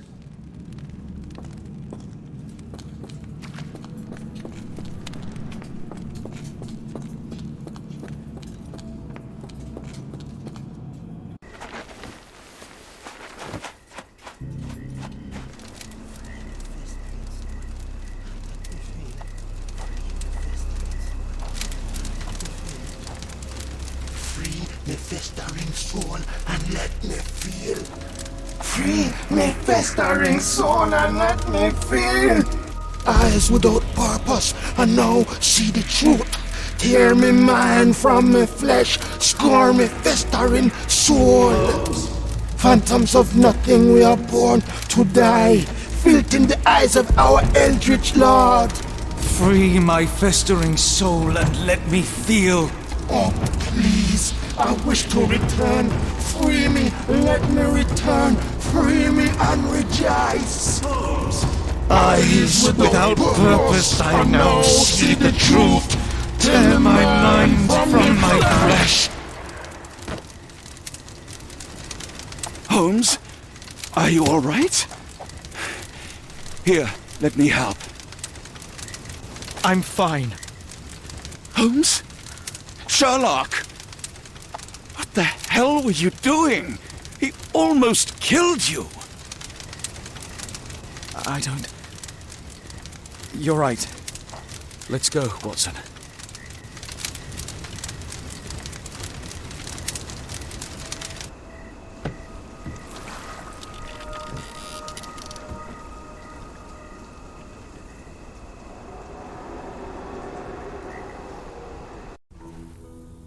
Bon Dieu! Still among the living. We are, though not for lack of trying by the sheriff. Well, he'd been telling people you died in the swamp despite his trying to save you. Crooked man. Through and through. Wait, is that Mr. Arneson? Yes, but he's not well. Do you know Lucy? Belle from the Nymph? That I do. Please bring her here. Mr. Arneson needs to see a familiar face if he's to have any chance of surviving. Power of the heart. I get you. Wait here. Errol? Oh, Errol! Reckon we should give him space. Farewells are painful. No. Tell me that's not true. Watson? Mr. Arneson has endured a lot. Lost 4 fingers, a lot of blood, and some of his sanity. But with rest and tender care, he ought to survive those injuries, both physical and mental. Thank you, Johnny. I'll take care of him. Thank you for bringing him home to me. We'll be all right. Are you quite certain? Do you have the space? The resources? I will stay with him at the mansion. It is not a burden to take care of your love. His property is in quite a state. It may not be the best place for recuperation. Hush now. Champagne will see it sorted. Then it's settled. Hear that, Errol? Us living under one roof. Careful what you wish for. Oh, and Champagne? I'm about sick of watching that sheriff run riot through New Orleans. We ought to talk. Funny, I was just thinking that grub did nothing to save your man. Together, I reckon you, me, and Errol have the sway to make some changes round here. I like the sound of that. Holmes, our boat. Oh, we must make haste. Farewell all. Take care.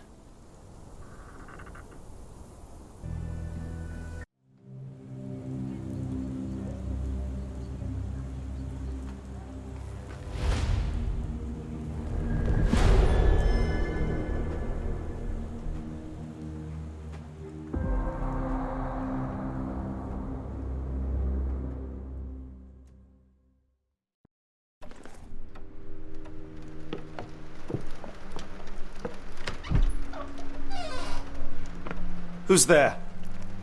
Who do you think? Let it be known that I'm handy with this revolver. Nonsense, Dr. Watson.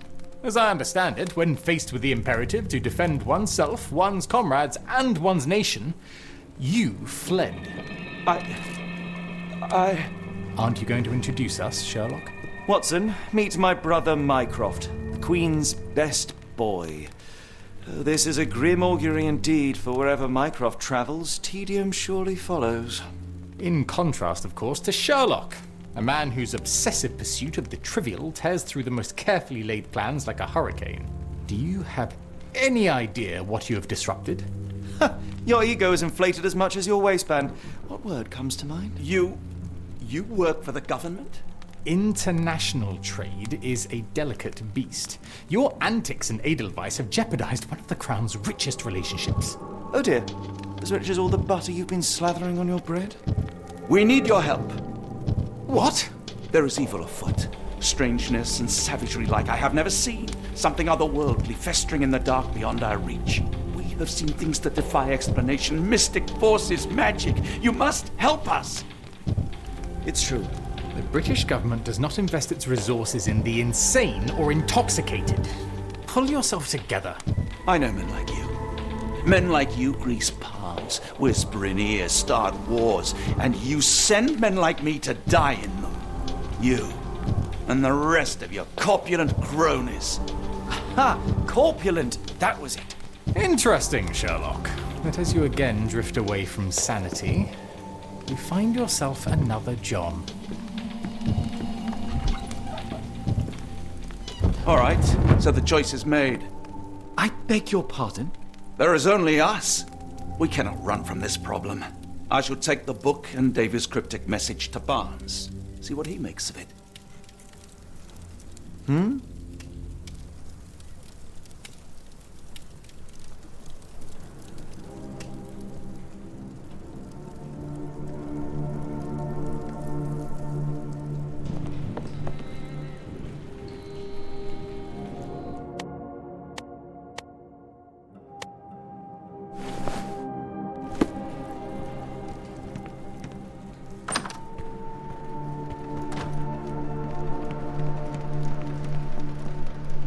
Another sinking near Scotland. By the Strand for all the details.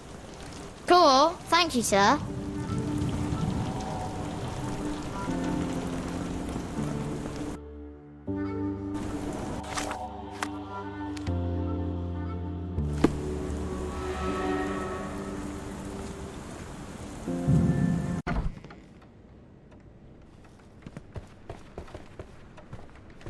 It has been a while, Barnes. Dr. Watson, indeed it has, and good to see you as always. How can I help?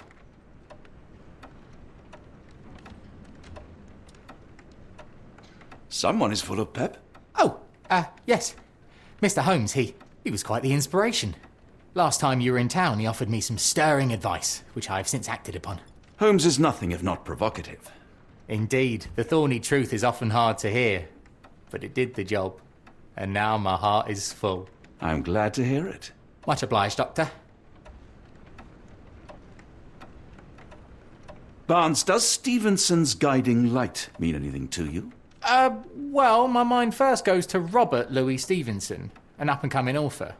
I've been following his work in the periodicals. Interesting man. I take it his literary pursuits are somewhat of a deviation from the family business. What makes you say that? He wrote a poem.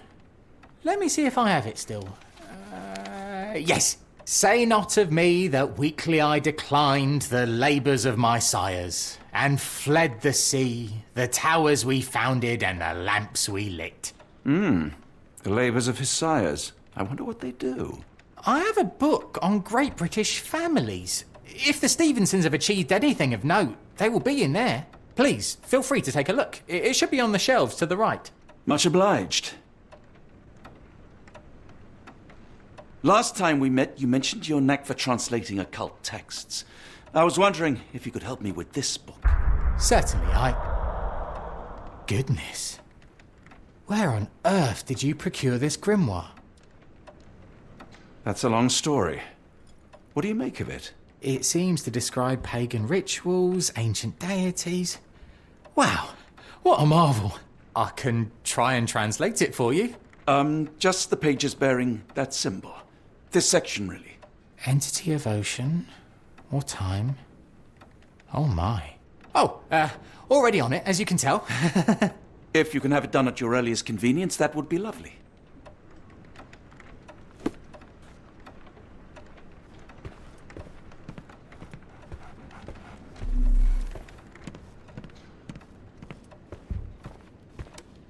For some reason, it makes my skin crawl.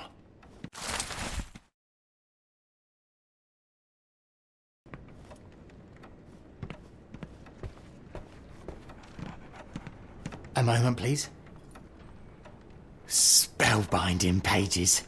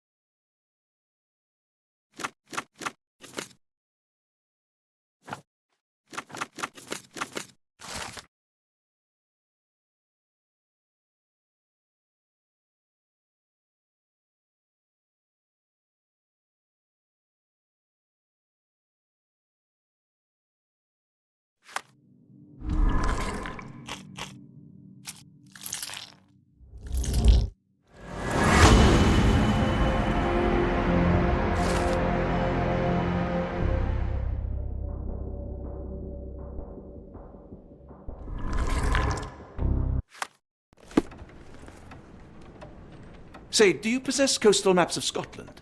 Indeed. Have you figured out what the Stevensons are known for? Feats of lighthouse engineering. You have my thanks for the book. My pleasure, Doctor. Do you need any particular part of the coast? Loch Harbour, West Coast. Right then. I'll unroll it on the desk. All yours. In the meantime, I will attend to my translation. Much appreciated.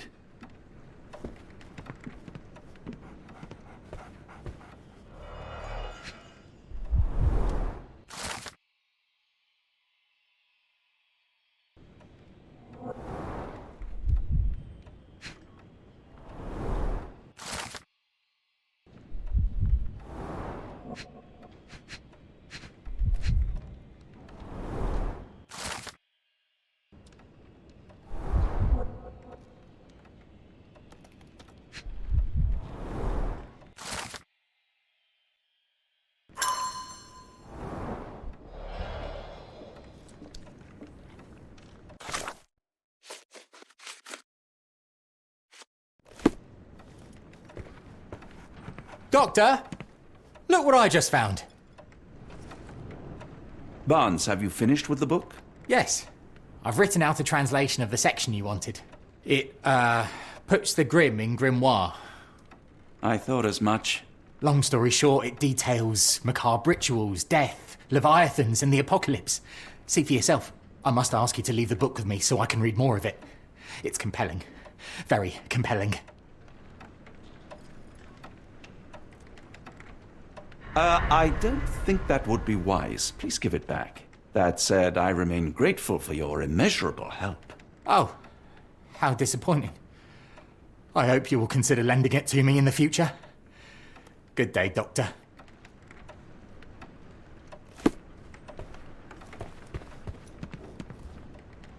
Mycroft, here to buy a book on fraternal dysfunction? The Holmes family is beyond counseling, Doctor. True, more deserving of scientific study. What do you want? I came to warn you. Perhaps you have a moment to... Sorry, I reserve Tuesday afternoons for time with friends. I'm worried about Sherlock. He's not well. You should know that he has had episodes in the past. Detachment from reality. He will need your support.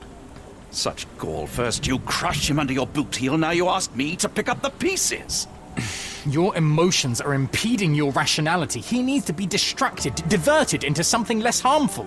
Surely you jest. Only one thing shall truly bring him peace of mind, and that is solving his case. The last case he pursued so doggedly was Cordona. He came home a wreck, and this time I fear he may not return at all. You are not his father, Mycroft. Not anymore. He is a grown man, a brilliant man. I know you care for him. I just wish you also respected him. The Crown cannot help you. But I can. Give him this. What is it? A confidential note tied to his case. He may see value in it. Just do not tell him it came from me. Oh, speaking of the Crown, perhaps you can help us with another matter? It requires some local knowledge.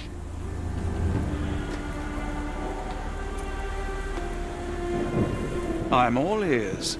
For your eyes only. Here is a folder with all the details.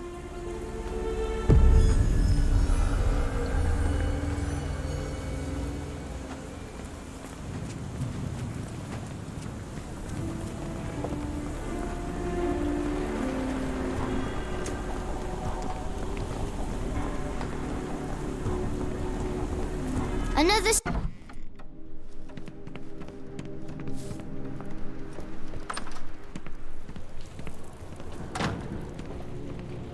Family, Watson. I let go of the best part in Cordona. Now I am left with the worst in Mycroft.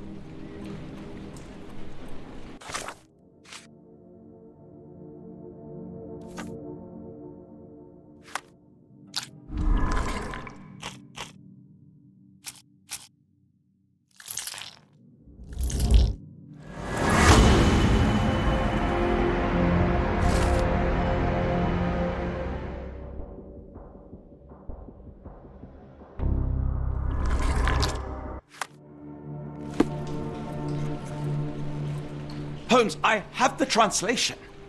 But Barnes was affected by the book. Holmes? Watson? Did you hear me? Barnes was behaving oddly, but I was able to retrieve the book and his preliminary translation. I think we have a lead. Sherlock, what is it? I find myself burdened. It will come as no surprise that I tend towards obsession. Indeed, obsession oft grants me the insights that have become my stock in trade, but my greatest asset. Yet I cannot deny this nature proves as much a hindrance as a boon. It has cost me friends, colleagues, brothers.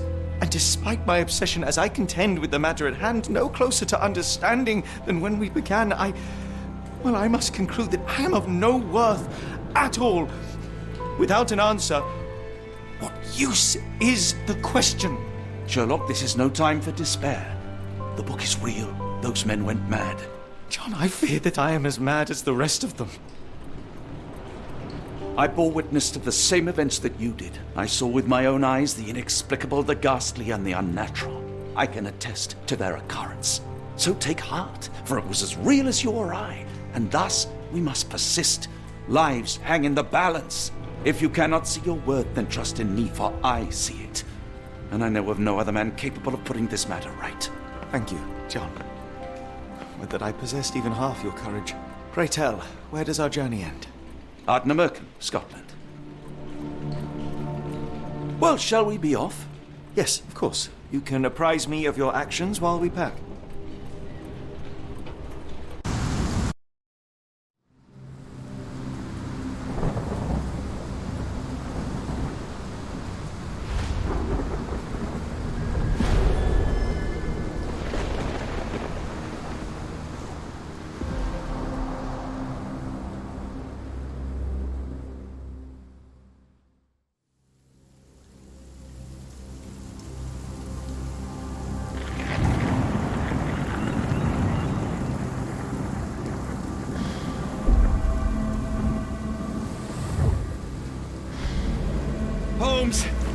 we don't make land soon, I fear we will join those missing souls.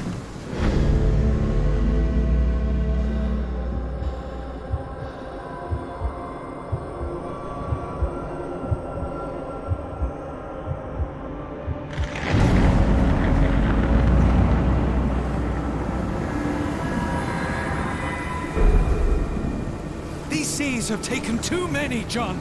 Let's stop them from taking more then.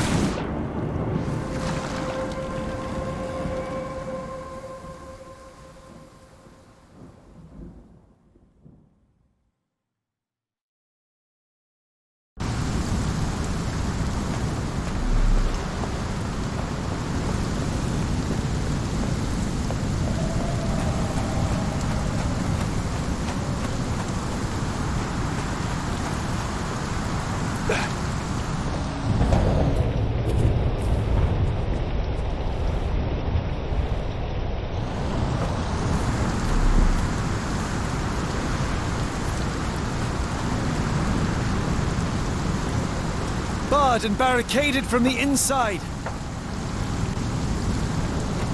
The door won't budge.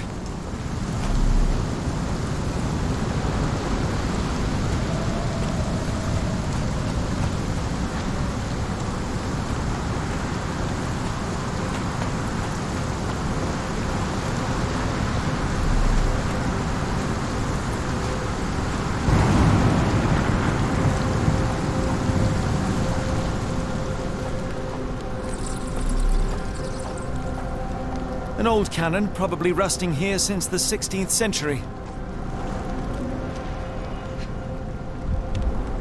Ouroboros, a snake eating itself. An ancient symbol of eternal renewal.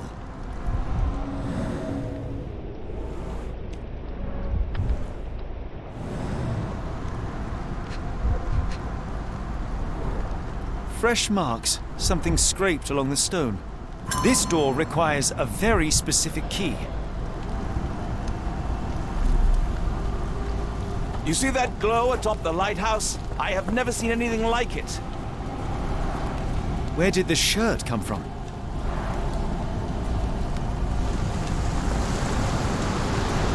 Holmes, look. There's a body here. Not just any body, it's Ashmat. He died recently. Scratches, bruises, and stabs, all self-inflicted. The infamous curved dagger. It's tied firmly to his hand. Oh, his eyes are gouged out.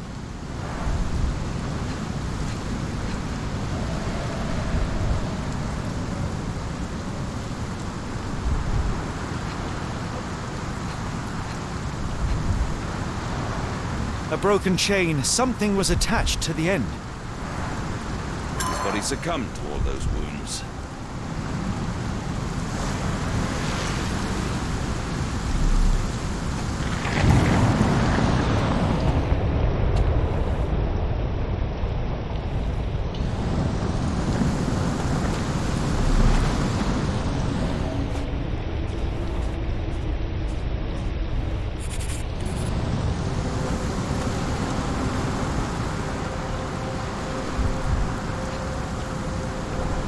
A human-sized imprint. Someone fell on their back.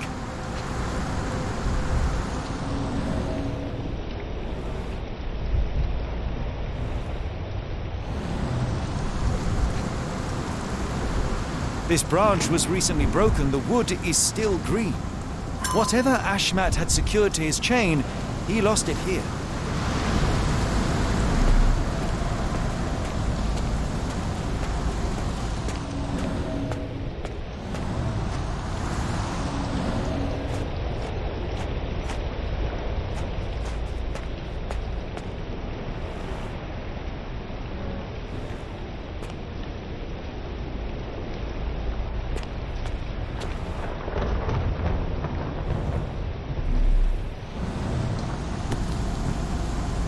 Scratches. This medallion saw frequent use. Interesting occult pattern. What drove him to this dreadful act? I fear we are about to see for ourselves.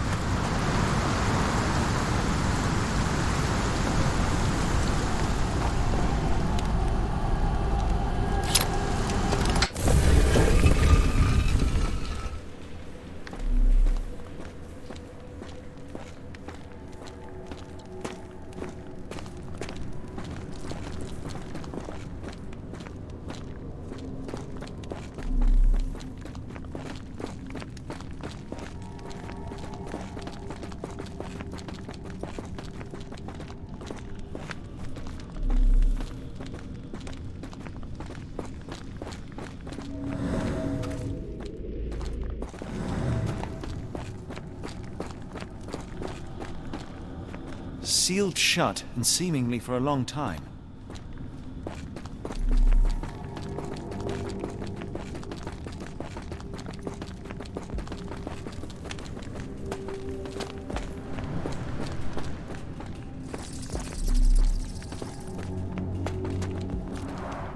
An obsidian heart. Masterful work.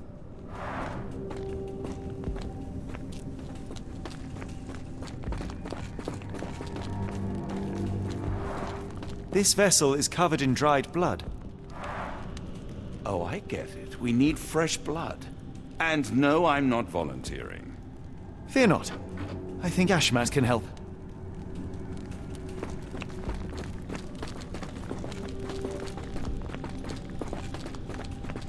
Sealed shut, and seemingly for a long time. They used fresh blood in some kind of ritual.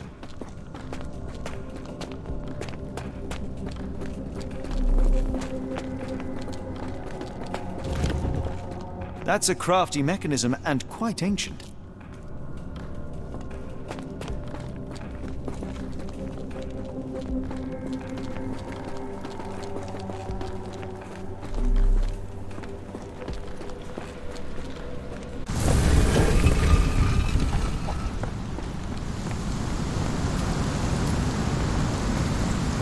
Do you have anything to hold blood, Watson? Fine, take my flask. Something in the caves drove Ashmat mad. Might still be there, so let's proceed with caution.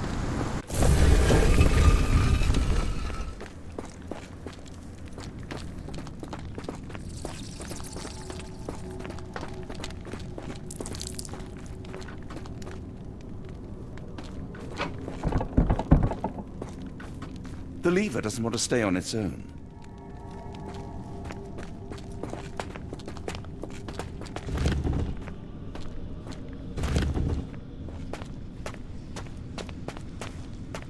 My revolver is loaded, just in case.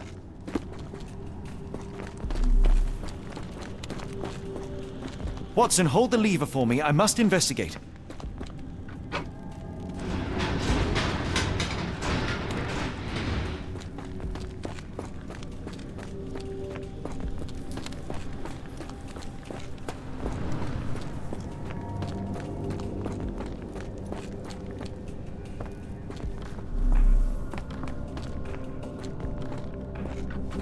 Holmes, watch out! My lever went back up! The doors, Watson! Hold the doors! Ah! We're trapped! Now what? Look around. There must be something we can use. A rather accurate depiction of the human heart.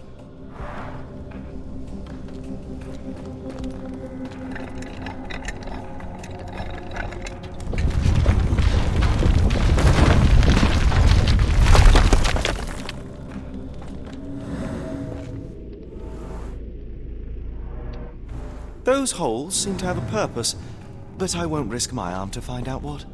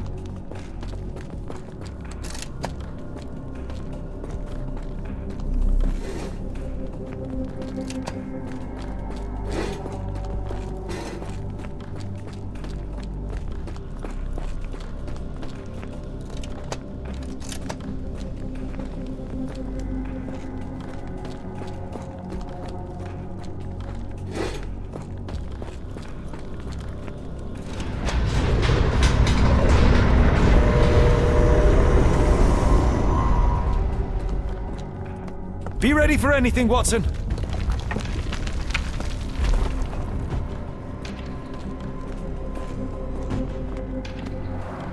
It's all right, Watson. It's merely a chest with coins and a dagger. Made of obsidian by the looks of it.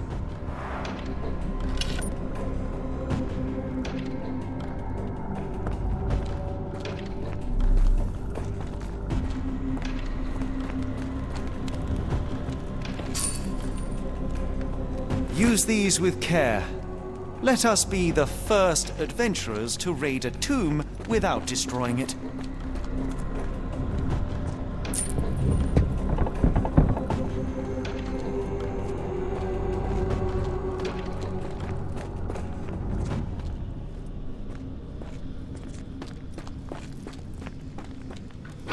Terrific. Now, onward before they close again. Let us hope our paths converge, Holmes.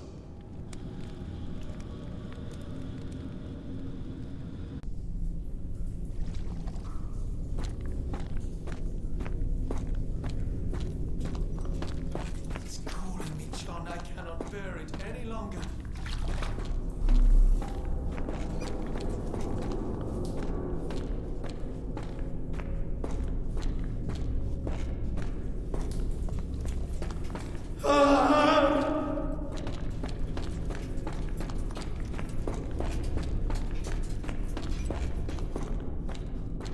Holmes! Please, John.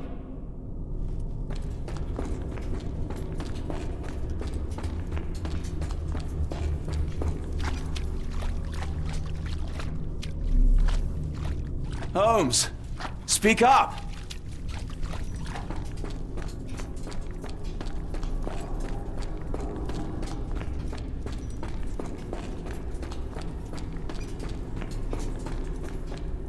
Holmes!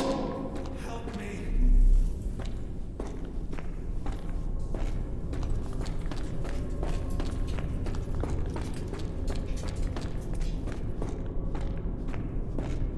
I'm coming! Watson!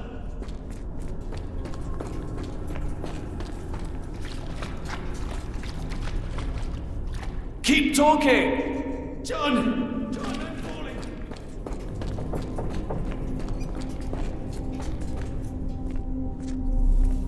Sherlock? Watson!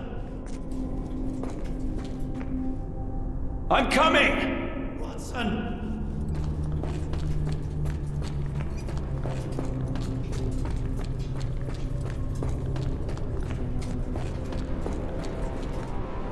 Holmes! Please! Where are you? Please!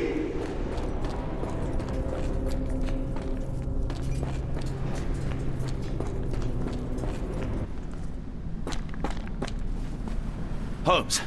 Holmes, come on, wake up! Thank heavens. What were you doing? What happened?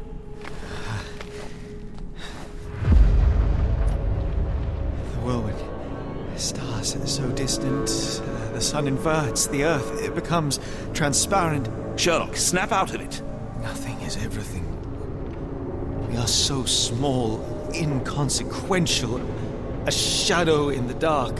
I think we best go back. You are not well, Sherlock. No. We are so close. We cannot... You asked that I intervene if I saw you cracking. This is me intervening. With every passing minute, another life is extinguished. We must stop. Rochester, we must end this. Ah, Sherlock, you almost died. Do not worry about me, John. You have other men to save.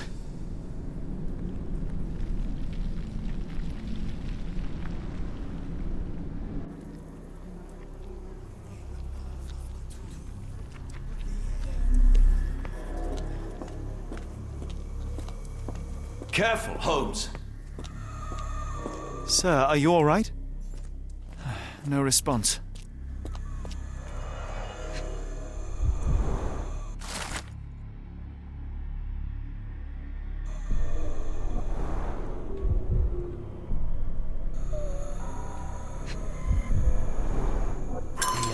Here.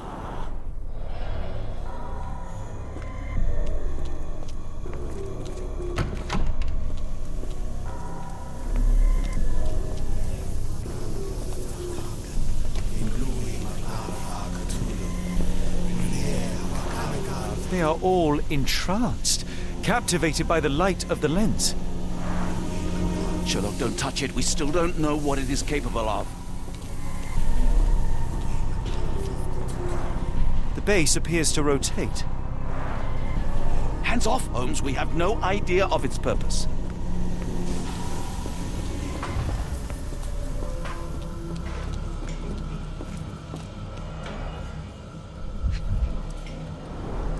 Black, metallic, and with a characteristic hue, obsidian yet again. The sheer form of it, the color, it makes me feel uneasy.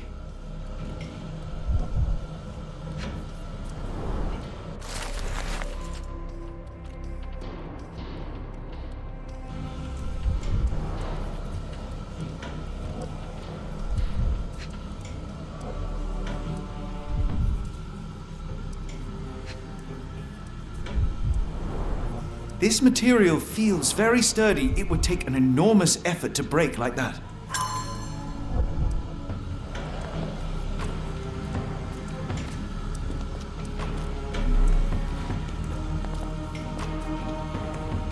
I thought that I'd seen horrors during the war, but this is complete madness.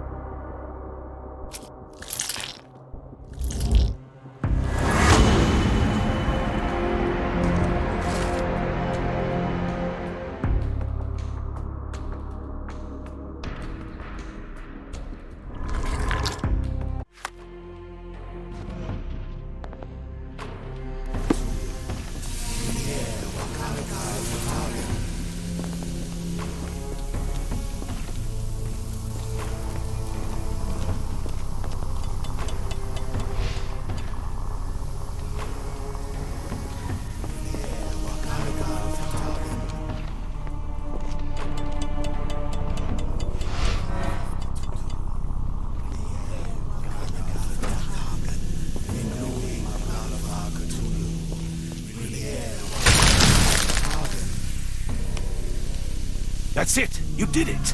The lens broke! John, the worshippers, we need to make sure... Of course, I'll see if they're all right.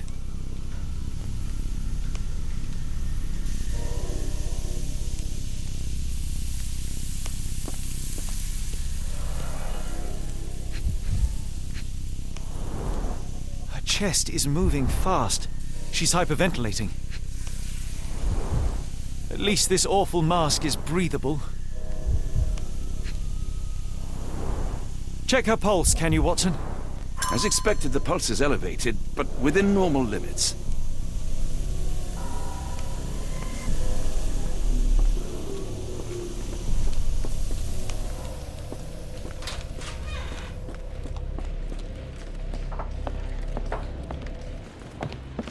Stop there, shipmates! A storm awakens and we've battened down the hatches.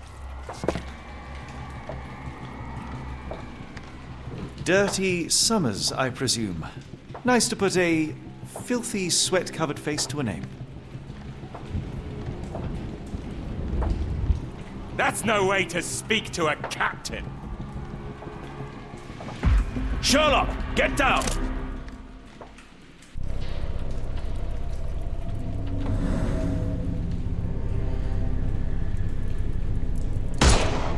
Ah! Watson! I only wounded him. Hurry, we must tie him up.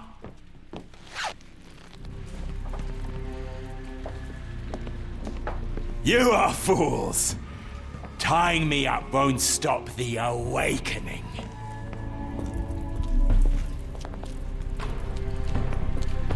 They made sure no one could enter through the main door.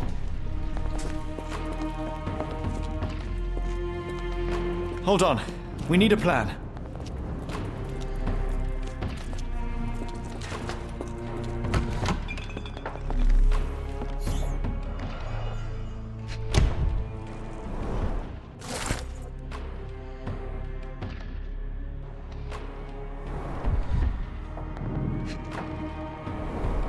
They modified the gallery and watchroom.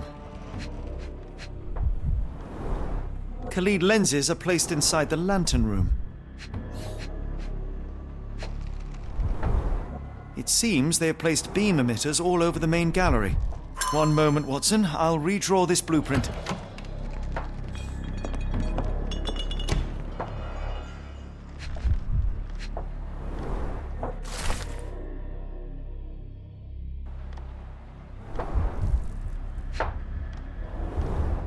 Hay for padding. They didn't want their cargo damaged. I know this company. They make Fresnel lenses, essential for any modern lighthouse lantern.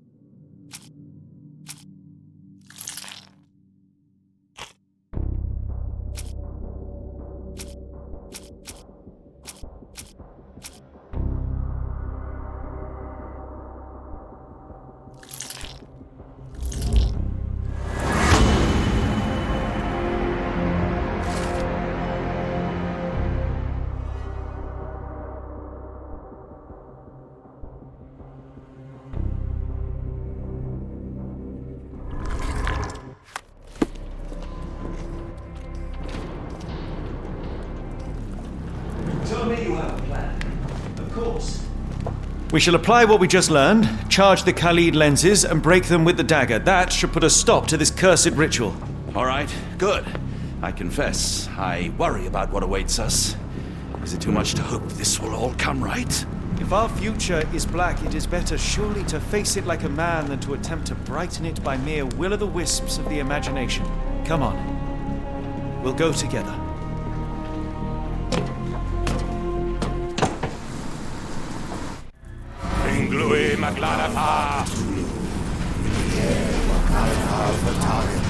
Look at them all. We have to help them.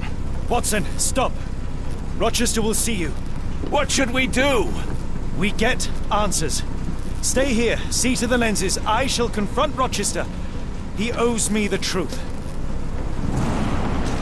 Sherlock! Sherlock!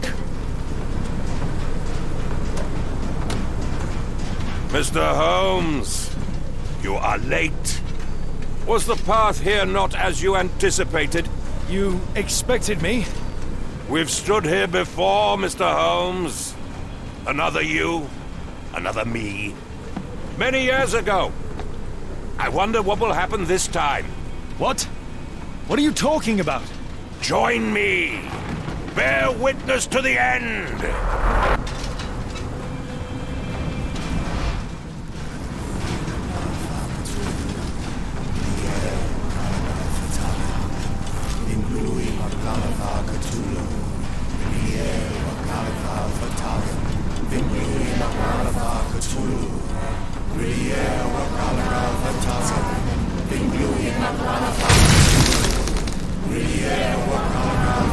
You cannot bear witness to anything, Lord Rochester. You are blind. How could you? It is what I do. No. How could you be so ignorant? For I have never seen more clearly than in this moment. Never felt more than I feel right now. Every fiber of the earth, every molecule reverberates in anticipation of the awakening. The bile of madness rises in our throats just as our master rises below. I see moon beasts, night gaunts, a witch doctor in Arkham. I see what the stars themselves are dreaming. I know more than any man has ever known. You You are delusional. How did you do it? The compulsions, the visions, was it some form of hypnosis or no? A drug, perhaps, tell me. Ah! There is no ruse. There is no big reveal. It is exactly what it seems. You still fight so desperately against this truth, but you feel it too. Yes? Yes? You are mad. You have mistaken hallucinations for reality. Are you really want to talk, Mr. Holmes? Speak truthfully now. In the port, in the swamp, what did you see? Something beyond the capacities of my imagination. A world so alien, but so familiar. Yes, I see it too, in your mind's eye. Untold horrors lick their lips in the shivering dreamlands as Sarnath sinks eternal.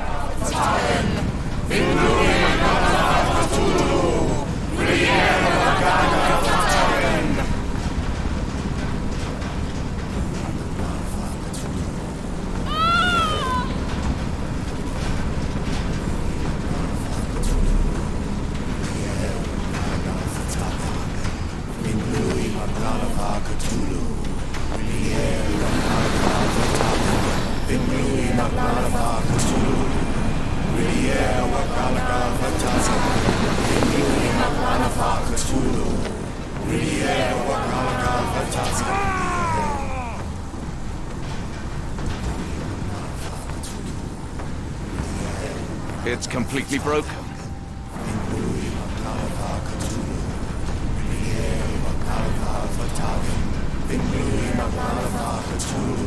Something is missing. Interesting.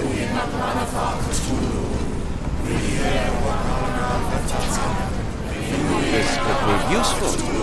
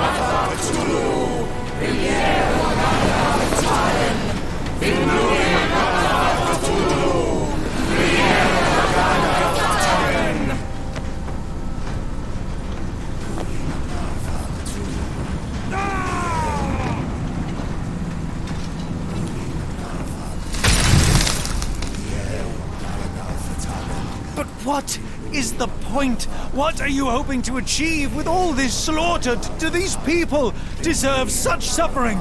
They are just tools. Their existence is meaningless unless put to use. Oh, all-seeing master. Oh, grand God beneath. How he has blessed them with purpose. You use them for cruelty. I've seen a man eat his own flesh just to hear the whispers of lizards. I've seen a mother behead her newborn that she might travel to another world. Galaxies swallow each other whole. Light folds in on itself until nothing remains. You know not cruelty, Mr. Holmes. Cruelty is for such knowledge to be beyond the reach of so many. This is hubris delusion. You are Icarus flying too close to the sun. No, no. You misinterpret the legend, Holmes. Icarus flew. He reached heights no man had ever reached. One must imagine Icarus happy. He burned. Rochester plummeted to his death. And were you to ask him of his choice, he would have not a single regret. Every step I took was necessary. Every drop of blood a blessing. Every death predestined. Surely you understand. It was for knowledge. The only thing worth living for! Why must you remain so blind? Be honest! What is it you fear?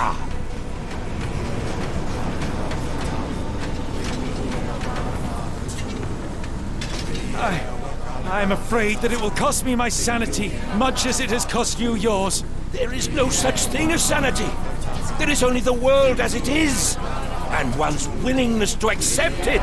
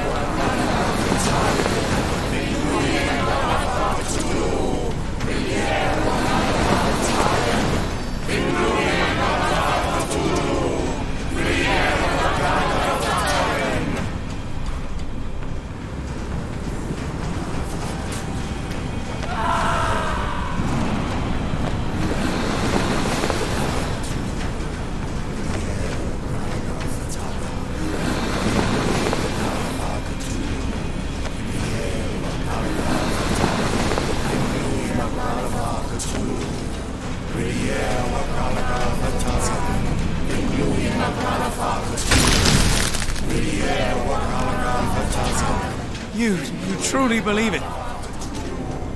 That a god arises from below that the world shall end? There is only nothingness. Only chaos and torture and endless time, stretching its wings, baring its teeth. It's preposterous. It's nonsense. It's... You've drugged me. The fumes in the temple, narcotics, a bad reaction. Or you're one of my cross agents. Yes. Yes, this has the stink of my brother all over it. No, wait. Of course. I am dreaming in the asylum. In Black Edelweiss, tied to a chair. You are standing right here, Holmes, as you always do. You said that before. You said we had met, but I'd never seen you before in my life. The cycle repeats. Old becomes new, and we remain pawns in the hands of a god. Submit! Submit to your inconsequence! It is unthinkable. It is undeniable. I cannot. When you have eliminated all which is impossible, then whatever remains, however improbable, must be the truth. Now, Holmes! Now is the moment! You know it in your heart! Say it! Say it! It's real. All of it, it's real.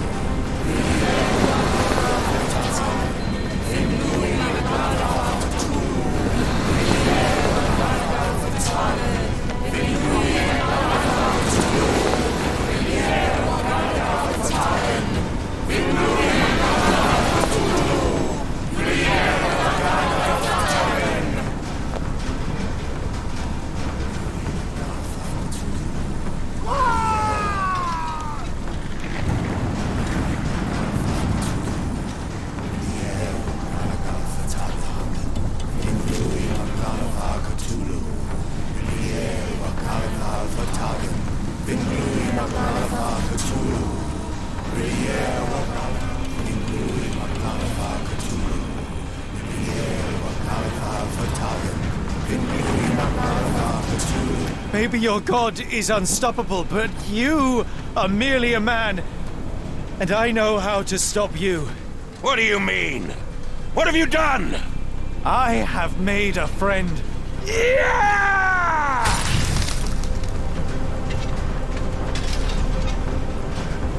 No! Curse you! Oh, Great One, forgive me! It is over, Rochester. I thought this time would be different. But the gods laugh at man's arrogance. Sherlock, come back down! The wave! Come with us! Turn yourself in, save yourself! The abyss calls for me, Mr. Holmes, as it does for you. The final problem approaches, and you too shall fall. Sherlock, please! Rochester, don't! Such heights we reach! No! God! Sherlock, we must get inside! I have to see it, John! I have to know!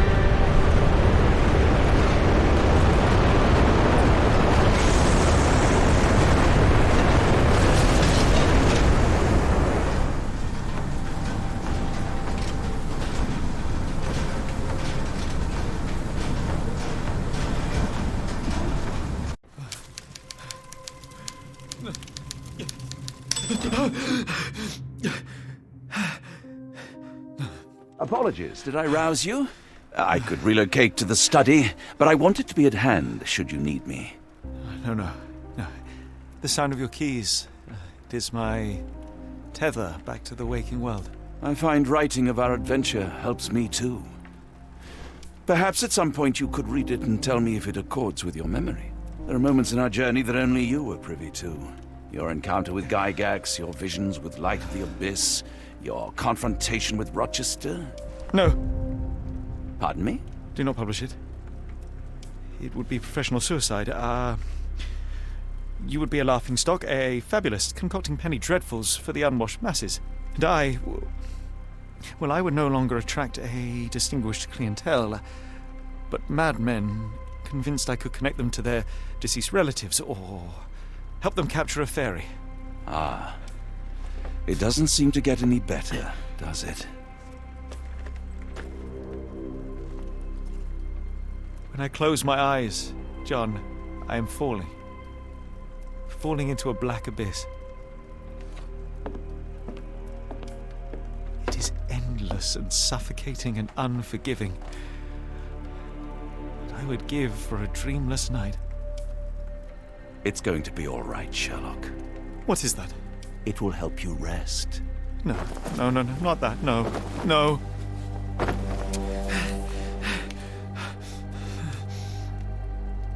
I say, Watson, would you be afraid to sleep in the same home as a lunatic, a man with softening of the brain, an idiot whose mind has lost its grip? Not in the least.